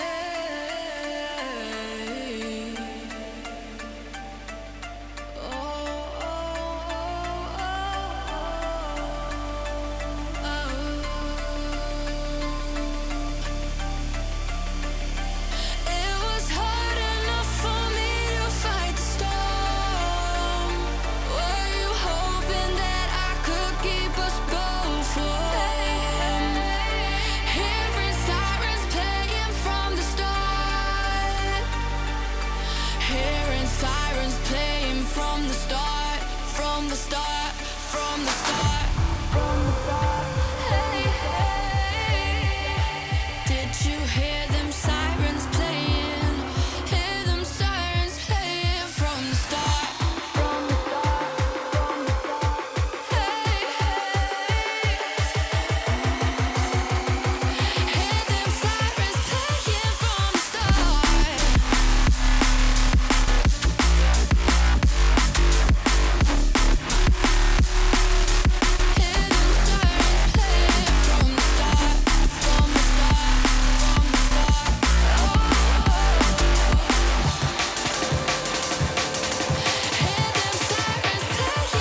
the start.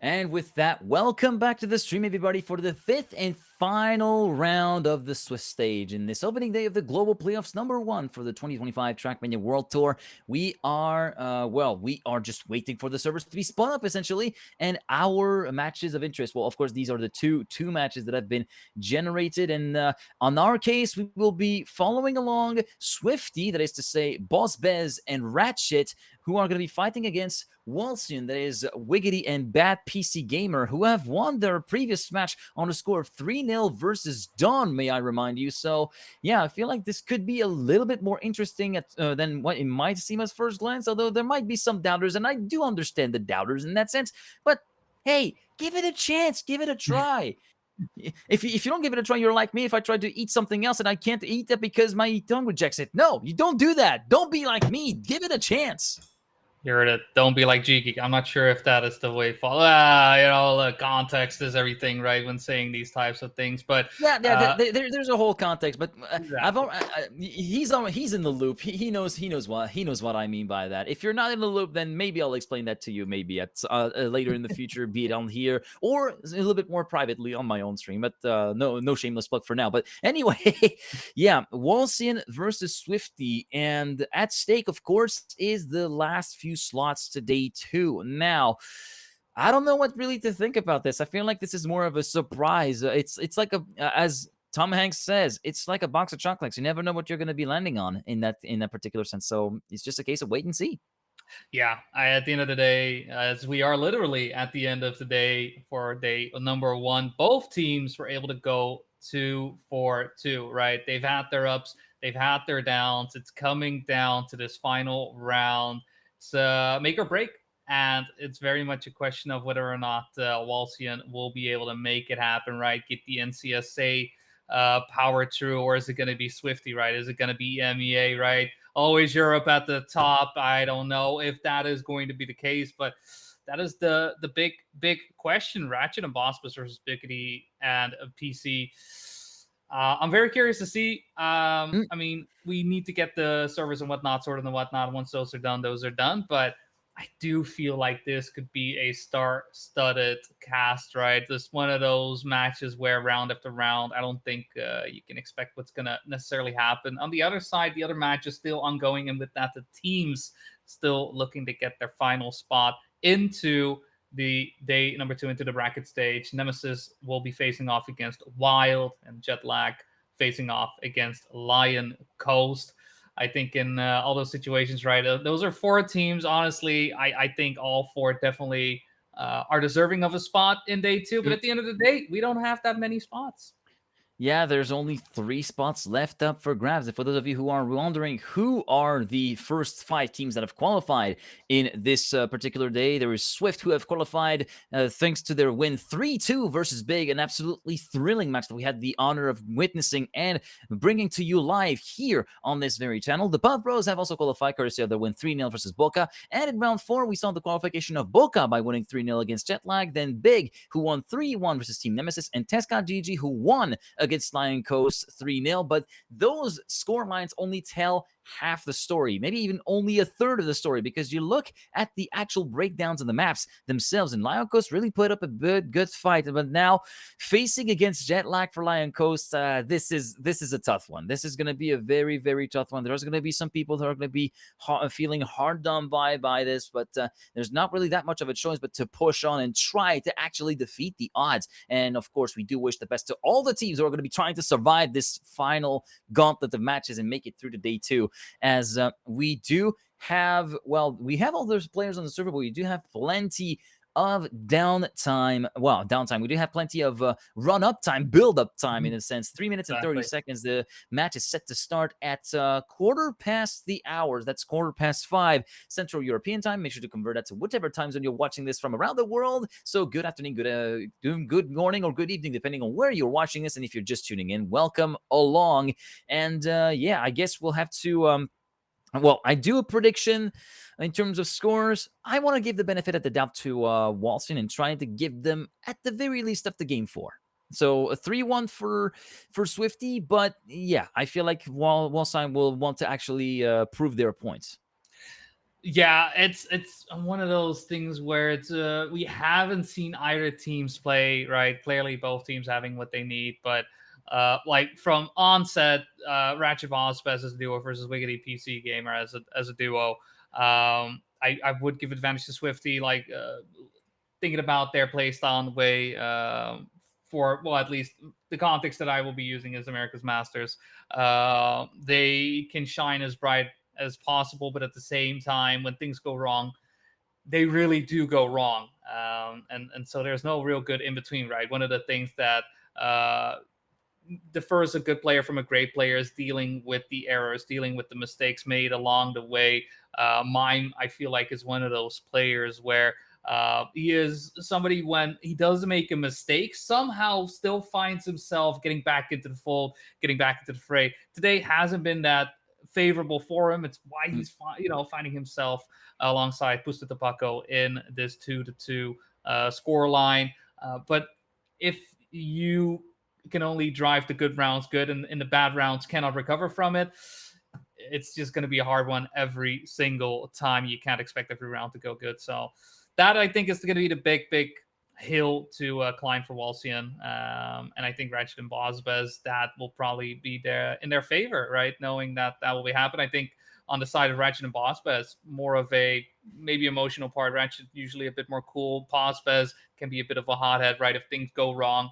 But I think he's going into this one confident, right? Because that is key when it comes to Swifty. Confidence, I think, is quite high. Yeah, confidence is definitely going to be a key factor, no matter the team, be it for Swifty or for Team Walston. Walston having been bolstered, of course, by their win 3-0 a little bit earlier on in the day versus Dawn, and they're going to be looking to try and capitalize on that sort of mental momentum that they got going for them to try and get and defy the odds for longer than some people would expect them to actually defy them. As we are getting started with the pick phase in about 45 seconds time, just as a quick reminder of the 5 maps that you've already seen plenty of times throughout this opening day: Reunion, Ascension, Limbo, Ellipse, and Sunburn in the proper campaign order this time. And yeah, I think first seed should be Team Swifty, if I'm not mistaken. I have to kind of like tabulate that in my head. Yeah, Swifty are on the blue side of the server, which means that they are the top seed. Remember, blue side, top seed. If you want a little bit of a top tip in terms of determining who gets the first pick or who gets the first ban being the lower seed in case of the pick and bans. But of course, that doesn't really matter here. It's all about who gets to pick the opening map, and that gets to be Swifty. Now, whether it's Ratchet or Buzzbiz in charge of the pick, we'll get to see now, because the pick and ban starts, or picks phase starts, and it's Buzzbiz in charge of picking the opening map, and he will instantly lock in Sunburn, throwing us right into the deep end right away. That is definitely one of the picks. So far, none of the teams picking into Sunburn first, either being a second pick or being a decider, but no such thing for Swifty. They want to get their feet wet right away. They're ready to splash their way around, and with that Sunburn, very confident pick, right? If there is ever confidence, I feel like that is one of those picks to do. At the same time, the wall inspectors alongside Halcyon Gaming will be going into the reunion and following things up with Ellipse. And so with that, we have 2 maps remaining. It's either Ascension or it's Limbo. Let's see which of the 2 Swifty picks. It's going to be Limbo for map number 4, and with that, Ascension will be our decider. We'll see if the pick and bans will play out in the favor of each of these teams. So far today, when it comes to picks and bans, we've seen quite a lot of these picks not really going the way of the teams that have picked them. That is sometimes how it goes, but that just goes to show how practiced, how well everybody is playing on each and every one of these tracks, that even though, you're not picking that map, you can see that teams are still performing phenomenally on those. Yeah, indeed, as we are getting started in less than a minute now here on this final match of the day for the stream. Of course, the action will be picking back up tomorrow as usual, starting at 1 p.m. CEST, exact same time as today. Or if you're looking off Trackmania rerun time for COTM, that will be COTM +2. So a cup of the morning +2, cup of the mornings at 11 a.m. CEST, and then you add 2 hours to that, and then you get the start time for tomorrow's broadcast. Of course, before we get into tomorrow, we still have to deal with the final match of the day, which is about to start in less than 30 seconds. Swifty, Ratchet Boss Bez versus Wiggity and Bad PC Gamer on the red side for Walsian. The winner gets through to day 2 of Global Playoffs number 1. And yeah, I feel like this is going to be very interesting to see, and a bit of a discovery for Team Walston, having not really been able to follow all NCSA all along. I did have an idea of the pace from the Puff Bros or from people like Tescott GG, being able to catch glimpses of that. But for Walston, it's a bit more of a discovery for me, and I'm guessing for a lot of other people as well. So grab a beverage, grab your 1-liter water bottle if you may so inclined, get yourself a comfortable snack, and get ready for the match that starts now. Off we are. It's going to be first pick by Swifty. Here we are on Whiskey's Sunburn. We already got our players making their feet wet, and we have our first mistake of the round as well. Watsian suffering a 2-second loss on the side of Bad PC Gamer, and so it's going to be up to Wiggity Washo to try and stop something from happening. But another poor start. It does mean that Swifty is going to have the advantage going into checkpoint number 5. Bospus and Ratchet pretty much side by side, and this pick already proving to be very much an advantage for Swifty. Not too surprised picking into this one as well, just considering their times. Both having a 106.0. I mean, considering the world record from Lingo with a 105.5, that is with the inside line on the triangle checkpoint. That is on a map such as this, I think still impressive, right? To be within 5/10 of a second of a track that has been hunted quite well, but as we make our way towards finish line, no real impact being made on the lineup of Ratchet and Boss, as they will make their way across the finish line in ace formation, opening things up 3-0. 3-0 in a pretty sedate stride in terms of the times, as you can see, with a 107.020 and a .135, courtesy of Ratchet and Bossbiz, respectively. As we start round number 2, BadPC Gamer was the one who filed foul of the first sector after the exit of that footbath here, having lost the grip quite consequently. And here it's the time for Ratchet to actually fall foul of that little regrip issue on that start, even though he didn't lose as much time as BadPC Gamer did during the previous round. So we start to see a rift between the top 2 and the bottom 2, and both of them are kind of close up to each other, so it's still going to be all to play for now, as we are barely starting sector number 2, although we did see Ratchet clipping at the top of the barrier, and Bossbus completely messing up the angle on the bumper on the way to checkpoint 5, promoting Wiggity and BadPC Gamer up to first and second, respectively. And as we do see from the perspective of BadPC Gamer, it is going to be Peter Griffin actually leading Team Walsian to greater heights as we move on to the third and final sector with the spin. We go a little bit too low on BadPC Gamer, just a little nibble of the pole, allowing Ratchet to move up into second place, but Wiggity still able to hold the lead with a quite sizable gap of around half a second compared to Ratchet, but he clips very heavily on the inside before the risky fin. BadPC Gamer does get the trigger for the finish line, but only just, and thus the draw will be enforced. It could have been so much more for Team Walsian. They do get a point on the board, but still, there could have been so much gap. Well, so much. 1 point of a gap, but still would be a better start than what we've seen here. Yeah, even at one point being in ace formation as well. Just unfortunate, unable to keep that consistency in their favor. And this round, consistency is the name of the game. It seems we have a small mistake on the side of BadPC Gamer, but an even bigger crash on the side of Ratchet. So with that, it is turning into a 2v1 in terms of numbers in favor of Walsian, but in terms of position, Bossbez is leading by about a half second, gets the turnaround on to the bounce pad, and will be making his way into the water. No players jumping out just yet. Everybody keeping their head cool as they drive through the kiddie pool. Bossbez keeping the lead forward. Wiggity Wash and BadPC Gamer will keep the outside line on the triangle checkpoint, but still though, Bossbez is starting to get more and more out of sight as we go up the wall. Ratchet does come in with the respawn, so we're pretty much guaranteed to see at least a draw, at least a favorable spot for Swifty. So Bossbez just needs to make his way across the finish line. Does make it into the risky fin with a 106.7. Not the fastest time per se, but will do just fine to keep the draw, and with that, a 3-point gap between Swifty and Walsian. So for now, Swifty doing what they need to do on their map pick, despite some awkward rounds.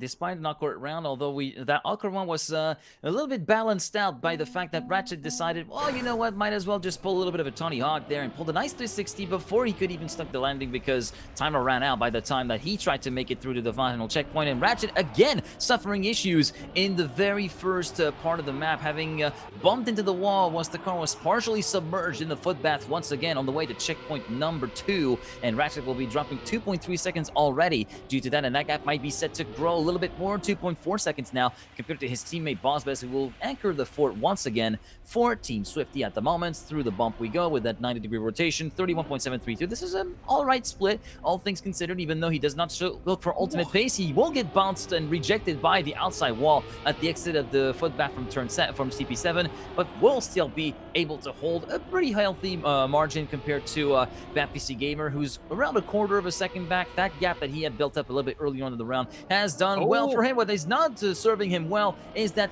wonky exit from the transfer after the ice slide, dropping down the second and allowing Bad PC Gamer to potentially secure a victory in the round for Team Walston. Through the risky fit we go. The Canadian makes it through with a 107.238. Walsbest finishes 6/10 flat behind Bad PC Gamer, and then 1.1 second further behind.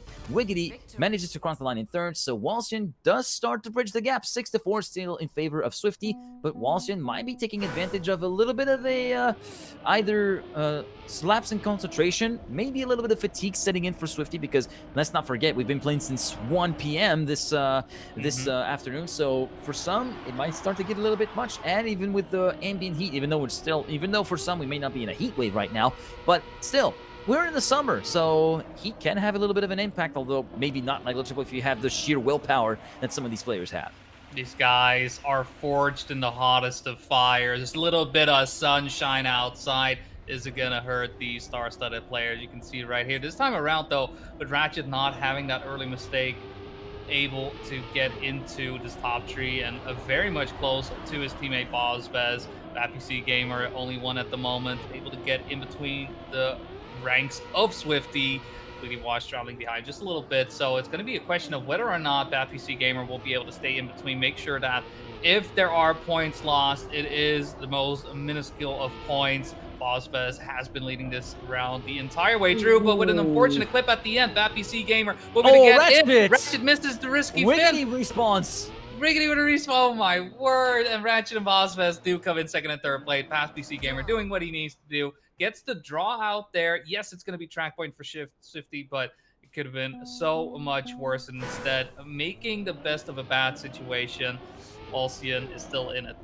Oh, never mind. Soon as no anymore. Oh, sorry. you had to punctuate that phrase to be Bad PC Gamer full stopic. Like, there was no crumple zone in that car. There's no crumple zone in that Trackmania car. So, unfortunately for that driver, yeah, he's going to have a fair bit of a concussion for Bad PC Gamer. 5.8 seconds the gap now for the Canadian compared to the leader that is currently Bozbez. Bozbez leading his teammate by 0.3 of a second as we come into checkpoint number 5, and it will be a 31.565 split, which is all in all very good, although we did see, unfortunately, the car kind of slide out through the footbath section and thus coming to a crawl into a stop eventually as he tried to make his way to checkpoint number 7, leaving Ratchet in the lead. Wiggity had a little bit of a bounce from the rear axle, transitioning out of checkpoint number 8, and he will be tackling head on the pole at the exit of that transfer into the ice spin, and will be dropping quite significantly down compared to Ratchet in the lead.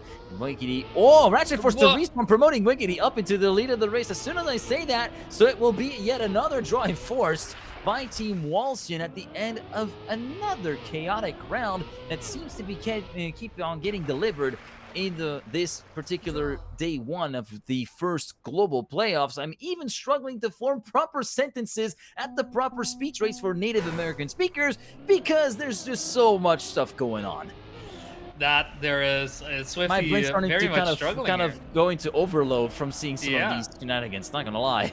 It's one of the very odd rounds where Swifty seemingly, having the upper hand and then somewhat fumbling it at the end, right? Not be able to keep the focus for the full minute that these rounds are going, which is understandable. There's a lot happening in this track, a lot of things to navigate to make your way around, and because of that as well, Walston, despite this round not being able to quite match it, have been able to stay close. We can watch with a respawn though. That may be the opening that Swifty needs. I mean, they already have the lead. Bozbez goes for the inside checkpoint, whereas Ratchet goes outside, loses a lot of speed entering into the ice still though, with Ratchet in first place.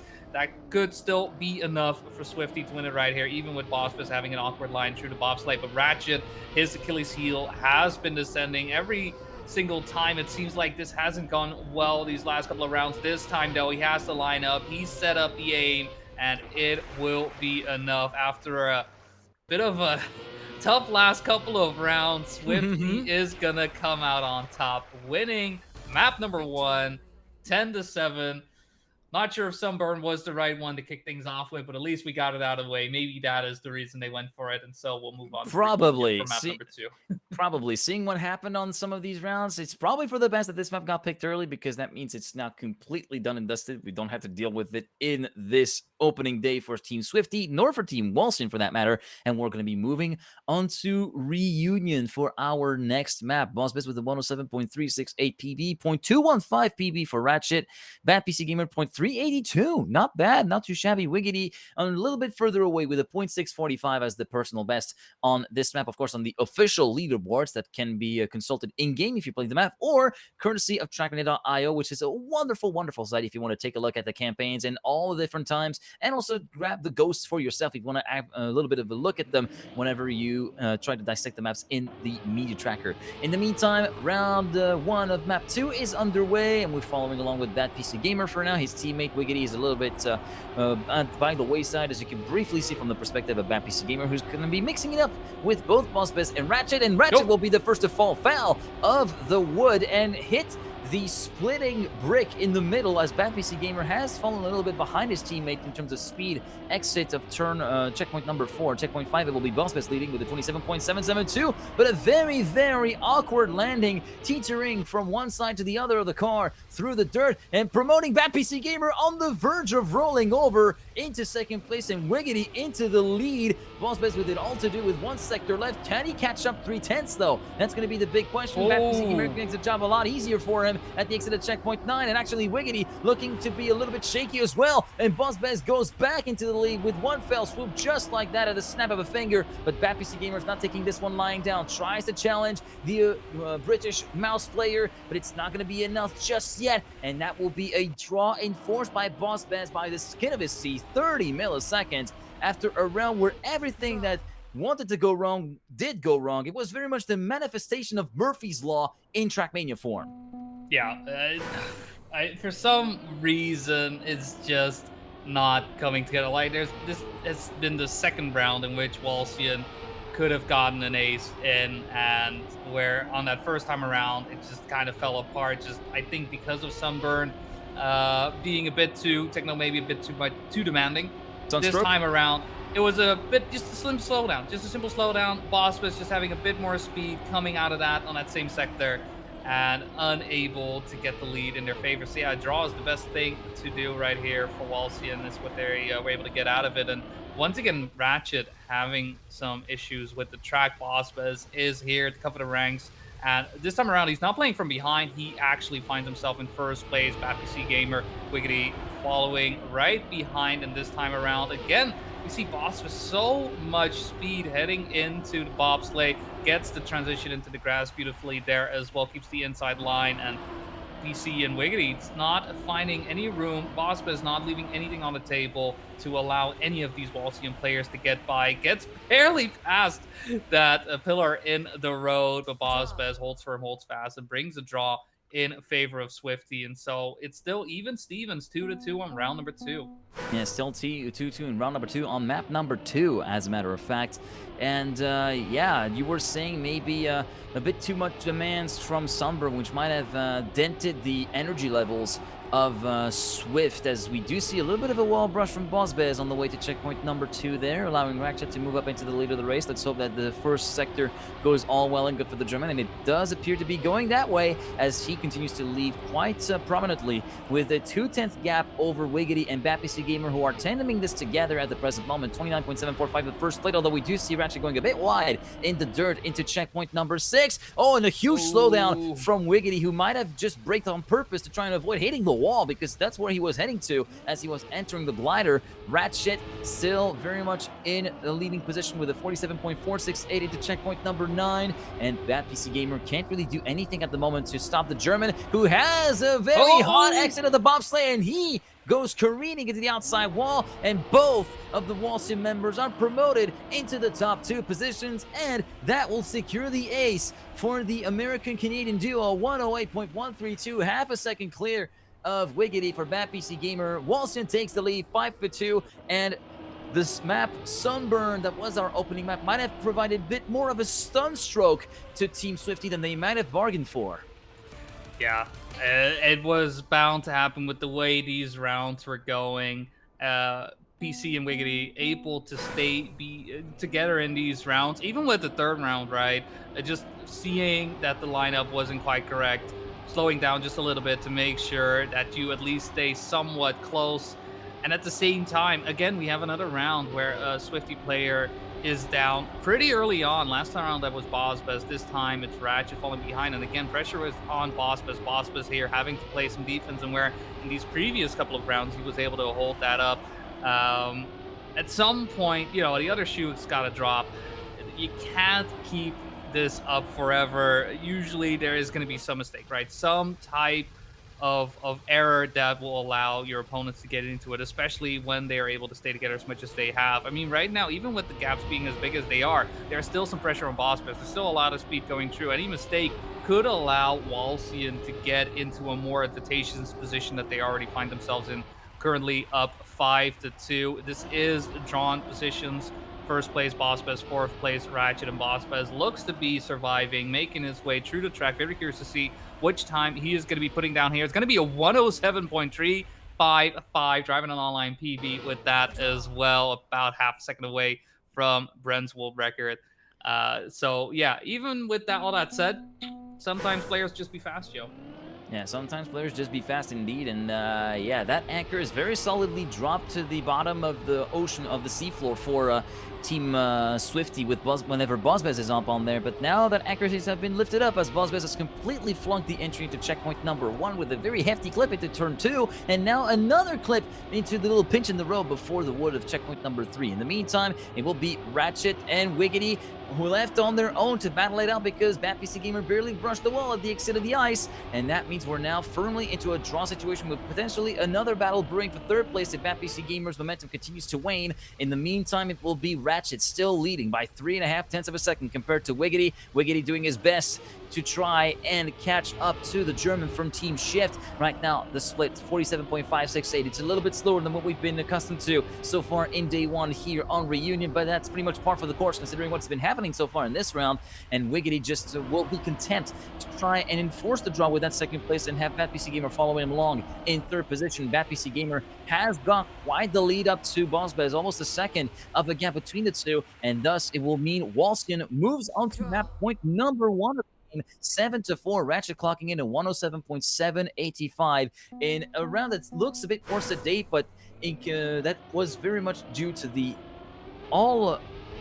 I'm starting to completely lose it out. I'm very sorry about this. All right, guys. You get the idea. There was a lot of mistakes happening left, right, and center, and one of the key factors was Bosbez, which was the heavy carry for Team Swifty so far, has been completely MIA in the previous rounds. Yeah, and that's, I think, has been the biggest issue for Swifty here on Reunion. It's just every single time there is some error, either Bosbez or Ratchet, quite early on, finding themselves down and out, and Walsian can put up the pressure, right? Can push to make sure that things go in their favor. This time around, much of the same occurs a bit later on, but it just doesn't seem like Bosbez and Ratchet have to focus at the same time, right? They both have been able to drive some good rounds on this one, but it's just been one good round and a bad round, then one good round and a bad round. And every single time that they manage to link up, something goes wrong, something goes poorly. Bosbez driving a good time here, right? A 107.5. But at no point has Swifty found themselves in a position where they can actually challenge the position that Walsian has put themselves into. They are still on track point, right? They need one victory, but I mean, with the way things are going, and again, an early mistake, Bosbez clipping the outside. Walsian is, like, to a certain extent, feel like it's being gifted to them. Yeah, it feels like the performance from Swifty in the last few rounds has very much been seesawing between the two players, although we do see Ratchet also dropping the ball pretty hard with that little hop from the car at the exit of the wood from checkpoint number 3, allowing Wiggity to move up into the lead of the race. Goes a bit wide, though, having to lift a little bit before checkpoint 5, 30.122, the split for Wiggity, but the American now finds himself to be within the clutches of Ratchet right now. Ratchet, who goes over the Avoid. What? Yeah, No. there you go. He's That dead. was an accident waiting to happen. He was waiting to roll. The car was waiting to roll over. Manages to keep the car on the road, but then completely diverted off course on the way to checkpoint number 8, and that is going to be sealing the deal for Walsian as Bad PC Gamer gets promoted up into second place, and that slowdown is not really going to matter at all in the grand scheme of things. He's going to be letting the glory go to Wiggity in this round as Bombsbez is forced to respawn once again. Wiggity will win the round individually with a 107.925, and with Bad PC Gamer finishing 7/10 down, Walsian scored the ace that will seal the map on a score of 11-5.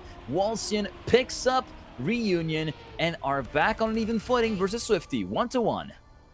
Yeah, and 2 aces in favor of Walsian, and honestly, most of these rounds feeling like they were on the cusp of aces when they weren't, right? So many of these draws came down to a mistake on either Ratchet or Bossbez's side, and it was a matter for Wiggity and PC to make sure that they stay solid, right? Just drive the race that you need to drive. They did so phenomenally, right? They did make a couple of mistakes here or there. We're all human. That is a-okay. But when it mattered most is when they performed, and that is not what Swifty was able to do. I don't think they're going to be happy with the map number 2, and that's definitely one of those things. You're getting tired. You're playing match number 5. You're in the 3rd round. It's 1-1. Are you able to keep your composure? Are you able to stay solid despite losing a map just now after, well, a poor map for that matter? It's not as if they don't have the skill. It's really a matter of mentality, and I'm very curious to see if they will have what it takes to bring it home here. On map number 3, it's going to be Ellipse, and unfortunately, we do have an early mistake from Ratchet, but another mistake coming in on the side of Walsian. Wicked Watch falling behind, so it's going to be Bossbez versus PC here on round number 1. Yeah, Bossbez versus PC, and currently it's Bossbez leading with 4/10 advantage at the end of Sector 1, 23.776 the split at the end of that. We are not going to be setting the world alight with those kinds of split times, but that is not what matters the most for Team Swifty at the moment. What matters is that they're able to put the events of Reunion behind them and try to claw back some momentum by picking away Walsian's second map pick here in this best-of-5 series to prevent the going from getting any tougher and try to advance into map 4 with a bit more of a better position and something that can be salvaged as we go onto sector number 3 with the bug slide, and it's going to be Bossbez continuing to lead quite convincingly this round by half a second, 6/10 now compared to Wiggity, who takes advantage of Bad PC Gamer's wide line through the double right after the drop down from CP11 to move up into second place, and it will be the draw being enforced by Bossbez with 111.562, 8/10 clear of Wiggity Wash, who himself was a couple of hundreds clear of Bad PC Gamer. Ratchet finishes in P4, 2.5 seconds behind this particular teammate. 1-1 at the end of round 1 for Ellipse. Yeah, and with that, the streak of losing a player along the way is continuing for Swifty. They very much need just one clean round from both players just to, bolster confidence, bolster momentum. As right now, again, right, it's despite it being a draw, looking like Walsian has that upper hand. They're not letting up through any of these turns and just doing a phenomenal job along the way. Small mistake coming in on the side of Wiggity, so we'll be behind by about 0.6 of a second. Definitely something to overcome still, depending on how Ratchet and Bossbez will be playing heading in to the plastic reactor section. It's going to be PC facing off against Bossbez for that P2 spot, and for the time being, PC Gamer winning that match. Ratchet has the lead, needs to keep it up. We're 52 seconds in, just a couple of checkpoints remaining. It's going to be a question of whether or not survival is on the table, and Ratchet and Bossbez have lost the second Walsian player along the way. We'll be able to keep it together. We'll be able to get that clean round in, and not just that, get an ace on the board. Yes, sirree. That is going to be exactly what's on the menu. Ratchet with a 110.9 and an ace for Swifty. Finally, it feels like they are able to win a round and not just win ace it at that matter. And a nice breath of fresh air for Team Swifty after all the things that went wrong in the previous rounds, especially on Reunion, where they do not seem to hold them up in high regard anymore after day 1. But right now, Ratchet looking to have a very solid start in that 3rd round here on Ellipse, currently sitting about 1.5 to 2 tenths ahead of his nearest competitor, that being his own teammate Ballsbez battling versus Wiggity for that second position, and BatPC Gamer having relinquished those top 2-3 positions, finding himself way down the order, although Wiggity going up close and personal with Ratchet through checkpoint number 6, 30.609. Not that bad of a split, all things considered, for Ratchet, as he pulls a little bit of a gap to Wiggity in checkpoint number 7, now moving ahead into the plastic reactor, and a huge clip on the outside. That's the same thing that we've seen in a couple of the previous matches that we've seen before. Some players, unfortunately, going a little bit too wide, trying to attack that hairpin of checkpoint 8 in the plastic, and thus clipping on the outside, and it's going to be here that's Wiggity takes over the lead of the race. Ballsbez in second place, BatPC Gamer in third, Ratchet in P4. That situation will yield a victory for Team Walson, which would allow them to start bridging the gap back down to 2 points. Wiggity wins with a 111.01602. Then Ballsbez and BatPC Gamer second and third, Ratchet in P4. Yeah, unfortunate line from Ratchet there, putting himself in P4, but at the same time, great driving right coming in from Walsian. I do feel and seem, just based on playstyle and the pace, Swifty does somewhat have the pace advantage, right? When rounds go well for them, they find themselves in advantageous positions, but that's the key, right? Rounds go well for them. And as long as that is the case, they seem to be able to get points whenever they need it. BatPC Gamer with an unfortunate transition into the sandbox will have to do a little bit of a respawn. So it's going to be Wiggity facing off against Ratchet for P1. Ballsbez trailing behind by just a little bit and actually finding his way past the Walsian player, and a bit of a crash from Wiggity as well. Fortunately, having the reactor does mean that not too much speed is lost, but even then, speed lost is still speed lost, and we see the Swifty players drive off into the sunset. Now the question is, do they have the consistency? Now that the pressure is let go just a little bit, Wiggity behind by about 0.6 of a second. Is that enough for Swifty to hold firm, hold fast? They only have the one turn to go. It's a bit of a long one, but they make their way around. They go right, they go left, they go in, and they get the ace, making sure that that gap of 2 points is extended to 5, scoreline 8-3, and Swifty on track point. Swifty on map point number 2 of the game, making amends for the terrible times that happened in the previous map, as we do see Wiggity going a little bit wide in the hairpin for the whole shot and hitting the brick at the exit of that start block. So we will be one player down already for Team Walson, and the outlook is looking pretty grim for the American-Canadian duo, as BatPC Gamer tries his best to try and stem the flow of points going the way of Team Swifty, but it doesn't look like it's not going to be enough anytime soon with Wiggity's mistake at the start.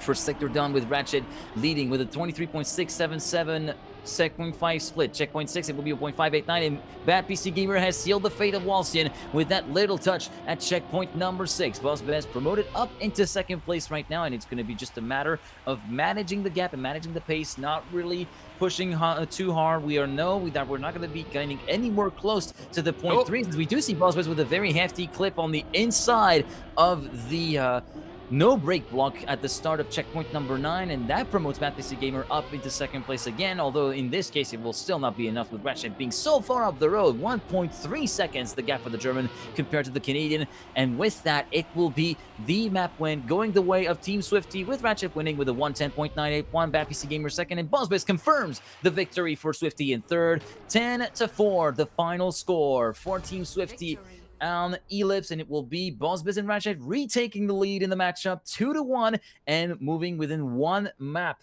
of getting through to day 2, and they're going back to their own map pick this time around, and they must get it right from the first time. They have to go right on Limbo.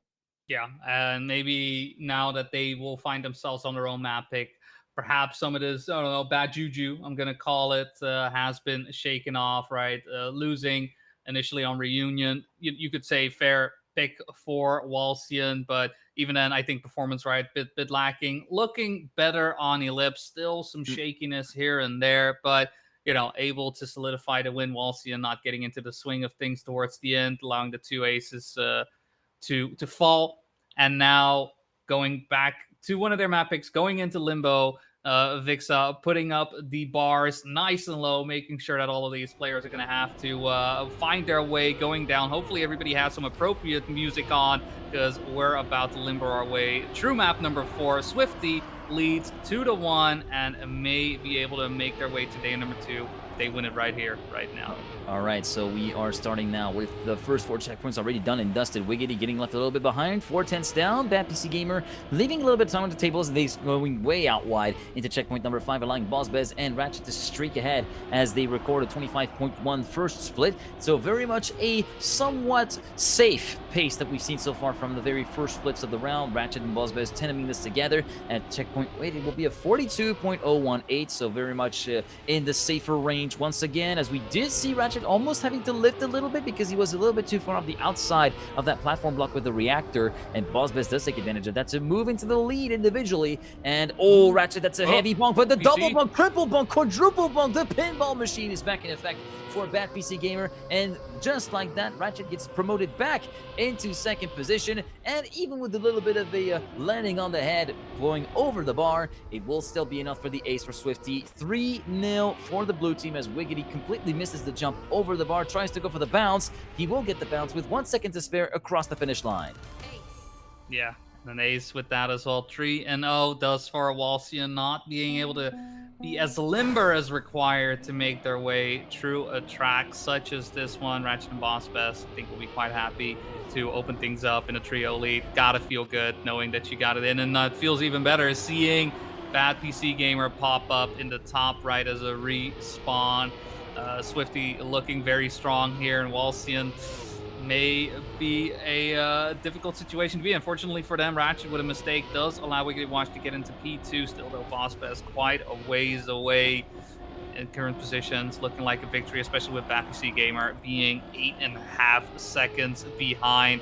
I think Ratchet is going to be very comfortable in that third spot, and maybe hoping for a mistake on the side of Wiggity Watch. Still, though, a lot of space between each and every one of these players. Wiggity Watch having a bit of a slower turnaround there, but makes his way across.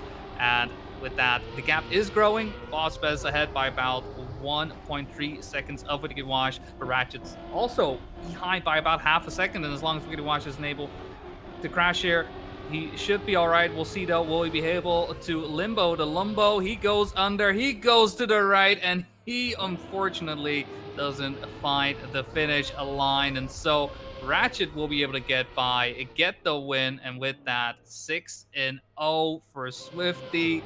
They are cleaning house in these 2 rounds, already getting 6 points. This is very hard for Walsian.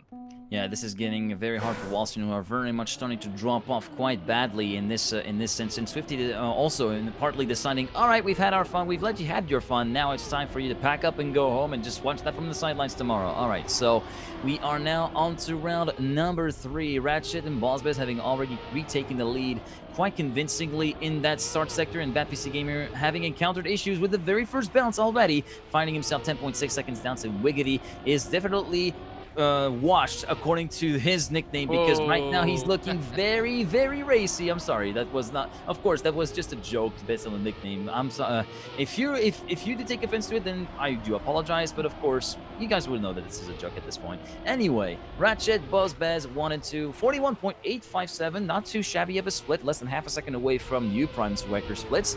And we do have Ratchet pulling away from his teammate, who has a very heavy set landing, allowing Wiggity to move back up into second position. At the moment, Ratchet does manage to get the round secured, with the victory very much in the hands of Team Swifty, and a new PB, actually, a 105.867.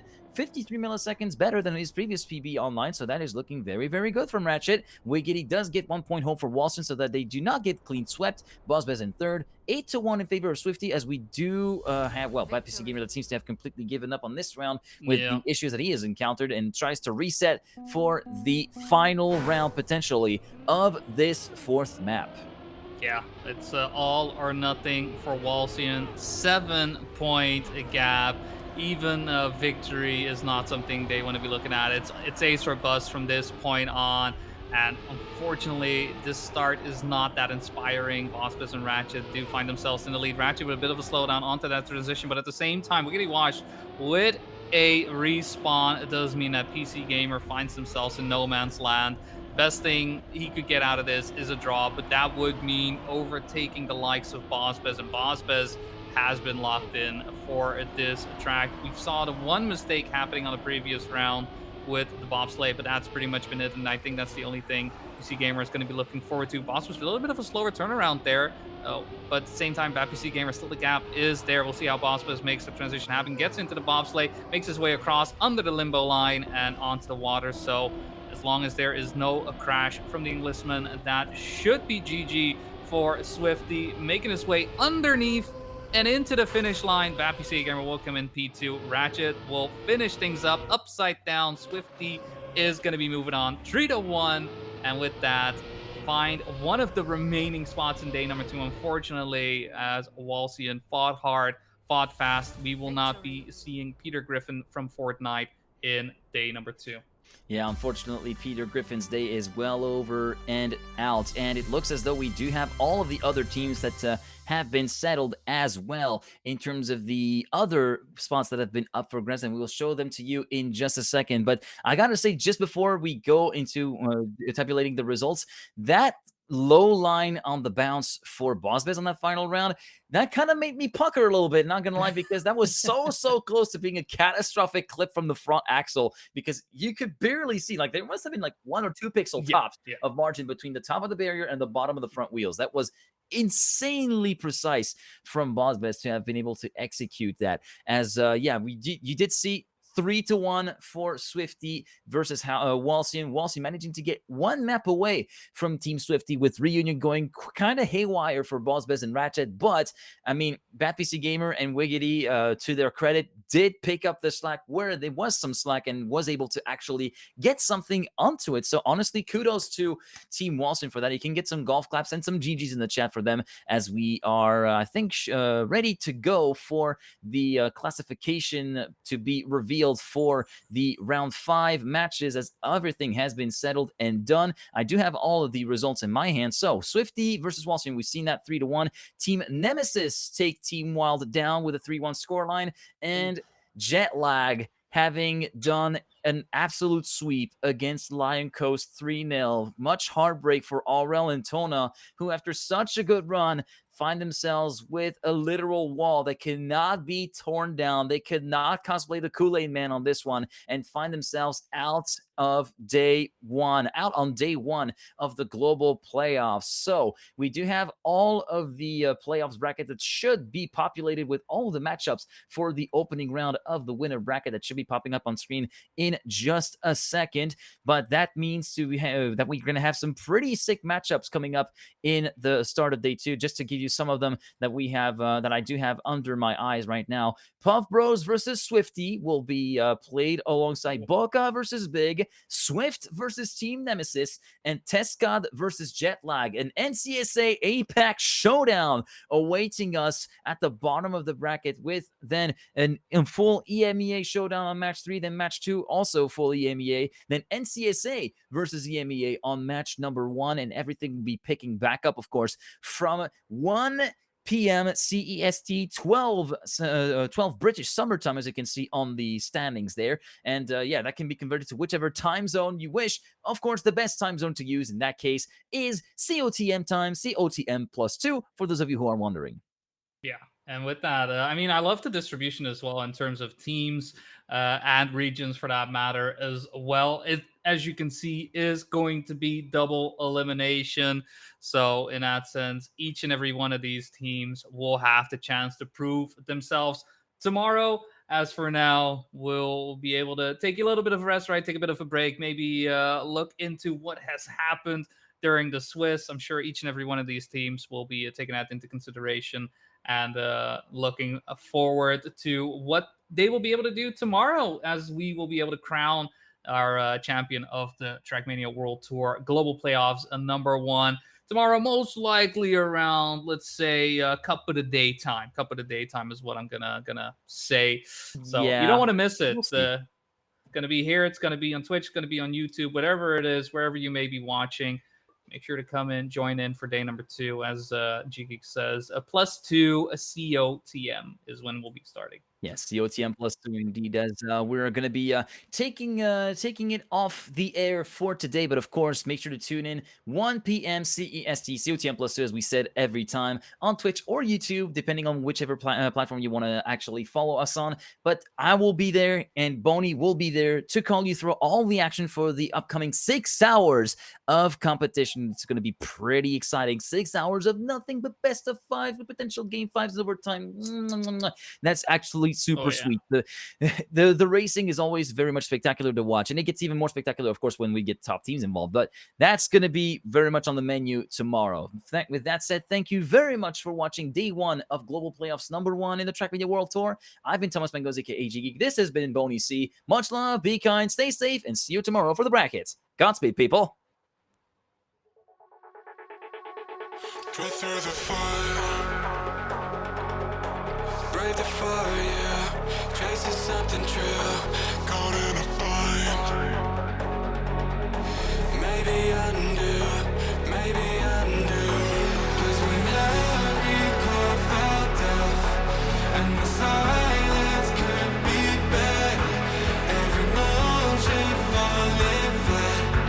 Had to leave you, had to leave you.